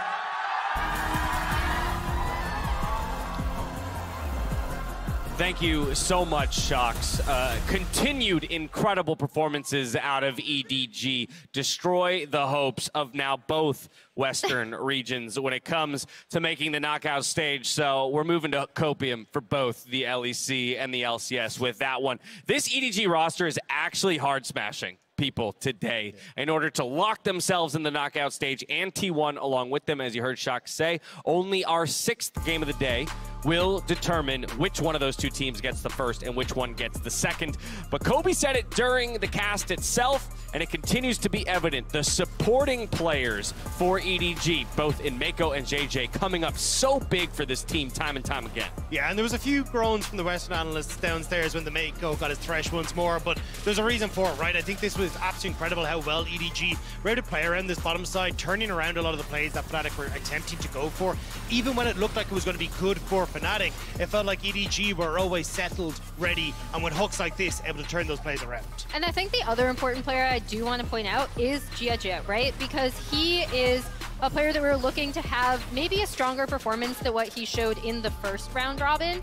And Fnatic did a good job of tracking him, but he was still able to, after that bot play where they were able to trade, he was then able to go in the mid lane, get Scout ahead, and after that, it still made a massive difference because, as we've already said, Scout is absolutely feeling himself today. I know he's playing from isolation, but he is feeling it. And as soon as Jia was able to get off those ganks, he just ran with it. That's an incredibly high jungle proximity. I just want to point that out. 52%, while it seems like a middling number on the scale of 1 to 100%, it's actually very high for jungle proximity. So he is giving a lot of attention to his lane. More than half the time he spent on the map was by his laner. Exactly. Like, that is absolutely absolutely insane. But I think that's the big thing about JJ, right? Is that like when we looked at him back in 2021, he actually wasn't stepping up as this like big jungler. Even when we saw it in 2021 summer playoffs, he was a little bit lackluster. He was actually dealing a lot with stress and nerves and didn't really know how to deal with that as an outlet.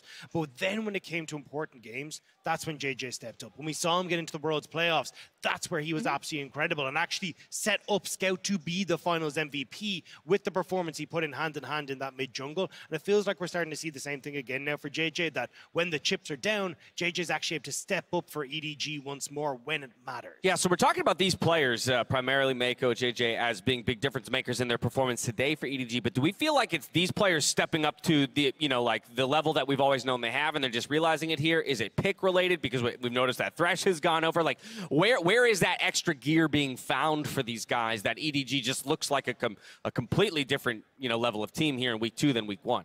Well, we've already talked about EDG's playstyle, right? And what they like to do. What they like to do is path mid and path bot. And guess what JJ has been doing today?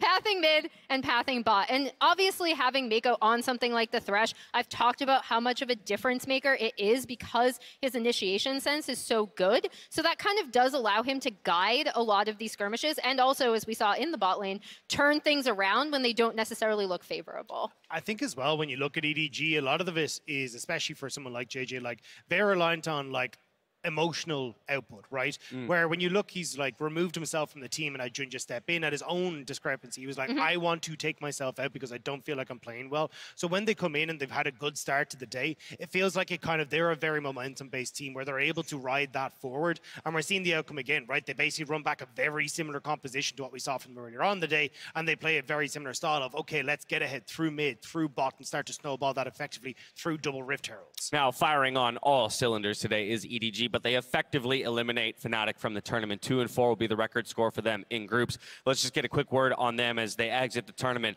I mean, that week 1 performance, they completely warped the perception of this group. While, yes, a lot of people looked at all 4 of the teams and said you could order them in any way, and that would be a reasonable outcome. This Fnatic roster, the way they went through plans and into this group stage, I think really made people evaluate the perceptions of Group A. Especially when you look at like both themselves and Rogue sitting at the top of the group. Yes, Fnatic were tied, but when you saw them being able to take it toe-to-toe against a team like T1, I think it was rightfully so that EU fans got to rally behind Fnatic, and they looked good. It felt good to be a Fnatic supporter, and it's just unfortunate that the wheels kind of came off here in the second week, where we saw the Azir taking away every single game against Humanoid. They couldn't play as strongly through that mid-jungle, and unfortunately it felt like that's where Fnatic started to fall apart. For Fnatic, quite obviously, not the way they would have wanted the journey to end, but for EDG, they're perfectly positioned to grab that 1 seed pending the results of the last game of the day. Now, while C9 may be eliminated from the tournament, they still have one last battle ahead of them. And as we go, we're getting to know Cloud9's ADC Berserker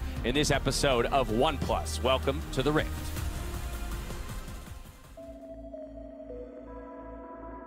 Hello, my name is Berserker. I play ADC for C9. 사실 뭐 지금 와서 생각해보면은 되게 많은 일들이 있었는데 그때 당시에는 그냥 뭐 어쩌겠냐, 그냥 내가 할 수 있는 최선을 다해야지 하면서 지냈었던 것 같아요. 뭐 팀적으로도 당연히 높게 올라가고 싶은 마음은 굴뚝 같지만 일단 제 개인적인 퍼포먼스를 좀 롤드컵에서 보여주고 싶은 마음이 큰데 좀 지더라도 약간 뭐랄까 멋있게 지고 싶다? 약간 이런 느낌이 있는 것 같아요. 이기면 더 좋은 거고. 일단 항상 진짜 뭐 질 때든 이길 때든 항상 응원해 주셔서 너무 감사하고 팬분들이 있기에 지금 제가 여기 있다고 생각을 해서 진짜 그냥 감사하다는 말밖에 할 수 없는 것 같아요.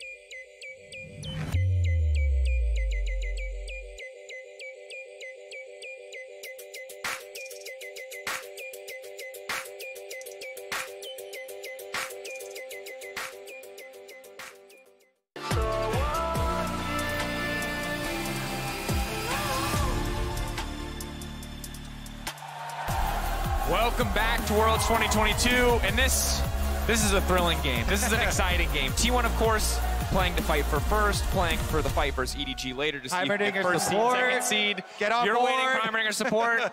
I'm excited to see because, again, it feels like when the weights fall off, North America is unleashed, and there are a lot of Cloud9 fans out here today, and they want a dub. They don't care if it gets them out of the group. They know that ship has sailed, but they want to see this win. Unfortunately for them, they're playing against the GOAT, Faker himself, who recently passed Uzi for most kills at Worlds all time. One more way that he is the greatest. Just one more. He's racking them up, man. It's hard. It's hard to match him. He keeps coming back every season. He keeps playing at the top level. He makes me proud, gives me faith. Yes. As long as he's still going, we can still keep going too. Faker's still doing it. Cloud9, though, they're looking to make the upset happen. They're unleashed. No more expectations. No more hopes either. You take away all emotions, and it's just pure focus. You can absolutely unleash. You can be a berserker, potentially, on the stage. Yuumi banned. Love to see it. Pick whatever you want, Control buddy. mages. Get out there. Banned. We're going to have some fist fights in the mid lane if they keep banning these control mages. Caitlyn also taken off the board. Fist fights. Faker wants to get down and dirty. No more control mages. Get him out of my face. Well, the Orianna is still left up, so that one may make another appearance. But bottom lane, the other focus here. So a ton left to open. We have everything, basically, on bottom side here. Kallista's still up. Are they going to go for the power bottom side? Maokai is still available. Sejuani the priority for T1 instead. Ooh, and I wonder what the priority is going to be for Fudge as well, with the Aatrox taking out the board, going up against Zeus. If he wants to go for an early blind pick, or if he's going to wait and try to get counter on red side. Akali's been looking pretty solid thus far today. But do you want to do it in a Faker Stylus and skill check Faker here, 50-50? Fudge is considering. Let's go! I love the passion. That man does not look like he thinks the 50-50. He's got faith, and I respect it. That said, I'm wondering what this pick is. I feel like you have to take the Maokai. Otherwise, you're giving away Maokai and Sejuani, and I've never seen those two champions together in recent memory because they're always picked by opposite sides, but I feel like that's maximum tank strength. Oh, let's go! Blabber carry! Blabber put on those carry pants. The Belveth.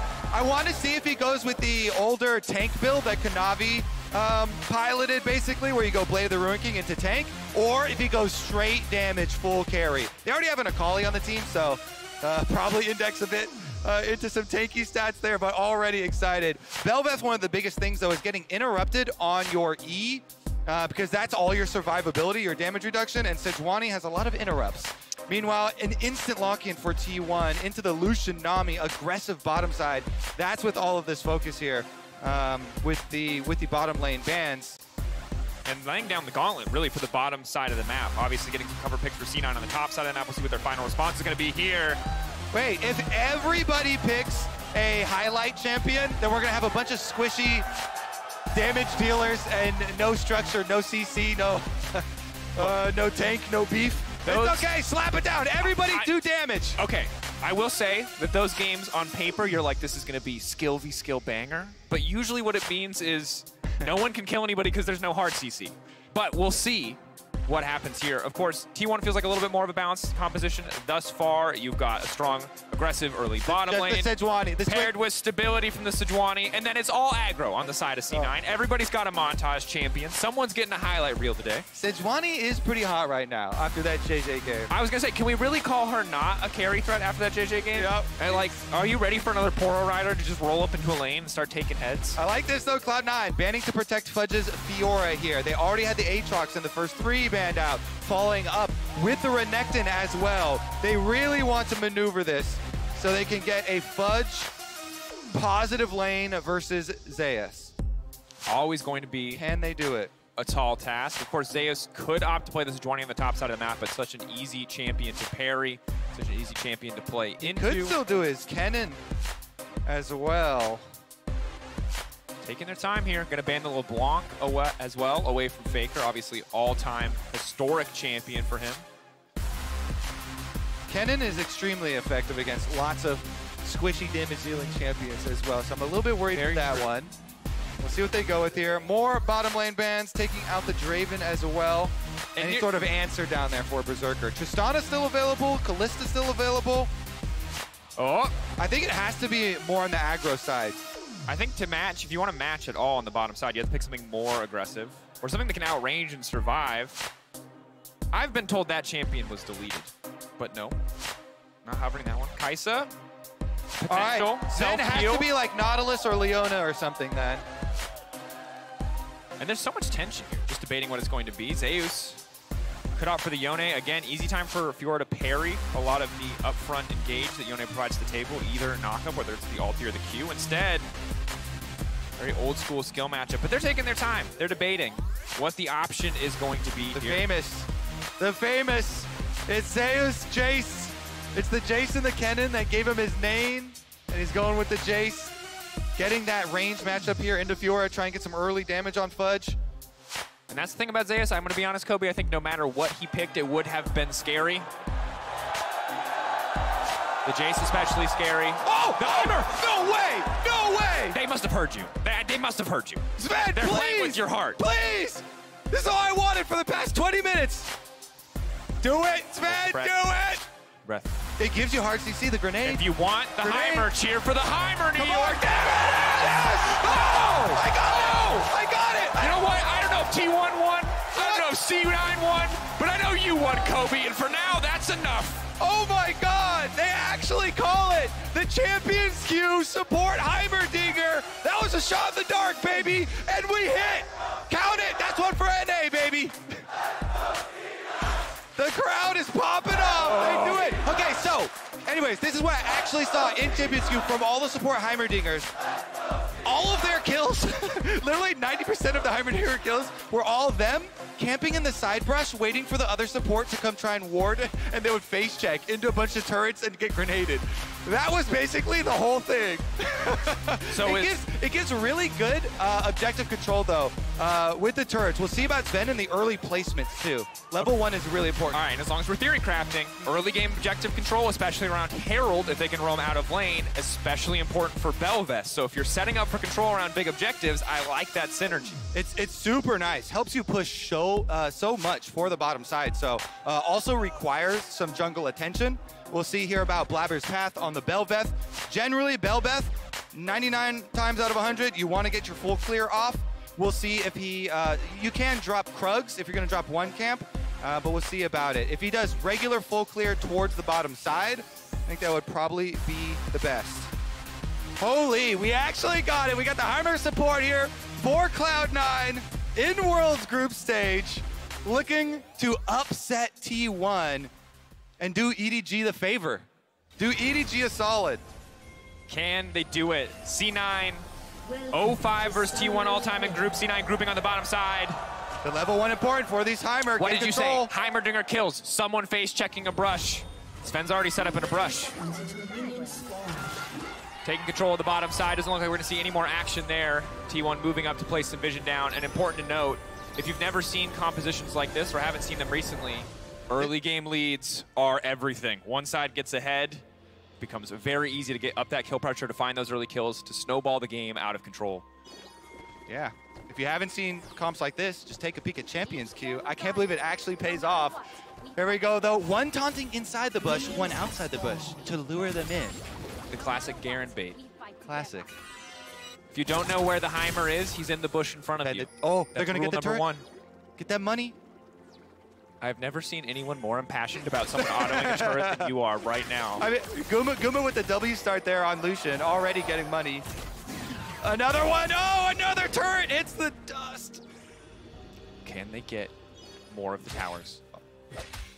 Jensen and Faker, they're trading. That's important. But our wonderful observers and production team, they're going to show us all 3 lanes, because if Kobe can't see those towers fighting, he might lose it. Oh my goodness. Carry is actually farming so much off his spell thieves right now, too. He's just procking it over and over. They get the push, though. Turrets helping out on the push on bottom side. He's having a good time, of course. Junglers so far relatively quiet. Level 3, maybe when we can start to see a little bit more action across the map for the 20 Belveth. We'll see how much Blabber actually wants to power farm as opposed to getting into these lanes. There we go. Exhaust early on the bottom side. Guma now forced away. And the absolute confidence in emote spamming in this bottom lane, you just have to respect it from the side of C9. As Jensen and Faker trading back and forth here. Jensen really with no energy, but the empowered auto going to be more than enough to win out on that one. All right, and we are doing the full clear for Blabber. So that was my question for the Belveth. 99 times out of 100, you want your full clear. He did do the Krug, so he's going to do full red side, head towards that bottom side. Head towards the star of the show. Blue-haired Heimerdinger. I think I might know who your favorite Arcane character was if I just had to, like, just... The voice acting was so good for it. It was so good. Knock up Faker, forcing an early flash. Blabber not content with just full clearing his way through the jungle, wants to put some pressure down on these lanes. I love those types of ganks where when you're crossing from one quadrant of the jungle to the other, you just pass through mid lane and you get an efficient gank towards the summoner spell here. Belveth, really, really powerful ganks early on, because if you have the dashes where 2 of them point the same way that you're going for the player, as Blabber actually, they know he's here, so this should be a T1 counter, very easy for Owner. He's sitting around waiting for it. They know they're going to go for the dive. This could be disastrous. This is very risky. Faker has the CC, has the setup, has the extra healing. Blabber now trying to dash out to safety 1-2. You highlighted it as a way to chase, but the double dash is allowing Blabber to escape in that instance. He's now retreating down to the scuttle. Big health deficit, though. Might just have to back off into his own jungle. Jensen forcing the Shroud down early. He's going to have to back off the wave. Yeah, playing with fire a little bit there. Trading more damage onto Owner. Barely a scratch onto Sejuani, and pretty big chunk there. Taking the center of the W2 damage. Going to leave a mark. Akali also out of potions, just relying on the Doran shield. Little things like that obviously going to start to add up. You expect both these champions to take masteries like the second win, just trying to survive, just trying to sustain in this lane. Faker, though, going to take the first recall. Jensen shortly going to follow. You have to imagine both TPs are going to get used here. They also, though, took the little time there for Owner. He dropped the ward over into the back of this blue pit, so they saw Blabber move from Gromp to Wolves, and they're gonna know as he moves over to eventually pick up #1. They're question mark pinging it right now. They know Blabber has to be coming for something fishy. Faker playing down just a little bit. Stepping up, lands the stun, gets the full combo off. But Blabber standing behind him. Dash just goes right into the wall. Can they take him down? They're trying to burn through Jensen before anything else comes out. Blabber in the midst of the entire team. Stun comes out, but now he can push the E. He can activate it. So much damage resistance going in. Blabber wants to finish it. It's a clean sidestep. They get first blood. They get it. Blabber is able to escape with his life, and Jensen flashes for the finish. It's first blood, Cloud9. And it has to feel so good for Cloud9 and for the fans in the audience. They spent so many resources trying to force that play. And I gotta say, Daniel, the Heimerdinger push on bottom. Sven got the first support roam. Look at the Heimerdinger. Sven coming down because they left the Kai'Sa by himself. It's the W here, the knockup. Jensen able to escape from Owner's counter damage, and then he comes over, the E here, Blabber's able to flash out of it, and then instantly dodges. Nobody from Cloud9 going down there. Nicely played. They punish Faker, splashless. Silas and Berserker is just laughing about it, playing the 1v2 on bottom side. While bot side's going all right, and while mid lane's going all right, Fudge having a hard time here on the top side of the map, and he's doing what he can. But again, this is the champion that this man named himself after. Zeus, the lightning, the laning prowess. Jace is a champion that is not easy to survive against under any circumstance. Fudge blind picking the Fiora. We have to hope that it's going to get easier as he gets some items under his belt, but right now it is a bit of a struggle.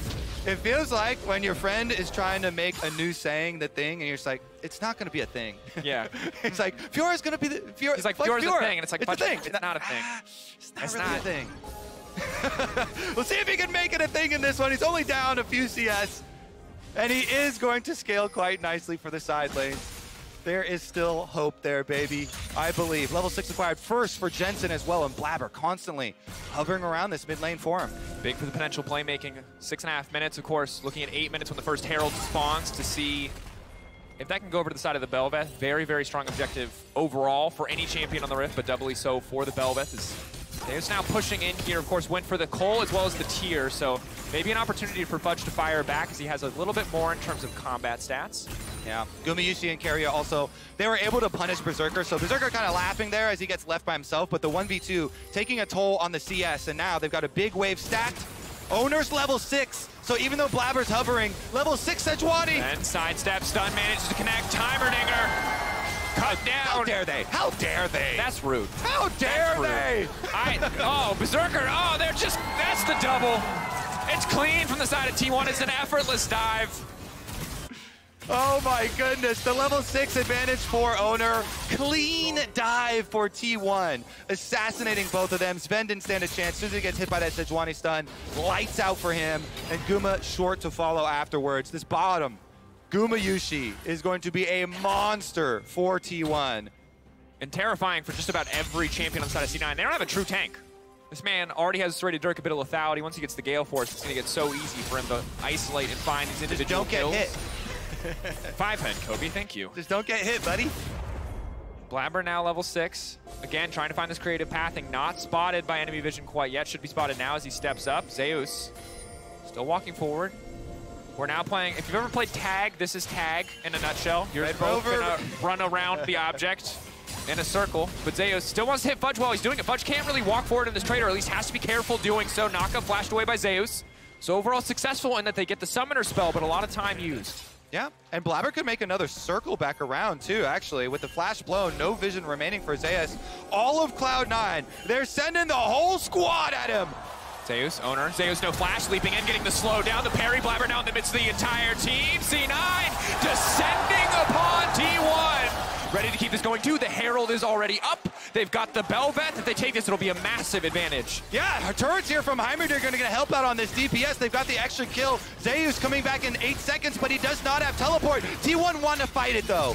Sven backing up, retreating into the rest of the team. Blabber isolated to take the jungler out. That'll be big. The damage reduction from the Bel'Veth. It is not enough. It is not an endless banquet. Guma now on the chase, calling Sven where he stands. and it's just a big leash at the end of the day. T1 saying thank you for the Herald. T1 come in. Once that bottom lane is able to arrive, they're so far ahead. They make a huge difference. 3 kills for Guma now. And Owner on the Sejuani. Easy setup here. Once again, over the top with the ultimate. He does not miss. Another couple kills for T1. And look at it. Huge, almost triple stacked wave here for bottom side for Zeus as well as he goes down there. Gonna get that one up. More turret plate money for him. Blabber wrapping around for another attempt. Blabber powered here. W hit the W. Oh, be big. Missing that knockup is pretty massive. Sustained damage though huge. Now that that's fallen away, you can start to use the E. Oh! It's a solo! He doesn't even need a top laner. Blabber. The solo bolo from Belveth. Blabber there, flashing in to finish it. Looking for a solo of his own. Is he going to go into the tower? Faker waiting, holding on to those cooldowns. Silas always with a That's going to be Dragon. Bar. They may be down in gold here. Cloud9 getting scrappy with it, though. After that disastrous counter on the Rift Herald from T1, they pick up the kill onto Zeus in the side lane and will get the Dragon as well.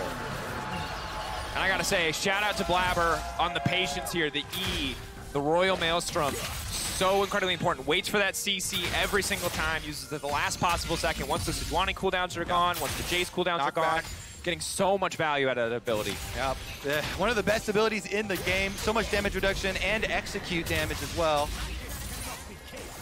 C9 though, really just trying to force across the map. Of course, the cost of them forcing so much, pushing these man advantages, they're losing so much standing CS. They're losing these objectives on the sideline. The Herald now barreling down. Look at this.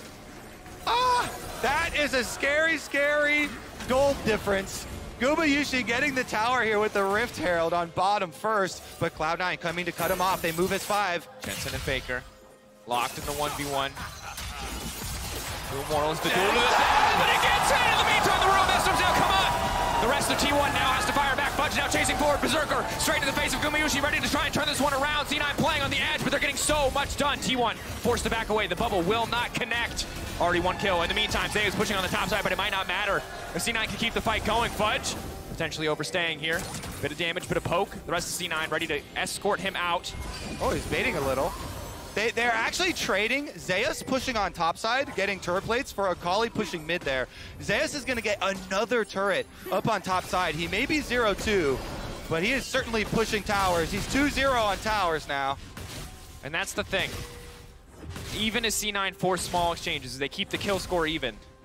They are building a raid boss in this top lane. Slowly but surely, there's a tier stacking. There's a coal stacking. It's fun to watch, though, baby. Jensen going for the 1v1 on Faker with the health advantage at the beginning. The stolen Akali ultimate doesn't matter here because Jensen hits the E, nails him. Then Blabber takes most of the culling with his E and is able to dash out right after that Nami wave. Berserker goes in, a little bit of backward fire there on the W, but they still have the extra member so they can force Owner's flash. And again, C9 getting out with everybody live, but credit to T1 for keeping that 3v4 so close and not losing any members of their own. Yeah. Again, 3-0-0 for Gumayushi. He is 1 scary Lucian. 1.5 items completed, I would call this. I don't really know what you count this rated, Dirk, in the scheme of things. Almost 2 items worth of gold, even if there's not 2 items. Stun gonna connect and predicts the backstep into the double bubble. Jensen now running. Luckily has the Shroud to keep him safe, but T1 tearing through tower plates. They certainly are. T1 remains with the objective focus here. Are they going to get every tower plate in this game? There's a full minute. T1 going to go for every tower plate in the whole game. This one doesn't stand a chance either. They're going to collect all outers. So much money. So difficult for C9 to respond. They don't have the wave clear. They don't have the luxury of a control mage. Jensen, a Shroud will not save you. Gumayushi finds his man. Oh my goodness. That's going to be 15 turret plates for T1 as they also pick up the kill onto Jensen. And again, some of the individual gold getting scary. 1.1, 1.2k advantage for Zeus. If you're an NA fan, avert your eyes from the bottom side of the map. Kobe, you highlighted it once, but remember my plan though, the top secret Heimerdinger plan. Go camp in a brush, and then a single T1 member comes to face check, boom. That's the win comp. That is the ancient tech too, because I think as long as Heimer has been playable, that has been the strategy. brush, camp, brush, camp. Red team's turret has For been now, destroyed. contesting objectives. Fudge and Zeus trade blows. Hammer form knockback. Fudge just getting walked down here. Berserker in the area to cover for him. Zeus playing with a lot of patience. For a game that feels like it's descended into madness more than a few times, Zeus is keeping a cool head. They've been training in the Champions Queue just for this. Your entire career has led to this moment, Sven. You may right. stand still in a brush surrounded by robot towers. Take it from Faker. It's time for hide on brush. He's consulted all of the best Bloons players in the world. He knows exactly where to place the towers. All right, Dragon coming up, and I think goal number 1 here for Cloud9. Get a kill onto this Lucian. Gumayusi still does not have flash. You've got precious seconds before this Loop Pinata Lucian with a huge, huge gold bounty shutdown does not have flash.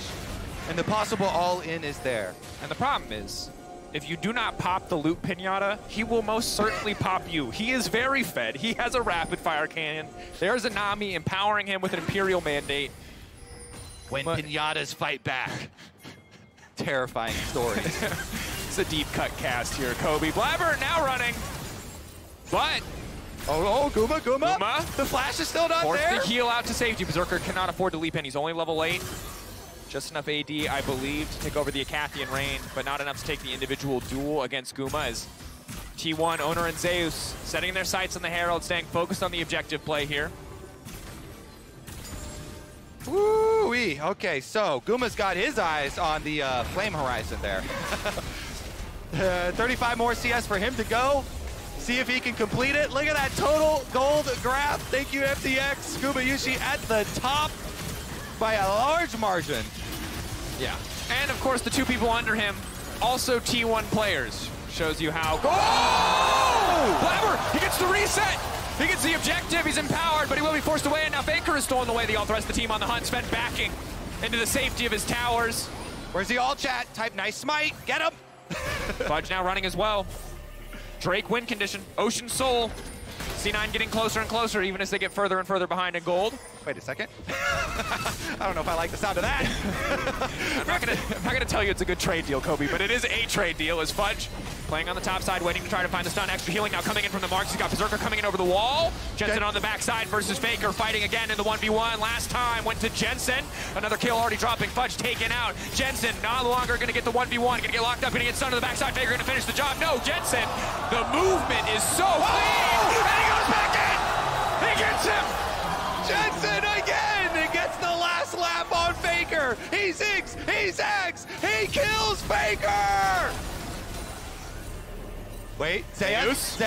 Berserker looking to take him down. Zeus overstaying, trying to finish the job. And every time I feel like T1 are too far ahead. Every time I feel like T1 can't slip up. Yeah. Don't look at the scoreboard.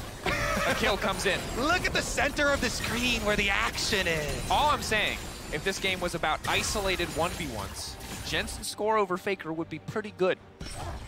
All I'm saying is petition to remove bottom lane from this game right now. And continue on. Anybody? Any takers? I don't know if that's gonna fly. But both sides just take a seat real quick. All right, here's another look at the over the wall, though. A lot of damage from Berserker and Fudge onto Owner, and Jensen with the teleport into the other side on Faker. But Fudge gets annihilated here by Zeus.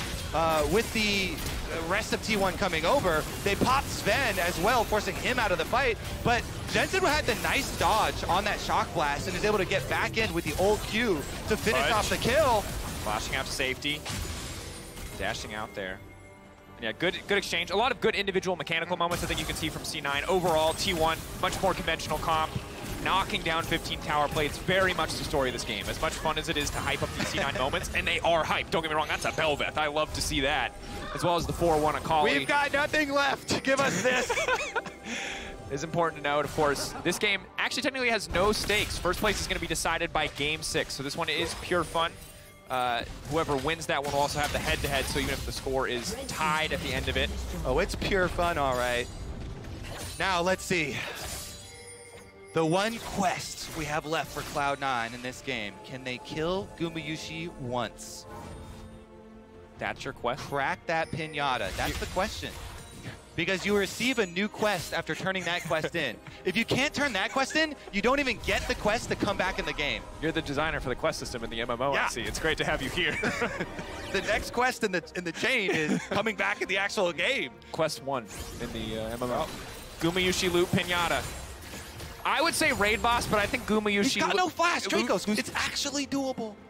He does have Ignite. Which Zeus, though? They've turned it. This is a daily quest. Ready to turn it back. This is a daily on Zeus. And they find it. They're taking down the dungeon. They're set up. Oh, it's not even mythic. They're making it look easy. C9 find a pick. What's the response on the opposite side from T1? They're already pushing out the midway, but there's not a lot else on the map for them to take. Daily's done. Look for the big one. Here we go. T1 coming again. They may be rich. Kobe, they have to clear the ads. They can't just go straight for the pinata. Actually, I'm sorry, Carrion owner fans. Referring to them as ads feels terrible. Flabber dodging bubble number 1, slipping over. Sven setting up the master plan. Your only other plan that you mentioned, Kobe. Baiting them into the brush. Not enough. If only Guma would walk in there by himself. Dashing forward. Flabber sidestepping the second bubble, but he's already getting cut down off to the side, trying to mitigate as much damage as he can. But Guma, godlike, this Pinata fights back. This Pinata's got hands, C9. Oh, and Owner, the sniper, he hits the Sejuani ult onto Sven, forcing the flash again. T1 off of that kill, they're gonna go straight for Baron. 9K gold lead. They might not have the Drakes. Flabber may have stolen them away, but surely they will secure this Baron. Carrier said, we're gonna show you who the boss of Group A is. And they're leaving no doubt in this game. Most certainly are not, especially at the performance we saw earlier in the day against Fnatic. We'll see if they can make the same statement against EDG. But for now, yeah, looking pretty scary. Looking quite boss-like. All right, here's another look at it. They were waiting for Zeus to get back from Fountain, teleports out. They immediately get the kill. Owner also getting the +1 here to get the Heimerdinger flash out just by adding his ultimate. But we're back right out to it. Sven, no flash, has to run away from the Tri-Brush. Dragon number 3, though. This is their hope. Yeah. Hoping to get to Soul Point. The Sejuani ult is up, though. That is scary. Nobody can tank it. They have to juke it. They have to hope for a miss. Guma going for a bit of poke. Faker has stolen a Kali ultimate. Tidal wave up as well. C9 has to be careful about stepping too far forward. It looks like C9 are going to back away. It does look that way. It would appear that they are not interested in the fight. And you might say it's because they're 10K gold down, but I'm going to give them the benefit of the doubt and say they just don't feel like fighting for this one. Yeah. T1 going to take their first Drake of the game.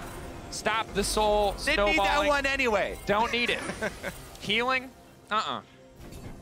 Never been a big fan of Ocean. No, don't like it. Yeah. Okay. Oh, hide on brush. Let's go. Hide on brush. Let's Full go. operation. Wait, they're flanking. Teleport's coming in. Double teleport. The double teleport. Gonna try to lock him down. Sven, he has to get back to his towers. He has to get out, but he's already been taken out. The collapse now coming in. Fudge. Scramble! Trying to find it out. They need to make a way out. The step now coming in. Fudge, run. Back it up, Tear. Back it up. Faker on the chase down. Oh, they're just not giving it. Oh, my oh, avert your eyes, NA fans. It's not pretty. Cut the tape. All right. Oh, wait, here we go. The 1v1. Honorable 1v1. Jensen up, currently 2-0. Faker, can he bring it back? Jensen, can he take the best of 5 against Faker in the 1v1? Oh, that's all that matters. Can he get it? Shuriken flip. Golden. Can he take the best of 5? Oh, Faker coming back. Faker with the stopwatch gets the last laugh. He takes down Jensen, and T1 will take down Cloud9. Flabber leaping in, a last desperate defense, a few more towers for Sven, one more tower for T1. Just about start to finish dominance. Some flashy moments, some highlight plays from the side of C9. They gave us the montages we were hoping for, but T1 did it even better. Whew. Berserker backing away, T1 finding the win. Their fate to be decided in our final game of the day. Woo-wee. No stakes, but we had some fun. We got the Heimerdinger support call out. Got a bunch of 1v1s. What was it in the end? It was like a best of 5 or something. I think it was a best of 5. The one, to be fair, the top one wasn't super 1v1. Wasn't exact. Yeah, so I think we could call it 1-1 in terms of the Jensen Faker, Akali Silas 1v1 score. Yeah. Would love to see that 1v1 again at some point so we can settle that. Yeah. Critical part though, Faker stopwatch immunes the damage of the E2, the big damage chunk from Akali. And he's able to turn it around there. Great stuff from T1, proving that they are indeed the bosses of Group A. Let's see about their answer with EDG though. Yep. Coming up next, baby. Yep. Of course, 4th fastest game of the tournament. And while T1 will move on to fight for a spot out of groups to decide which seed they will end up with, fans cheer for C9. And credit to C9. They made the last one fun. It was exciting. It had great moments. It was an incredible game to watch. And obviously a super difficult tournament. But it warms my heart, Kobe. Yeah, I love to hear it. The continued support from the fans, much appreciated. Because there's so much salt online, but here and it just feels like all love here. You know what I mean? You got so many C9 fans cheering, celebrating this moment. It's a bittersweet end for Cloud9. Even if it was a super sweet game. Oh. He's debating. Does he pull out the sign? We didn't see the sign. We're not going to get Unfurl that bad boy. Unfurl the sign. What does the sign say, sir? We'll find out. Whew, okay, now we get back to serious business. Okay, are we back to serious business? We're back to serious business. Because I was going to go back to Loot Pinata, but we can go back to serious business. We're getting back into serious business with our next game coming up. Yeah, a lot of tension on both sides. Of course, this is everything. You know how important, if you've watched World any year, Seed 1 is just about everything when it comes to favorable placement going into best of 5s. And of course, if you're looking for more Worlds content, you can check out the Riff Reaction podcast hosted by Travis Gafford and our own Emily Rand. Episodes drop every Wednesday, and that means there's brand new episodes of Riff Reaction waiting for you on Spotify. Check it out. There are so many hot takes. There are so many things. So many hot takes. So many hot takes. They're so hot. They're so spicy. Can't touch them. Can't touch them, but you can listen to them, and that's what's important. And while we queue up for the next game, while you queue up that episode of Riff Reaction, we're heading back over to the State Farm analyst desk. They are that way. What's up, everybody? Welcome back to the State Farm analyst desk. We're going to do our own little Riff Reaction here. Just off of that singular game, and then maybe you can tune into Riff Reaction on Spotify later on to get both Travis Gafford and Emily Rand's thoughts. Unfortunately, the end of the tournament for Cloud9. They fought valiantly, but T1 will take them down here in the 5th game of the day. Just want to break down a couple elements of it. We got the Heimerdinger. We got the Belveth. It's nice to see the opportunity for the Cloud9 players to kind of step on the stage and just kind of throw everything out there, leave it all out there so nothing's in question anymore. Yeah, and I mean, anyone who's watched LCS knows that I am a Belveth enjoyer, actually. I've wanted to see it on the LCS stage. And interestingly enough, when we were asking North American junglers why people weren't playing it, Blabber told us that he's like, yeah, you know, like it's a little bit different than other junglers, and we're afraid that if you don't snowball, you're just kind of useless and all this other stuff.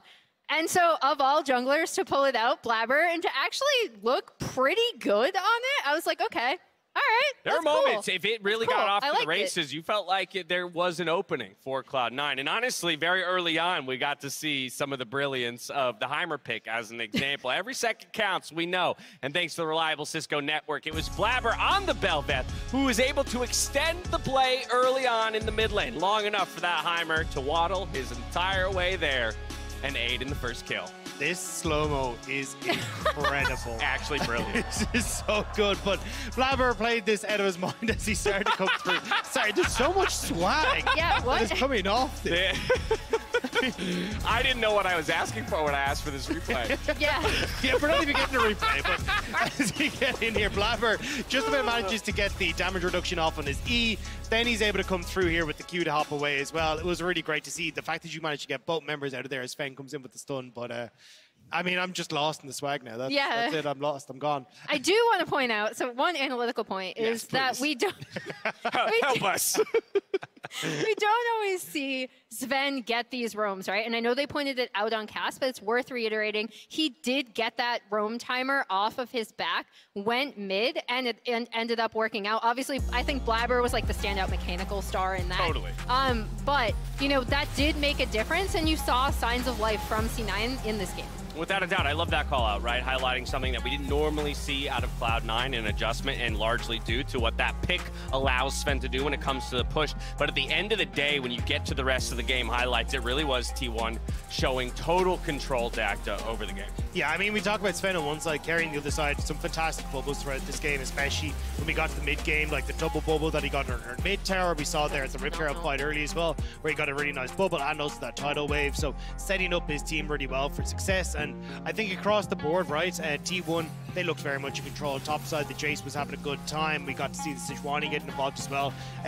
But to give a shout out to Jensen, as we see him on the screen, like Jensen actually had a fantastic game. I don't know what his end score was, but halfway through this, he was like 5-1. Like, he legitimately had a great game. Just unfortunately, the Faker managed to take him down to the end. You're down in gold at that point. Faker has already shown today on the Silas when put down by Humanoid how impactful he could be on that pick, and so he does it here again. It's going to bring into question that mid lane matchup in the 6th and final game today, to say the least. But we say goodbye to Cloud9 here. T1's got one more game on the docket, and it's against the defending world champions in EDG. If you aren't joining us in San Francisco for the finals, though, you can experience Worlds with friends and family on the big screen. Worlds will be coming to select theaters near you, and you can use the QR code right below us to grab your tickets. While you do that, we're stepping away. When we come back, it all comes down to this: T1 versus EDG.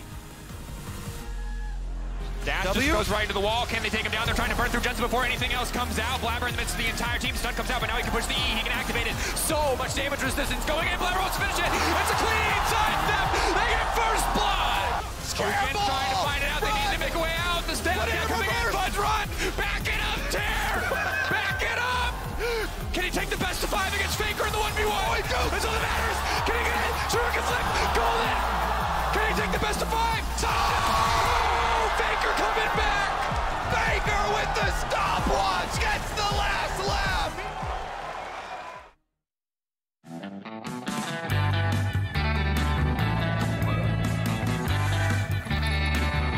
I wanna see the world now, baby, let's go. It's nothing but a green light, it's ready to roll.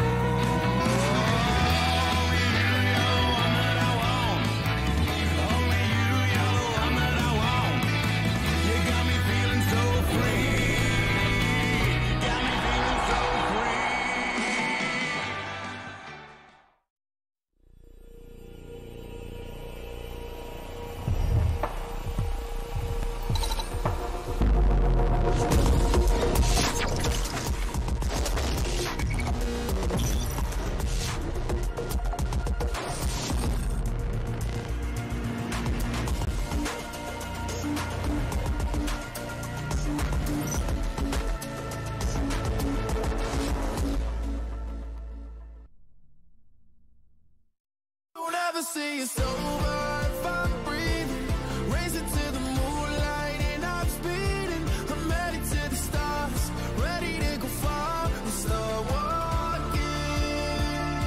Don't ever say it's over if I'm breathing, racing to the moonlight and I'm speeding. I'm headed to the stars, ready to go far and start walking.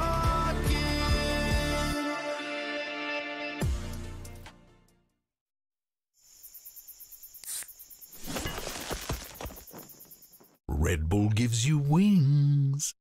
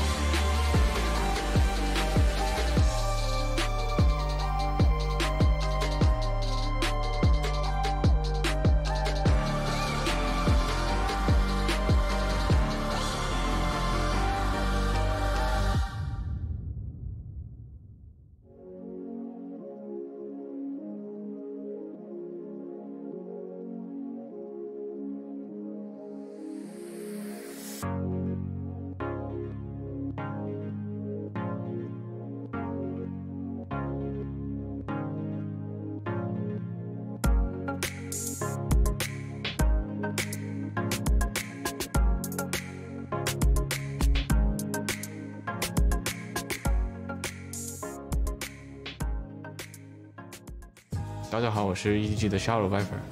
我觉得现在我们的状态比去年的话35%吧，我感觉我们可以更猛。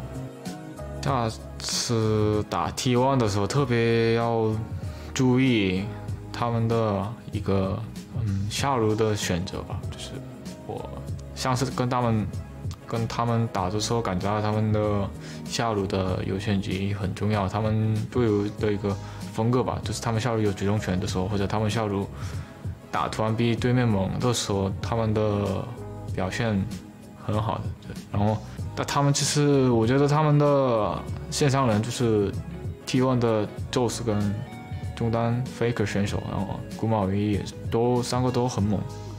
我觉得我们线上人更要努力，很有自信，因为不是我们，就是我们打得好所以赢了，我感觉挺有效果的，就接下来的比赛也很有自信。Welcome back to Worlds 2022 in the State Farm Analyst Desk, where it all comes down to this. First place will be decided between T1 and EDG in this game. And Emily, if history has anything to say about it, things are looking good for Faker and T1. Yeah, so we were talking about how EDG, current reigning world champions, right? They actually finished second in their group to T1 just last year. Faker has never exited a group stage without being in first place. We ran this at top of the day. We're running it again now. That's just insane how consistent he has been on SK Telecom, now T1. And his most recent one in 2021 as well, right? That was where he actually got the lead over EDG in that group to put themselves out as the first seed, but didn't end up paying off for them in the end as EDG won the entire tournament. Yeah, so it's wild to think a loss here would leave them at 4-2. That would be his quote-unquote worst record in the group stage and his only second place exit from the group stage. Of course, equally for EDG, having fallen, just one place to T1 last year, will want to do one better, even if they were able to snag the trophy at the end of it all. But the first time that these teams met, it was T1 that still came out on top. Yeah, and I mean, T1 came out and absolutely raised this game. I think one thing that's really cool that comes from this game that I want to touch upon is that T1 bot lane. Again, this is the game that we saw them bring out the Sivir Yuumi to the group stage, but just in the last game that we saw them, you had Kuma and Keria on the Lucian Nami, and they looked absolutely phenomenal. EDG is also a bot lane focused team, so that's the matchup I'm actually looking to the most. And I also, while T1 were playing fantastically, I do also think there were a lot of misplays by EDG. I don't know if it was the 35% we heard Viper talk about, but certainly when I look at this, right, we saw a misplay from JJ coming in where he ends up mistiming the smite to get the spell shield on the Sivir. We look at that Rift Herald play there as well. Viper is going forward while his front line is going back. It felt like there was a lot of miscommunication on EDG. So that's one of the big focuses that I want to see them clean up coming into this. And after the performances they've had earlier on today, it feels like it's going to be EDG looking pretty good coming in. Yeah, you mentioned that 35% number. The idea that there's still 65% to find is absolutely terrifying to me, but I would venture to say that if we take a look at how these teams have performed so far today, EDG has at least found some portion of that 65% they think they still have left, because they look damn good today. Yeah, I mean, EDG looks fantastic. T1 have looked great as well. Even Zaya's bringing out the Yone here to make sure that he's going to be able to carry from that top side. You also had them just being able to play in this mid lane incredibly well. Well, after we'd seen at least a little bit of aggression coming through from Razor towards that mid lane, being able to bounce back, find success through the bot side, and then start to set themselves up. T1 have looked just as threatening as EDG have.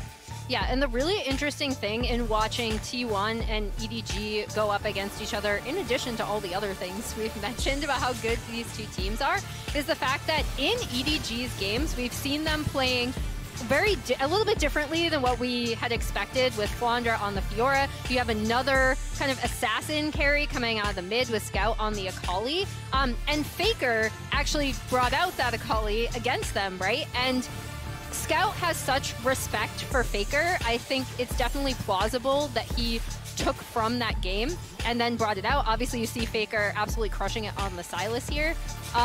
So yeah, that's another cool kind of thing to add to the history and rivalry between these two teams. Especially when you look back at 2021, it was picks like the Sylas and the Akali that Scout was bringing out at the end of Worlds to kind of have these big pop-off moments. And I'm wondering if we will see a very similar story for Scout here, trying to play things like the Sylas and the Akali. But I think we will see a shift in that top side. I'd be very surprised if we see Flandre going back towards a Fiora a third time today. It definitely feels like we'll be looking more towards things like the Gragas, these kind of things that are much more kind of tank-orientated for Flandre on that top side. But I'd love to see Mako continuing to bring out these more engage-orientated picks like the Thresh, because his roams throughout today, and even when we saw in week 1 against C9, have been so instrumental to their success. And I want to see them lean on this again.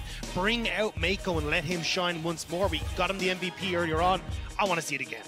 Yeah, EDG wiping the floor with Cloud9 there in some of those bot lane skirmishes, but it really does put an onus on to what you were talking about, Emily. While yes, the mid laners of both squads have been performing, a lot of the focus feels like it's being pulled towards the bot lane when you actually match these two teams up against each other. And speaking of another player who I think obviously Mako and Keria I see as a bit similar in regards to the fact that yes, they both can play enchanters, but they're so good at initiating. They're so smart. Both of these supports can control entire fights and skirmishes with these kind of champions. So basically, I just want to see Yuumi banned. I didn't prep you guys on this, but I'm going to ask you as we throw to casters, who takes the game? Who gets first place in the group? Is it T1 or is it EDG? EDG, Jayo. Okay. That's what I'm saying. EDG is the call here for Dagda. Emily? I'll balance it out. I'll take T1. She's going with history. She says it's going to be Faker and T1 who gets it done once again. We're back over to Dracos and Kobe for the final game of the day. It's a split desk dash. Wouldn't have it any other way.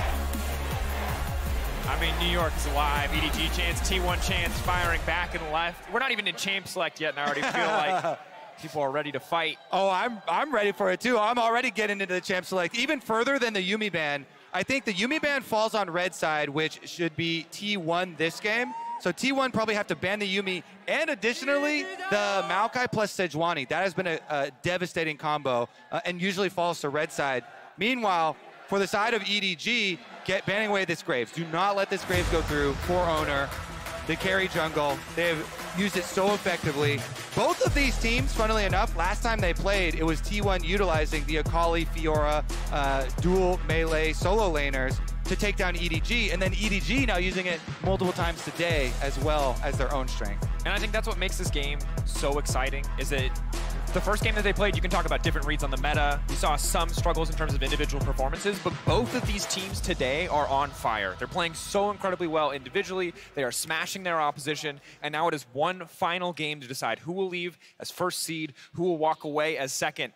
As we get picked bans, you've already highlighted the Yuumi. I don't think it's going through again this time. And if it comes down to strong solo laners matching each other, counter pick, early jungle support, all of these things become so incredibly important. All right, Yuumi off the table. Probably Maokai, Sejuani. You know, these tank front lines so difficult to deal with. Oftentimes fall to the red side. Meanwhile, for EDG, worrying about possible solo lanes themselves. Azir, Aatrox, two of the most popular, and have remained so this entire tournament. Bottom lane, though, T1 followed up with that Caitlyn, still not wanting to give over EDG that guaranteed push bottom lane. Caitlyn Lux, Caitlyn Morgana combos. And certainly taking away some of the guaranteed scaling options. This is the case when you ban the Yuumi, you take the Sivir Yuumi off the board, you take the Azir off the board, taking away a tank like Poppy, interestingly, with only one ban left, either the Graves or the Maokai then. Graves or Maokai get through. One of the two. What's the choice here for T1? Sejuani as well with the melee solo laners pretty strong. And you're in a position where you can choose to ban one, leave the others up and available, or ban nothing, leave the pool wide open. Instead, opting to ban the Fiora. Respect to Flandre. Again, not a champion I expected to see him play. Busted it out twice today already. Are they willing to do carry jungle? Every jungler has been googly eyes over Graves here since the buffs. Such a powerhouse. Oh, wow. I think this is why T1 elected to leave both Maokai and Sejuani up, so that, okay, you get the Sejuani, we can get the, Graves plus Sejuani back on the other side. Play it into the Maokai front line. And see what the option is going to be here. Now remember, last time these teams played, it was Viper who got his hands on the Kalista. The expectation was that EDG bot lane would run away with it. But Guma 5-0 and 12 the last time they met. This time around, Kuma putting it to the test, just wants to show that he's better across the board, both on the scaling and on the early game champions. Will get the Kalista for himself. Now it feels pretty mandatory that they take at least one of the remaining power picks, but perhaps they've got something else up their sleeve on the side of T1. Yeah, just trade it. Give the Maokai, get Sejuani as consolation. They've been very, very, very happy with this champ. Flexing it, no problem. Now EDG get to debate. They can obviously match AD. See if there are any other champions they want to bring to the board. We've got flex picks on either side of the Sejuani and the Maokai, so a bit of uncertainty for both teams being sowed as we get ready for the second ban phase.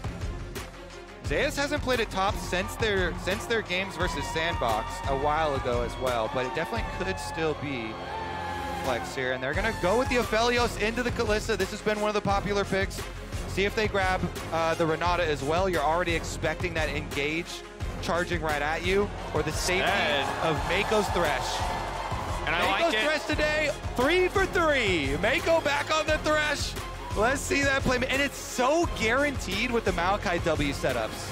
And the thing is, you highlighted it already, we've already seen this exact play from the side of EDG where you just go mid with these two champions and there is nothing you can do against a point-and-click CC of Maokai into the follow-up. But I also just love seeing Mako on playmakers. The second Yuumi is off the board and we get to see playmaker on playmaker. Emily talked about on the desk, Keria and Mako, two of the best playmaking supports in the world, no doubt in my mind.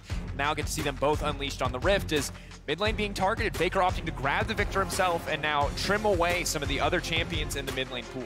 Yeah, whittle down on some of these assassin picks here for Scout. Zakali today was really clean, instant ban there. Meanwhile, for EDG, gotta look at the support role, the pairings with Kalista. What can we take off the board? We take out the Renata. We were able to pick up the Thresh ourselves. What else do they want to opt for? Are they concerned about the Nautilus? Obviously, we're able to outplay Fnatic, but still a conventional counter pick, and certainly stronger when empowered by a Kalista. Viego now also going to hit the bench. Makes sense, as the Maokai remains a flex. Ooh, Kobe, I don't know about you, but I'm feeling the pressure, man. I feel like one wrong step, one crazy pick could change this entire draft. I mean, if you ban either Nautilus, then they could just go more engaged like Leona or something like that, too. Would be the go-to. Oh, they're still worried about the Pike. Keria Pike. I mean, it is scary. Certainly shakes the game up. Oh, please. Keria, one of the deepest champion pools for supports. And he's playing with the hearts of the viewers at home as well as the audience here in New York. Nautilus is the conventional choice. The point and click is just so good versus that Aphelios. But the Bard. Soraka. The Soraka comes back. Very aggressive harassment in the early stages here. So good against Thresh too, because when you self-root yourself going for a death sentence, boom, Soraka nails you with both spells. And difficult too now because there's EDG, Graves finally. If EDG lock in this Graves, their composition excellent at fighting front to back, but they don't really have a backline diver without a flank to get on top of the Soraka, and that's gonna make this tanky front line in the form of Sejuani so much better. But you want a diver, there it is, Lissandra Graves duo. The kill pressure onto Faker in this game will be immense. Some of the best EDG games have been when they have these enabling mid-lane champions roaming around, creating plays. Lissandra, huge possibilities here for Scout.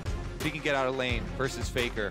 And even setting up towards mid lane. You think about top lane roaming down, Maokai W roots with Lissandra CC, or Thresh roams around the map, and they pick up Zeus with the Gangplank here for the ultimate towards bottom side. They really have an aggressive bottom side now. Gangplank ultimate plus the Kalista Soraka.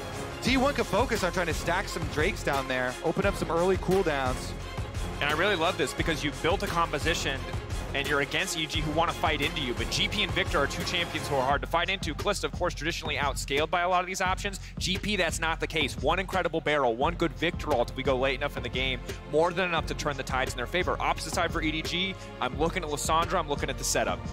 Gangplank also really good versus Lissandra too, so see if I really do like the T1 side of it on this red side draft. We'll see though, EDG have a lot of playmaking ability. Maokai, Lissandra, Thresh.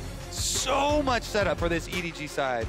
In the previous game so far today, the heroes of the team were JJ and Mako, you know, supporting the team, setting up all these plays. And JJ, bloodthirsty Sejuani, 6-0 on the Sejuani. Almost 100% kill participation, not quite. And now he gets the carry champion, the carry jungler of the tournament, Graves. And it's going to be incredible to watch. I feel like JJ looking for a bit of redemption. The Vi game he played the first time around up against T1 was not his best. A lot of small mistakes, small errors. A chance for redemption here, a chance to secure first in the group. Those are the only stakes that matters. Win your first, second you're still out. You're going to be going against the first seed from another group, a terrifying prospect when you see some of the titans in other groups. T1 versus EDG to end the group. Just think about it. This could easily be a world final in any year. It's been an MSI final. 30 seconds. And again, the crowd hungry for action here, and you can't blame them. We might get a bit of silence, we might get a bit of quiet on the first few levels, at least in the game. Oh, and we got the control ward start here for JJ again. Control ward start for the Graves. See, Faker, first strike, no cleanse. Level 6 comes around, the gank, the setup, the path is clear for the side of EDG if they want to make those plays happen, as you highlighted earlier. Zeus with the oranges, so easy for him to mitigate a lot of that dive threat, a lot of that gank threat. And I think the bot lane naturally is kind of where I look towards. As explosive as the solo lanes have been, I feel like the GP versus the Maokai, it's not going to be our source of action. Mid lane level 6, but we know how important the early levels are. Keria and Guma stepping forward. Poke not going to connect onto Mako.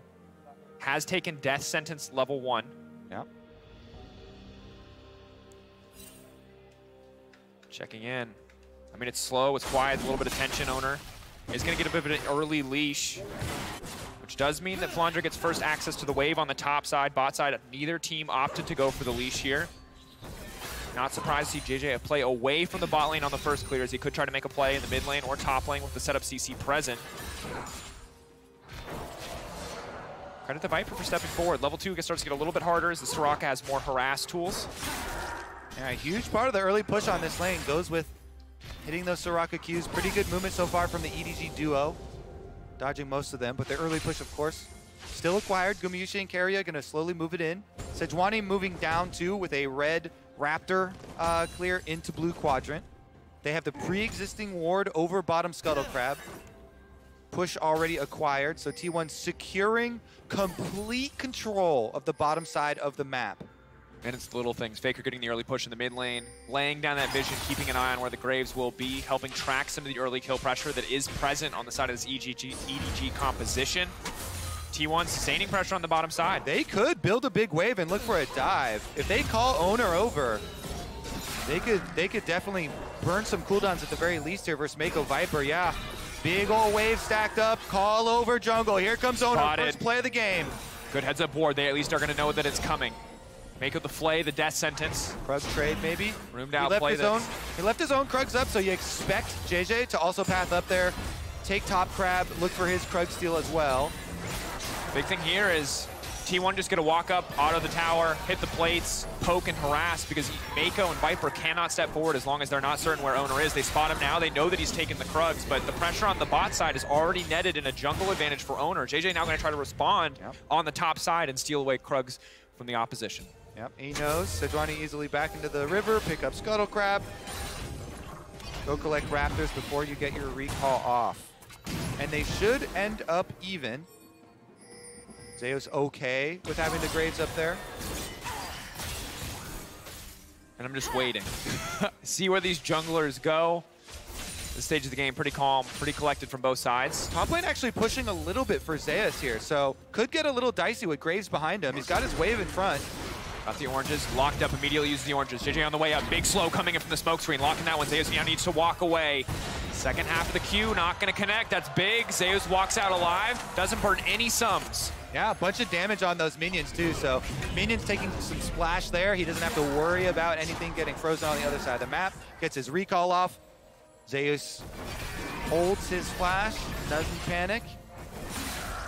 Yeah, credit to him. Of course, small goal lead for Flandre for now as the wave.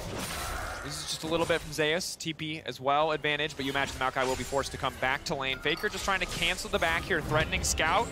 Good hook, but no real follow-up there on the bottom side. Keria and Gumayushi so hard to bully out of lane. They have so much sustain. tell the tension here in the crowd to top the group as soon as one skill lands. Teetering on an edge. And of course, when you don't know where the junglers are, that is the kind of pressure that you're under. A single piece of CC hits and there is the follow-up. Fall down very quickly, and again, small advantages for either side could mean a lot as we move forward. 5 minutes in, Herald still 3 minutes out. See if T1 can use this opportunity. Getting some canceled recalls here for Viper and Mako. They're very low. They have no more sustain left. No more potions for Viper. 50% health there on the Aphelios. And the wave getting pushed in once again. It's an early move for T1. They decide not to recall and go for the plate money. Ooh, one auto there, getting it dangerously close. But you can see the longer they keep Viper in this lane without backing, the bigger the CS lead feels like it's going to get. Again, you highlighted already, running out of mana, running out of health.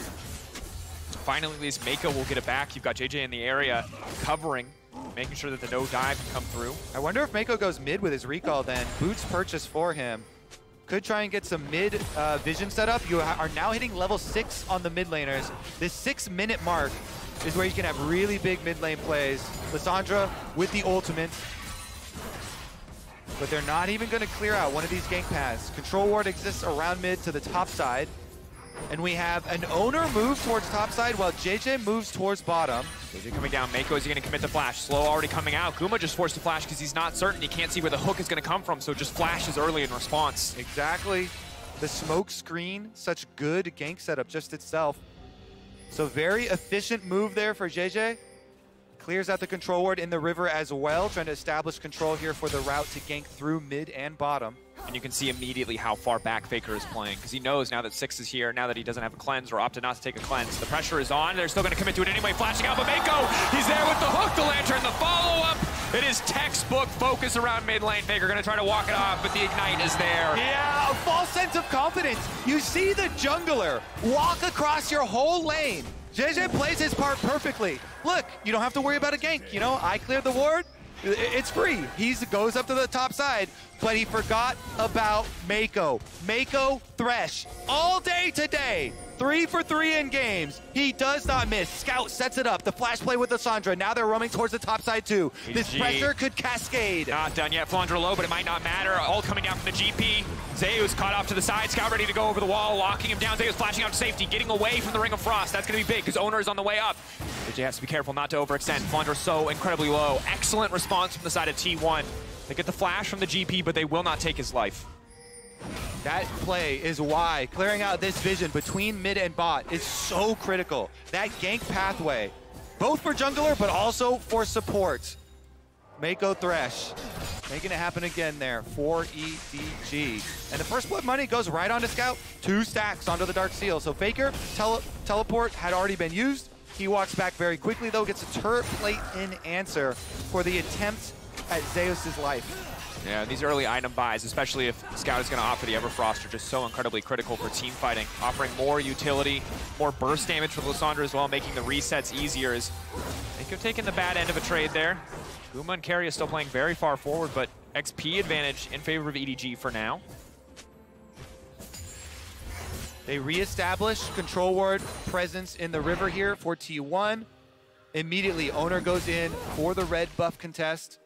Leashing it himself. Sejuani doesn't do it very quickly, but JJ will stop at Raptors, so that's going to give him enough time. He's got Smite, no problem. It is secure. Level 6 Sejuani, fully operational. And you can tell how close this game is and how much it means to both teams, because neither side is risking overly aggressive moves to try to force Drake. Recall timers are being used for buys, for laning advantages. Neither side able to match a significant enough lead that they're able to take one of these big objectives across the map quite yet. And you can see there, Scout, he then takes the couple seconds from mid lane, push out, then move into the river, clears that control ward immediately. As soon as JJ says, hey, he took my red, he must have put it down another control ward. Go clear that thing out. That is our path to playmaking here. Scout, though, has stealth ult. Just spotted him. Could buy time with it. Not too threatening from a damage perspective, but they will not overcommit. He's looking juicy, though. Owner wants it. Waiting, hoping that he burns the E. Owner can't afford to miss. Soraka on the way up. They're going to commit to the play. Scout locked down. Buys himself a brief moment. The gravity field's already there. The silence from the Soraka is key. Carrier coming in just in time. Patience pays off, and it's right at the Rift Trail. And EDG going to start it out regardless of Scout going down. And T1 are just going to roam everybody to the bottom side. Look at the turret plates already being mined by Guma Yushi. They kept Guma on bottom side. EDG make the call. Full rotation up. And it's so critical that T1 are able to grab not only plates in the bot lane, but plates in the mid lane, because if it's just the Herald, the local gold, pushing that trade very much in favor of EDG, but Viper, perfect guns to take a tower. As I say that, he swaps away. Can just drop the Herald on the top side, but T1 fighting fire with fire, responding with a play of their own. 1K gold lead for now. GP ult just to clear the wave. The dive coming through on Zeus. No way he makes it out of this one. Soraka heal. Will not be a knife. Viper flashing out to safety though, and Carrier here to stop the push from amounting to anything else. Soraka by herself, not too scary though. Faker's teleport is not even quite up yet, so Faker could not even teleport to tower. A couple more seconds on it. Maybe when the cooldown comes up. Herald. Can the Herald charge before the teleport cooldown is up? I think they're gonna blow it up, yeah. Trying to get it down. That thing is gone. 2.5 plates, gonna shred through it. EDG grabbing first tower of the game, now finding themselves the gold lead. Good heads up use of the Herald. Scout already covering the bottom side to stop Guma for pushing for anything else. Ooh, one more. One pistol shot. Ooh. Doesn't mean much yet, but might mean an extra easy 600 gold later in the game. Shelly's a hard worker. Gonna see that job done all the way into the secondary turret. Definitely could mean something later on, but not extreme split pushing on the side of EDG, of course. They're looking for the quick push and roam strategy. Try and make use of that crowd control setup. Faker, meanwhile, moving down to find Scout again. Scout now has Flash, though, in addition to his ult. So. Faker moving with so much confidence because he has Luden's massive item advantage. He can just zone Scout out of this lane, force him out by trading aggressively, and as long as there's not a jungler in the area, heavily favored for him. It's just going to back off there as Mako tries to regain control of the bottom side. Of course, important to note, the Graves obviously packs a punch in terms of damage, but Umbral Glaive just such an overall powerful item when it comes to these fights over vision. Yeah, especially when you always combine it with the zombie ward as a jungler. It just proliferates the vision across the map, and he's going bottom side looking for Faker. Scout with the setup again. Looking to lock him up. Gravity Field going to lock down JJ for a brief moment. Scout now forced to back away. JJ now on the chase. That's the challenging smite laid down. 1-2 shots coming in from the shotgun. Owner not going to connect on the ult. It's big, but JJ whiffs. Oh, the movement from Faker. But no! One bullet, the fade away with the lantern from Mako. It is beautiful to watch. Oh, Faker, the hubris there. He wanted the money, but JJ, he moves right in front of the Sejuani. Owner could not block the shots. He gets the kill and gets out on Mako's lantern. This Thresh is such an enabler. And that is an absolute moment where the tiniest mechanical differences matter. The box laid down, the lantern there, but Viper not quite close enough to follow up. Lumen Carrier staying focused, but the gold still so close. 400 difference between these two teams. There's a Drake for the side of T1, but there's a tower for EDG. Oh my goodness. All right, I'm pretty sure JJ misses the Q damage too. So yeah, Scout, it gets flashes with the ult. JJ doesn't get the Q damage or the R damage. He's also gonna get juked on the R. But as long as he eased the stun, Faker comes back in, and JJ just moves across the Sejuani, gets the auto there. You gotta have a body blocker. Because at this moment, he knew he made a mistake. But and then the Mako lantern there as well. And the thing I love about that is even in a serious game, even when the stakes are high, both make Faker grinning, JJ grinning, they both know what happened there. Yeah. You just gotta respect it. You missed the Q, you missed the R, but you hit the I. You gotta play it flawless. That's the pressure when the gank comes through. Viper and Mako reestablishing control of the mid lane. Only gonna get harder for Flandre to sit in lane up against Zeus. As the Triforce already completed, it looks like Collector on the way. Obviously very powerful with the GP ult. And Kobe. This game is delivered. Thus far, it has been exactly what we wanted. It is no longer one team out-drafting or styling on the other. It is neck and neck. It is toe-to-toe, fist fight across every single lane. And it's going to be very interesting to watch. Oh, Zeus! He's hitting the barrels. The cats come out. But they're just a parting present. present. Down the whole forest there, Daniel. Oh my goodness. He's full health too. Faker on the other side though again. JJ back for round 2. Owner's waiting for him. JJ now going to be in trouble. Only 2 stacks though. The entire team now backing off because they know they don't need to fight. They don't need to force for anything else. Already on the top side, Zeus has done so much to build an individual advantage. 40 CS lead, taking a tower. The GP is massive. Yeah, Trinity Force and Serrated Dirk spike here. While Flandre's still working on Mythic. He made the stop off to get the tier for the mana. And Zeus finishes Collector at 15 minutes. Trinity Force Collector done here for Zeus after that. Level 11 as well. Yep. Rank 2 Ultimate next time. Okay, let's take a look back at this one. Honestly, this is so quick. Oh, so Flandre W'd, but it's a little late. He still took the barrel damage. He was trying to dodge the barrel damage with the W, but it's a little late there, and Zeus just pops him. The Cats just give him a warm hug on the way out. He's having a great time, getting everything he wants in the exchange. And T1 now setting up around the objective. And remember, with Zeus this far ahead, with Faker at level 11, EDG fighting into this is so hard. But Scout on the side, maybe he can get something done. They're moving into a choke. This could be big for Losada, but the silence!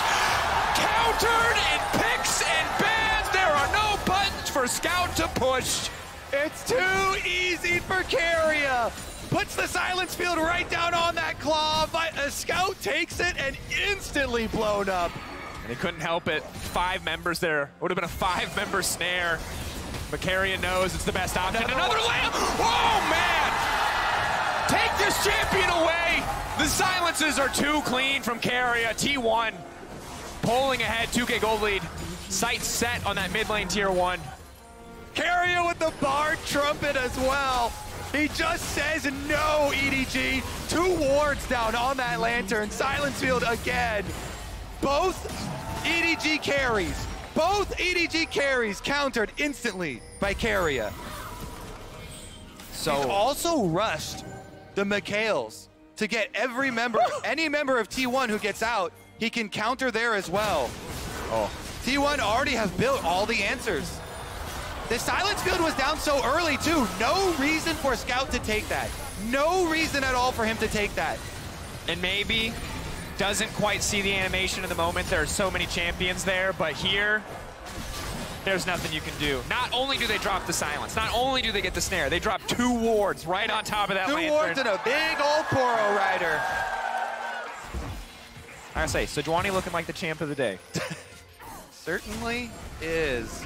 My goodness, though, this EDG comp, it relies so much on picking people off on side lanes here. The Maokai, Lissandra, Thresh that we went over. But T1, not only do they have the Gangplank, they also now have the Mikhails to get anyone else out. A Soraka heal as well for anyone who gets picked. They have so many answers built to the engage of EDG.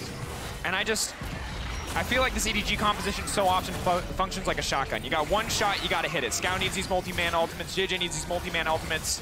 But the Soraka is just a cork in the tip of that shotgun. It is not going well. Snare gonna hit 3 though, that's big. That could potentially be the start of the fight that they need. Faker trying to zone the rest of the team away, but Scout's already on the back line. He's managed to lock down 1. Maybe this is the follow. Viper on the backside, not able to get in though. That's gonna be key. 2.5 seconds from the Zanyas. Not enough. Zeus leaping in. It's a Pyro with a gun versus all of EDG, and he's making it work. Keria, the frontline Soraka. We went from dead even to absolute slaughter. T1 taking over the triple for Zeus, dominating the fight. Keria said, we are the boss of Group A. T1 going to emphatically put their stamp on the day. It is a clean ace. Zeus taking heads here. Collected, collected, collected.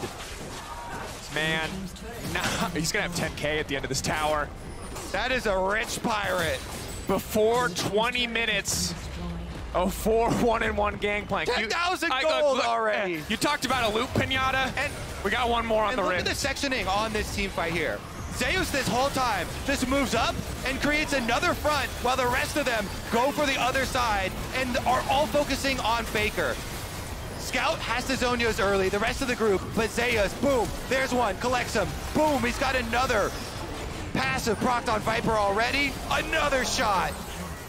Even as the Lantern is coming out to save him, they still connect it on the exit. And it's big because they have so much zone control. If the initial combo does not work, it does not take someone out immediately to get the Lissandra reset. You can see the smiles, the elation on the faces of T1 and their staff, because they know how easy it is for them to execute these fights, how well they have been playing to shut down all of EDG's options. 3K from the GP, just about 4K from Faker. Monster performances from these solo laners. Yeah, Kerio with that very quick Mikhails onto Faker as soon as the Maokai gauge went off. And Faker unleashes the full combo there. Storm up super early. T1 absolutely smashing. And now it's a 6K gold lead, Kobe. 20 minutes. So hard now for EDG to fight back. Again, if they can pick off single members, they've still got a chance, but need to keep their eyes on Kerio, really. If they take that silence out of the equation, maybe they can get a little bit more done, but if it's not the silence, it's the gravity field. Of course, there is a Herald in favor of EDG. They will finally use it in the mid lane, really trying to force this exchange. Shrelia's used. Lot in the back of that Herald. A lot of spears stacking up. They won't be able to stop the charge, but they can stop the follow-up push. Zeus on the side. Again, one big, one very angry Pirate looking to make his way out of this group. Faker already taking down one. Flandre off to the side, down. Viper in no man's land. 5 members chasing him down. He's got all the chakrams in the world, but he ain't got any teammates. He's getting knocked down, and T1 setting their sights on the Baron. Faker has always exited groups in first place, and today looks like it will be no different. JJ gonna try and slip in here for an objective bounty off of this dragon, but the teleport comes through. Double teleports. Oh, T1 ready to fight for everything. Carry off to the side, the silence on the scout. Zeus in the midst of everything. Do they have enough damage to burst him down? He's dominating, he's huge. The Soraka keeping him healthy, they can't kill him. Maybe, just maybe, but no, they don't do the damage. He's surviving everything. Keria, the hero to stop the shutdown. The hero to keep Zeus alive.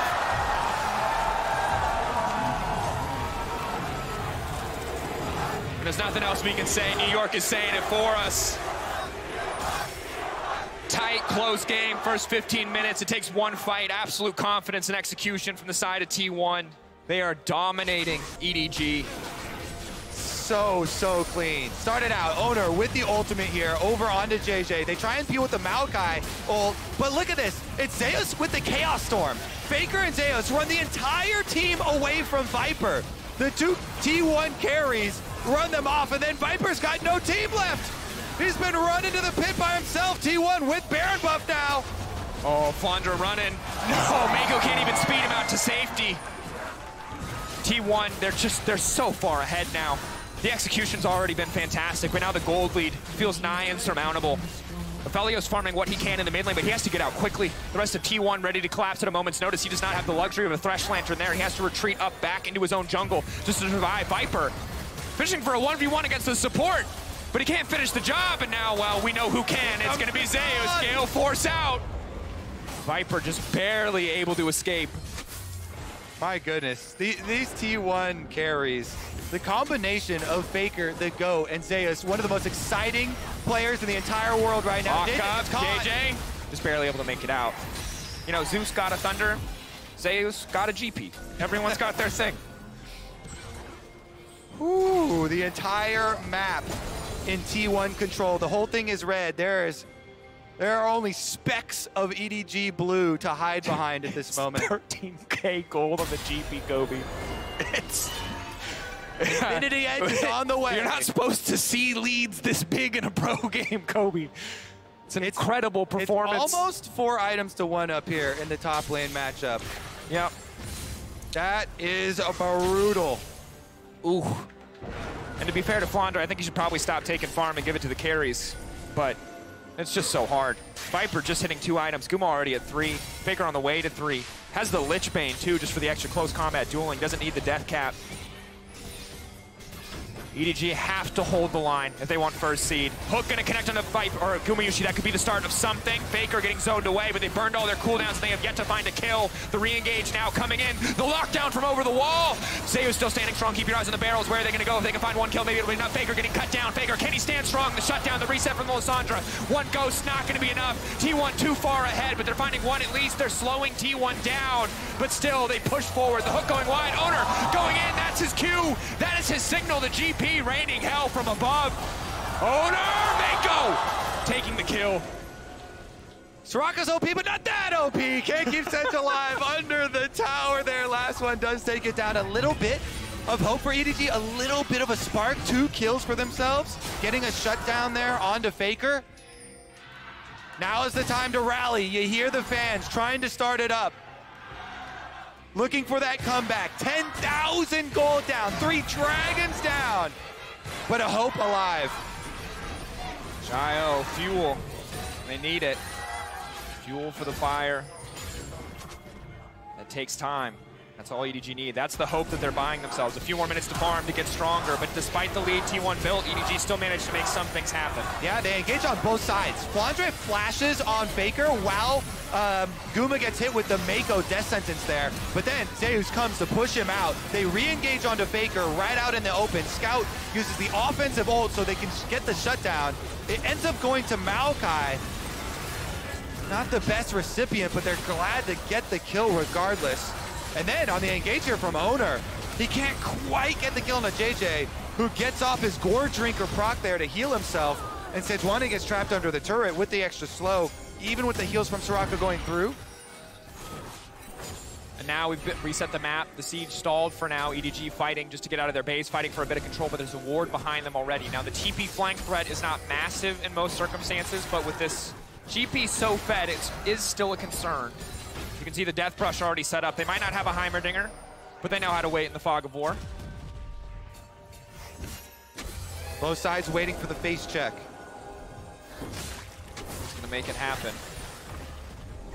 And you can see, could just be one final 5v5. Autos have to come out to stop the barrel. They can't afford to let it proc. Tension palpable. Gonna try and push out mid here. EDG make a rush on the wave, but T1 gonna get early priority towards this Ocean Soul. Dragon has arrived. They have Rend also. They can burn it down. EDG have got to go now. It should be impossible to steal if they get the full setup. JJ now moving over the wall into the pit, but it's still 6.5k health on the objective. EDG zoned away. They're waiting for the cannon barrage to expire. Big ulti coming off to the side from Viper, but he doesn't have the damage to back it up. Who can get the Drake in the end? It's the Red. It's the Ocean Soul for T1. This has to be it. EDG have to take this fight or the game will fall apart. They start off with a good exchange. Already the Sejuani gone. Zayu's firing back one in respawn. The Callista now flashing forward. Guma, fearless, leaping into the face of EDG. Viper running from the hills. T1. Domination. They get the soul. They'll take the game. They're TPing just for a bit of a fun. There's nowhere for Viper to go. Zoned out. Gale forcing away, but he will be cut down. They will take their time. But T1 in group stages are an inevitability. Faker has never gone out second, and he is not looking to start today. T1 will take their time finishing this, but they will exit their group 5-1. They will push EDG to the second seed. They will outlive Fnatic and Cloud9 and look ahead to the challenges in front of them in the quarterfinals. EDG perhaps one last desperate stand. T1 ready for one more fight to seal the deal. Zeus legendary. Scout off to the side, gets a massive shutdown, but it is too little. It is too late. They will run, but Guma knows what he wants, and it's the win. More than the champions in the fountain. T1 leaving his first seed.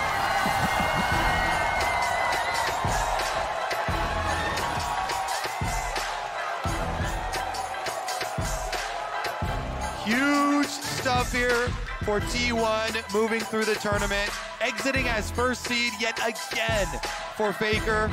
Their bottom lane was massive. Pushing here early on with the Callista Soraka, but Keria coming up with the silences on the engage, stuffing EDG's hopes. And Zeus on that gangplank. My goodness, they let the Maokai through, and they chop it right down. And you love to see it because that's the kind of innovation you expect as we get into best of fives.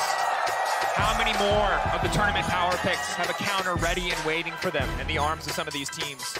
This Lissandra could not do anything. You're looking across the board. Top is a gangplank. Can't do anything there. Yeah. Mid lane, Faker, his support rushed to Mikhails. So Keria first item Mikhails. You can't go for him either. The Soraka silence on the ground on these engages made the game so difficult for Scout to play. And I feel like we have to give credit specifically to Keria and Zeus. And Keria, so much of it the Soraka picked. He obviously played it exceptionally. He built exceptionally. And Zeus, individually, built that massive lead. Suffered under the attention of 3 members on the top side. EDG committing a lot to try and shut him down. But he was, in this game, an inevitability. He just took over in the fights, landing so many barrels, taking out so many threats. Everybody has some part of them that is a Faker fan. Yeah, I think just everybody probably is a Faker fan. Even if you're like, oh, I'm not a big T1 the whole fan, part. You can't. All of him, from the 2015 broccoli hair and the roll to like whatever. You're a fan. You can't not be a fan. There's a literal GOAT in the audience that's a fan of the GOAT. You know what I mean? Like, it all comes together well. And of course, credit to EDG. I really want to see what both of these teams can do now as we move to best of 5. And they have this luxury of watching the rest of the groups unfold as they sit. Oof, look at that domination. Wow. Only Guma close in the damage charts. As a Kalista into an Aphelios. Everyone else, you look at the top side, when you look at the mid, you look at the carries of this T1 lineup. Massive, massive damage. And again, the story of the game told so beautifully in that graph. Neck and neck, incredibly close. 15 minutes, 1 fight, 1 silence from a Soraka. The entire game taken away from EDG. Great, great stuff here. Nice ending to Group A, one of our most exciting groups. Moving on tomorrow. We got a lot more. Group B, baby! And this was supposed to be, you know, the 2-1, the Chaos group, but coming out today, EDG T1. And you have to wonder how many more teams are going to show us more picks, more answers to what we've seen in the meta, more strategies, or just an uptick in performance. Or to be fair, a downturn. You never know what you're going to get. Hoping for mostly upticks. Hoping for upticks, always. More exciting games, more Heimerdingers popping out. I'll be honest, Kobe, I wasn't convinced. I was convinced by you. See, your excitement for the Heimerdinger sold me. We never got the proper face check to make it look. Yeah, but you're waiting for your opponent to do the thing. You're not, the Heimerdinger doesn't make it happen. That's true. He doesn't have a sign on his head that says, like, must face check. You know? For context, we're setting up for an interview. Of course, very exciting. We have to hear from T1 after a game like that. But taking our time here in a brief moment. Once we're ready to go, we'll toss you guys over there to Shocks. Yeah, honestly, though, you know, such cohesive play from this team, too.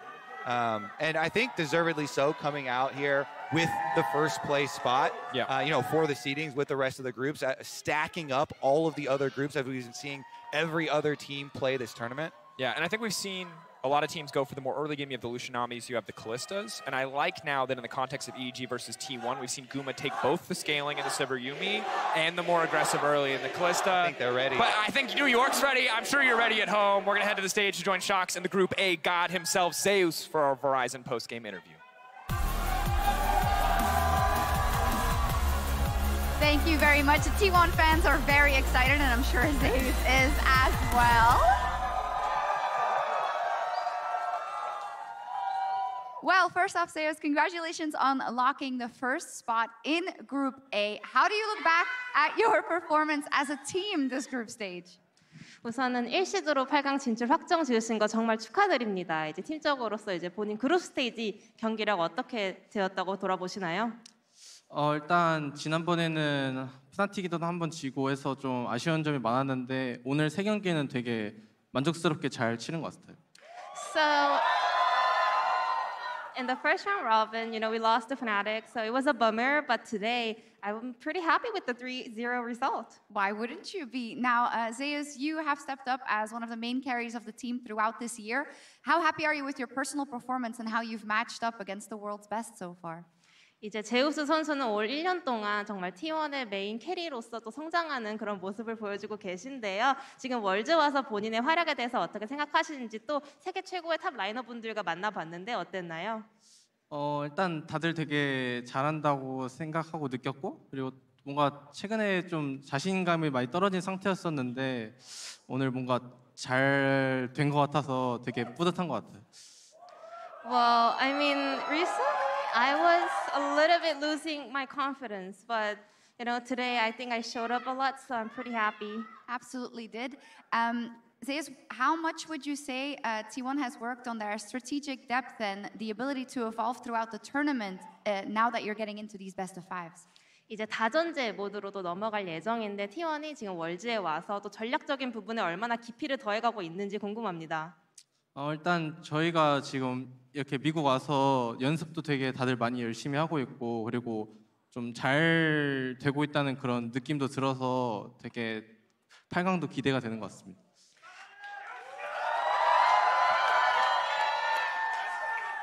We've been practicing pretty hard, and also I think we're gonna do great in the best of 5 series as well. So I'm so excited right now. Speaking about those best of fives, the finals we've seen recently of international tournaments has always been LCK versus LPL. So I'd love to hear your thoughts on how strong you think the LPL is at this tournament. 이제 또 최근 몇 년간의 월드를 놓고 보면 언제나 결승전이 LPL 대 LCK 구도가 많이 나왔는데 그런 만큼 지금 LPL 어느 정도 강하다고 생각하시나요? 일단 LPL 팀들도 되게 강하긴 하지만 그래도 저희 LCK가 좀 더 강하다고 생각해서 이번 결승전은 좀 LCK 내전을 보고 싶네요. So, well, LPL is strong, but I think LCK is stronger. I wish this finals will be LCK versus LCK. Awesome. 감사합니다. Thank you so much, Ji-sun, as well. Wonderful interview with a wonderful top laner. Back over to you and World's Cooldown. Thank you so much, Shox, and congratulations to T1 for locking up the 1 seed out of Group A. EDG also moving along to the knockout stage as the 2 seed in this group. But before we dive into the series, I want to hand things over to Emily for a word on Zeus. Yeah, so I think Zeus is someone that we kind of touched upon, but not really when we were talking about this, in specifically going against Flandre. He's kind of been the almost unsung hero because you just like look up there and it's like, oh, he's doing really, really well. Okay, we can focus elsewhere, right? And that's such a massive win for T1, and it can't go unsaid of how many opportunities he finds for his team just by being so amazing in so many of these top lane matchups. Yeah, it's sometimes the unfortunate reality of talking about teams this good, right? Dagda is like, well, we talked about 4 of the 5 matchups, like we're running out of time, and then lo and behold, the GP solo kill in the Maokai up in the top lane, and he's superbly relevant. You saw the damage graph at the end of that all. It's not even the fact that he solo killed Flandre. Like, he almost got a second one initially that, like, Flandre just about managed to get away from. And then 18 minutes into the game, he triple kills on Gangplank. It was 24 minutes into the game, and he was like, hang on a second, I need to go buy my 4th eye. Like, are you for real? Yeah, like, normally we wait till at least 35 minutes of the game until GP gets the triple kill, but he did it 10 minutes faster this time around. What a showing out of T1. Great tenacity as well, because this one wasn't all sunshine and roses in the early game. They definitely had to work a bit for it. Yeah, so EDG got ahead in the early game, and this play is kind of the turning point, right? And I do want to point out, yes, I was like, man, I really want to see Keria on playmakers. I mean, little did I know that Soraka Silence, you know, he was making plays. Unironically, it's such a massive part because every time EDG wanted to go in, oh, there's a Victor ult. Oh, there's a Soraka Silence. Like, it's so hard to execute this team composition, especially when EDG started falling behind with what T1 brought to the table. Yeah, and I think, as you say, like, you had great engages coming through from Owner. The damage that was coming out from Zeus as well was absolutely insane.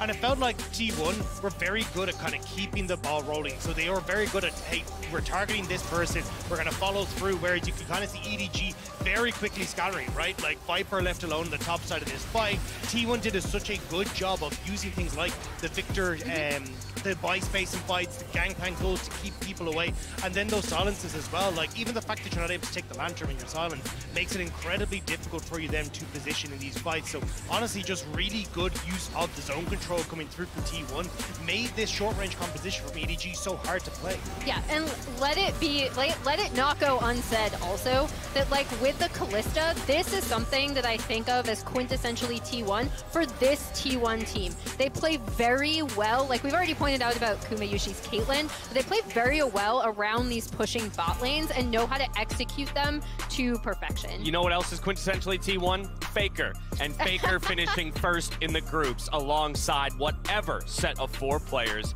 flank him on the world stage. They do it again. T1 first out of the group. But again, I love that we get to see so much different diversity from this man. He comes in, we're like, okay, well, you know, he's the puppet master coming through from LCK. He's like, hey, I'm going to play these more facilitators. I'm going to play like the Lissandras, these kind of things. He's like, no, I'm going to go play Akali. I'm going to go make sure that I'm able to pop off on this. Then he brings back the Lissandra. Now he brings out the Victor and is popping off on this. It feels like this guy cannot be shut down regardless. And here's the thing about this last game. You mentioned the fact that he hops onto Victor.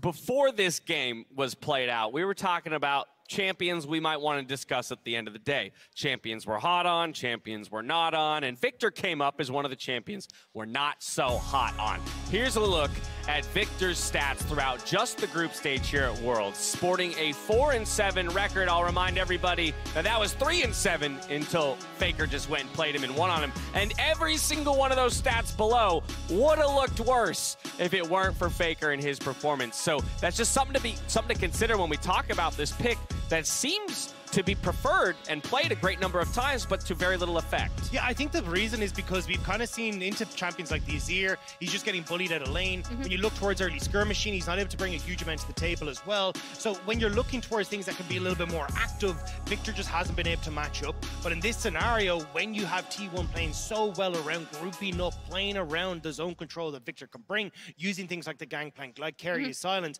that's where we can see him take a step up and why Faker was able to have the most damage on T1 in this game. Yeah, I think this is a really good illustration of why teams want to play Victor, right? Especially if you have a composition like this. And again, every time EDG want to go in, especially Scout on that Lissandra as an initiator, well, he just gets shot down because Victor does so much damage. And then another reason is that's why people keep picking him, right? Like, he has a ton of zone control. He does a ton of damage. I believe Faker did 30.1K, which was the most in that game. So you can obviously see how to execute it and why teams still keep going to this pick. And I think the thing is as well, it's really good teams are able to set up the Victor for success. When you look at the way T1 were playing, it's like, okay, back into these choke points. Make sure they're able to split up the team. We're getting value from the gravity field. We're getting value from the Chaos Storm because people are grouped up. I think that's what makes or breaks Victor in a lot of these team fights, is how well you can utilize the space he controls. All right, so there you have it, a case study in how to play Victor if you're going to bring it out on the world stage. From there, though, ironically,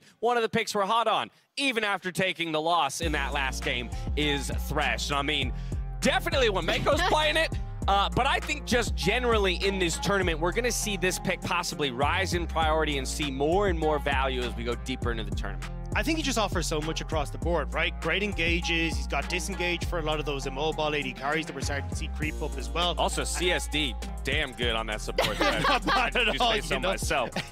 I mean, when you're playing against enchanters, it might help out a little bit. But I think as well, it's the fact that, you know, as we've kind of crested out of this enchanter meta, picks like Thresh that can kind of keep your AD carry safe, but also provide a lot on a roam, are going to start to see more and more value throughout this. And with support players like Mako, like Keria, who can, again, control entire games with a pick like this, we've seen Keria bring it out as well in this tournament and do very well with it. So I think because we have so many talented support players here, it's a really good pick that I like to see rising in priority, just because a skilled Thresh is just so fun to watch. Also just the fact that a pick I've been keeping my eyes on, the Aphelios, I was expecting to see much more of him, but now it feels like he's pairing so well with the Thresh. He's a 60% win rate in World's group stage at the moment as well. It feels like as we get to see more Aphelios and more of these top teams and top AD carries bring him to the table, Thresh is just a no-brainer to plonk in beside him. Yeah, if I'm going to hang my hat on anything right now as an NA fan, it might be a Vulcan Thresh over there for EG. See if some plays can be made when they step onto the stage. Let's refresh on our group standings here as we concluded the group stage for Group A today. It's T1 at 5-1, booking the top slot out of their group with Edward Gaming just behind. It's a 2-4 finish for Fnatic and a 1-5 finish for Cloud9, but we still got 3 more groups to decide. And so now let's take a look at tomorrow's schedule, which will be Group B. As you can see there, JDG holding the top spot at 3-0, but we'll see if they can be contested tomorrow. That said, we kick things off with EU versus NA, EG versus G2 Esports. Follow that up with the second matchup of the day for EG as they try and get it done against the LPL team in JDG. Damwon Kia after that against G2 Esports closed out with 3 more matches that day. Emily, I'll turn to you. What do you got your sights set on here? All right, so I'll come to bat for EG a little bit. I'm not necessarily predicting them to get out of this group, but I do think, actually, you know, before I saw C9 come out and look so strong against Fnatic in that game, I think EG are actually performing pretty well. Like their play-ins kind of gave them a buff to figure things out a little bit more. Some of those games could have gone either way. Like I actually keep thinking of that JDG game and being like, if they play that a little, you know, the execution is a little better, they could end up taking that. Is that a flaming hot take? I love it. Wow. I mean, Okay. at this point, anything can be flaming hot just take. my opinion. No, I kind of love it. It's just my, but that's what all flaming hot takes are. They're just somebody's opinion. I mean, it does feel a little strange to compare 0-3 week 1 performances. But I agree with you. Yeah. If I'm evaluating the NA 03s, EG's by far and away look the best to me. I 100% agree. I think they, especially the first game they played against JDG, their ability to actually like play out map state, play for cross maps, like these guys actually looked really, really good. And I was genuinely nervous as the LPL guy that EG were going to take it. So we'll have to see if they can try and bring it back tomorrow. All that said, we are looking at a very similar group makeup regionally than what we saw today, right? Where you still have JDG and Damwon Kia looking like the real threats. And so I'm curious if you, let's assume the day goes similarly to Chalk as it did today. If you were to end up in a JD versus Damwon Kia matchup for first, right? How's your confidence level that JDG currently with a 1-game lead would actually wrap up the 1 seed? Solid 52.5%. Hey, Wow. we take that. That tilts ever so that slightly deserves a in my flaming hot favor. take, White. Yeah, we'll flip that coin That's 52 really times. good. Yeah, I mean, Damwon JDG, it has been, in my opinion, still the best single game that we've seen at this tournament. It was so good. And as I've said before, like, I might not stand by my super hottest take, right, that I was going to have on day Flaming one. hot take. It's like, Damwon, we're going to win Worlds. But I do think the meta is super, super good for them. And I really love this Damwon team, especially Canyon. So I think, like, going up and seeing Canyon and Kanavi go toe-to-toe again is always going to be a good time. Yeah, I mean, even coming into this, Damwon was kind of my dark horse for the tournament, right? It felt like the meta has hit them. Exactly. The meta has hit them well. They're performing brilliantly, like Canyon back on carries. You got Nuguri able to have his carries on the top side as well. It definitely feels like Damwon are primed to have a really good run through this. I'm just, with at least a 3-0 kind of buffer there already, maybe JDG can still creep into that top spot. All right, well, here's my flaming hot take. Oh. Sorry.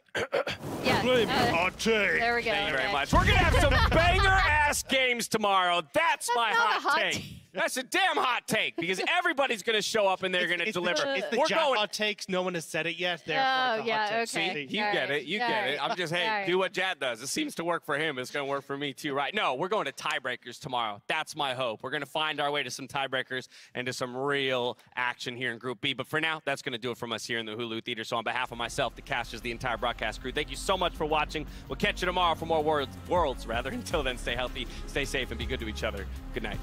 I don't think I can hit that. Yeah, you can try. It's Labber who's having to walk away from it now. Razor, he goes for a bad flag. And C9 gets first blood in the Fnatic jungle. I got it. Yeah, it's good. It's good. It's good. Look here. Look back. You're getting him up. You're ready. Yeah, I'm fine. Really good. Big Falcon flash, okay? And Razor will fall second. Wonder will do nothing. And C9 are going to find the first win of the group stage for North America. Owner's grabbing the first kill. The Herald dives to the turret. Razor's going to be next. Upset tries to provide covering fire, but Humanoid's made his way in. He ejected, and Gumayushi is ready to catch the pass. Humanoid again trying to get away. A double kill back over to Faker. Humanoid running. The only man left standing in Fnatic colors. And now they're bringing a party to mid lane. Hey, Jensen, knock. Here comes the LPL. Here comes EDG. It's not like it was expected to. Fudge goes through the Hex Gate. He's immediately killed. Sven's out next. Berserker's gonna drop. Scout gets away. EDG, they're marching to the win. Viper vulnerable, but there was no one else here to punish. And again, it's going to turn. Razor running, sprinting, trying to get out, but it will not happen. Fnatic, every single play they have tried to force this game has just turned. But there's an Akali off to the side. Oh, they are not the best bodyguards. They cannot protect their AD carry. A single misposition, and now Fnatic are falling apart at the seams. EDG tearing through them effortlessly, taking down Fnatic in the fight. This is all I wanted for the past 20 minutes. Do it, Sven, do it! It gives you heart. You see the grenade. If you want the Heimer, cheer for the Heimer, New York.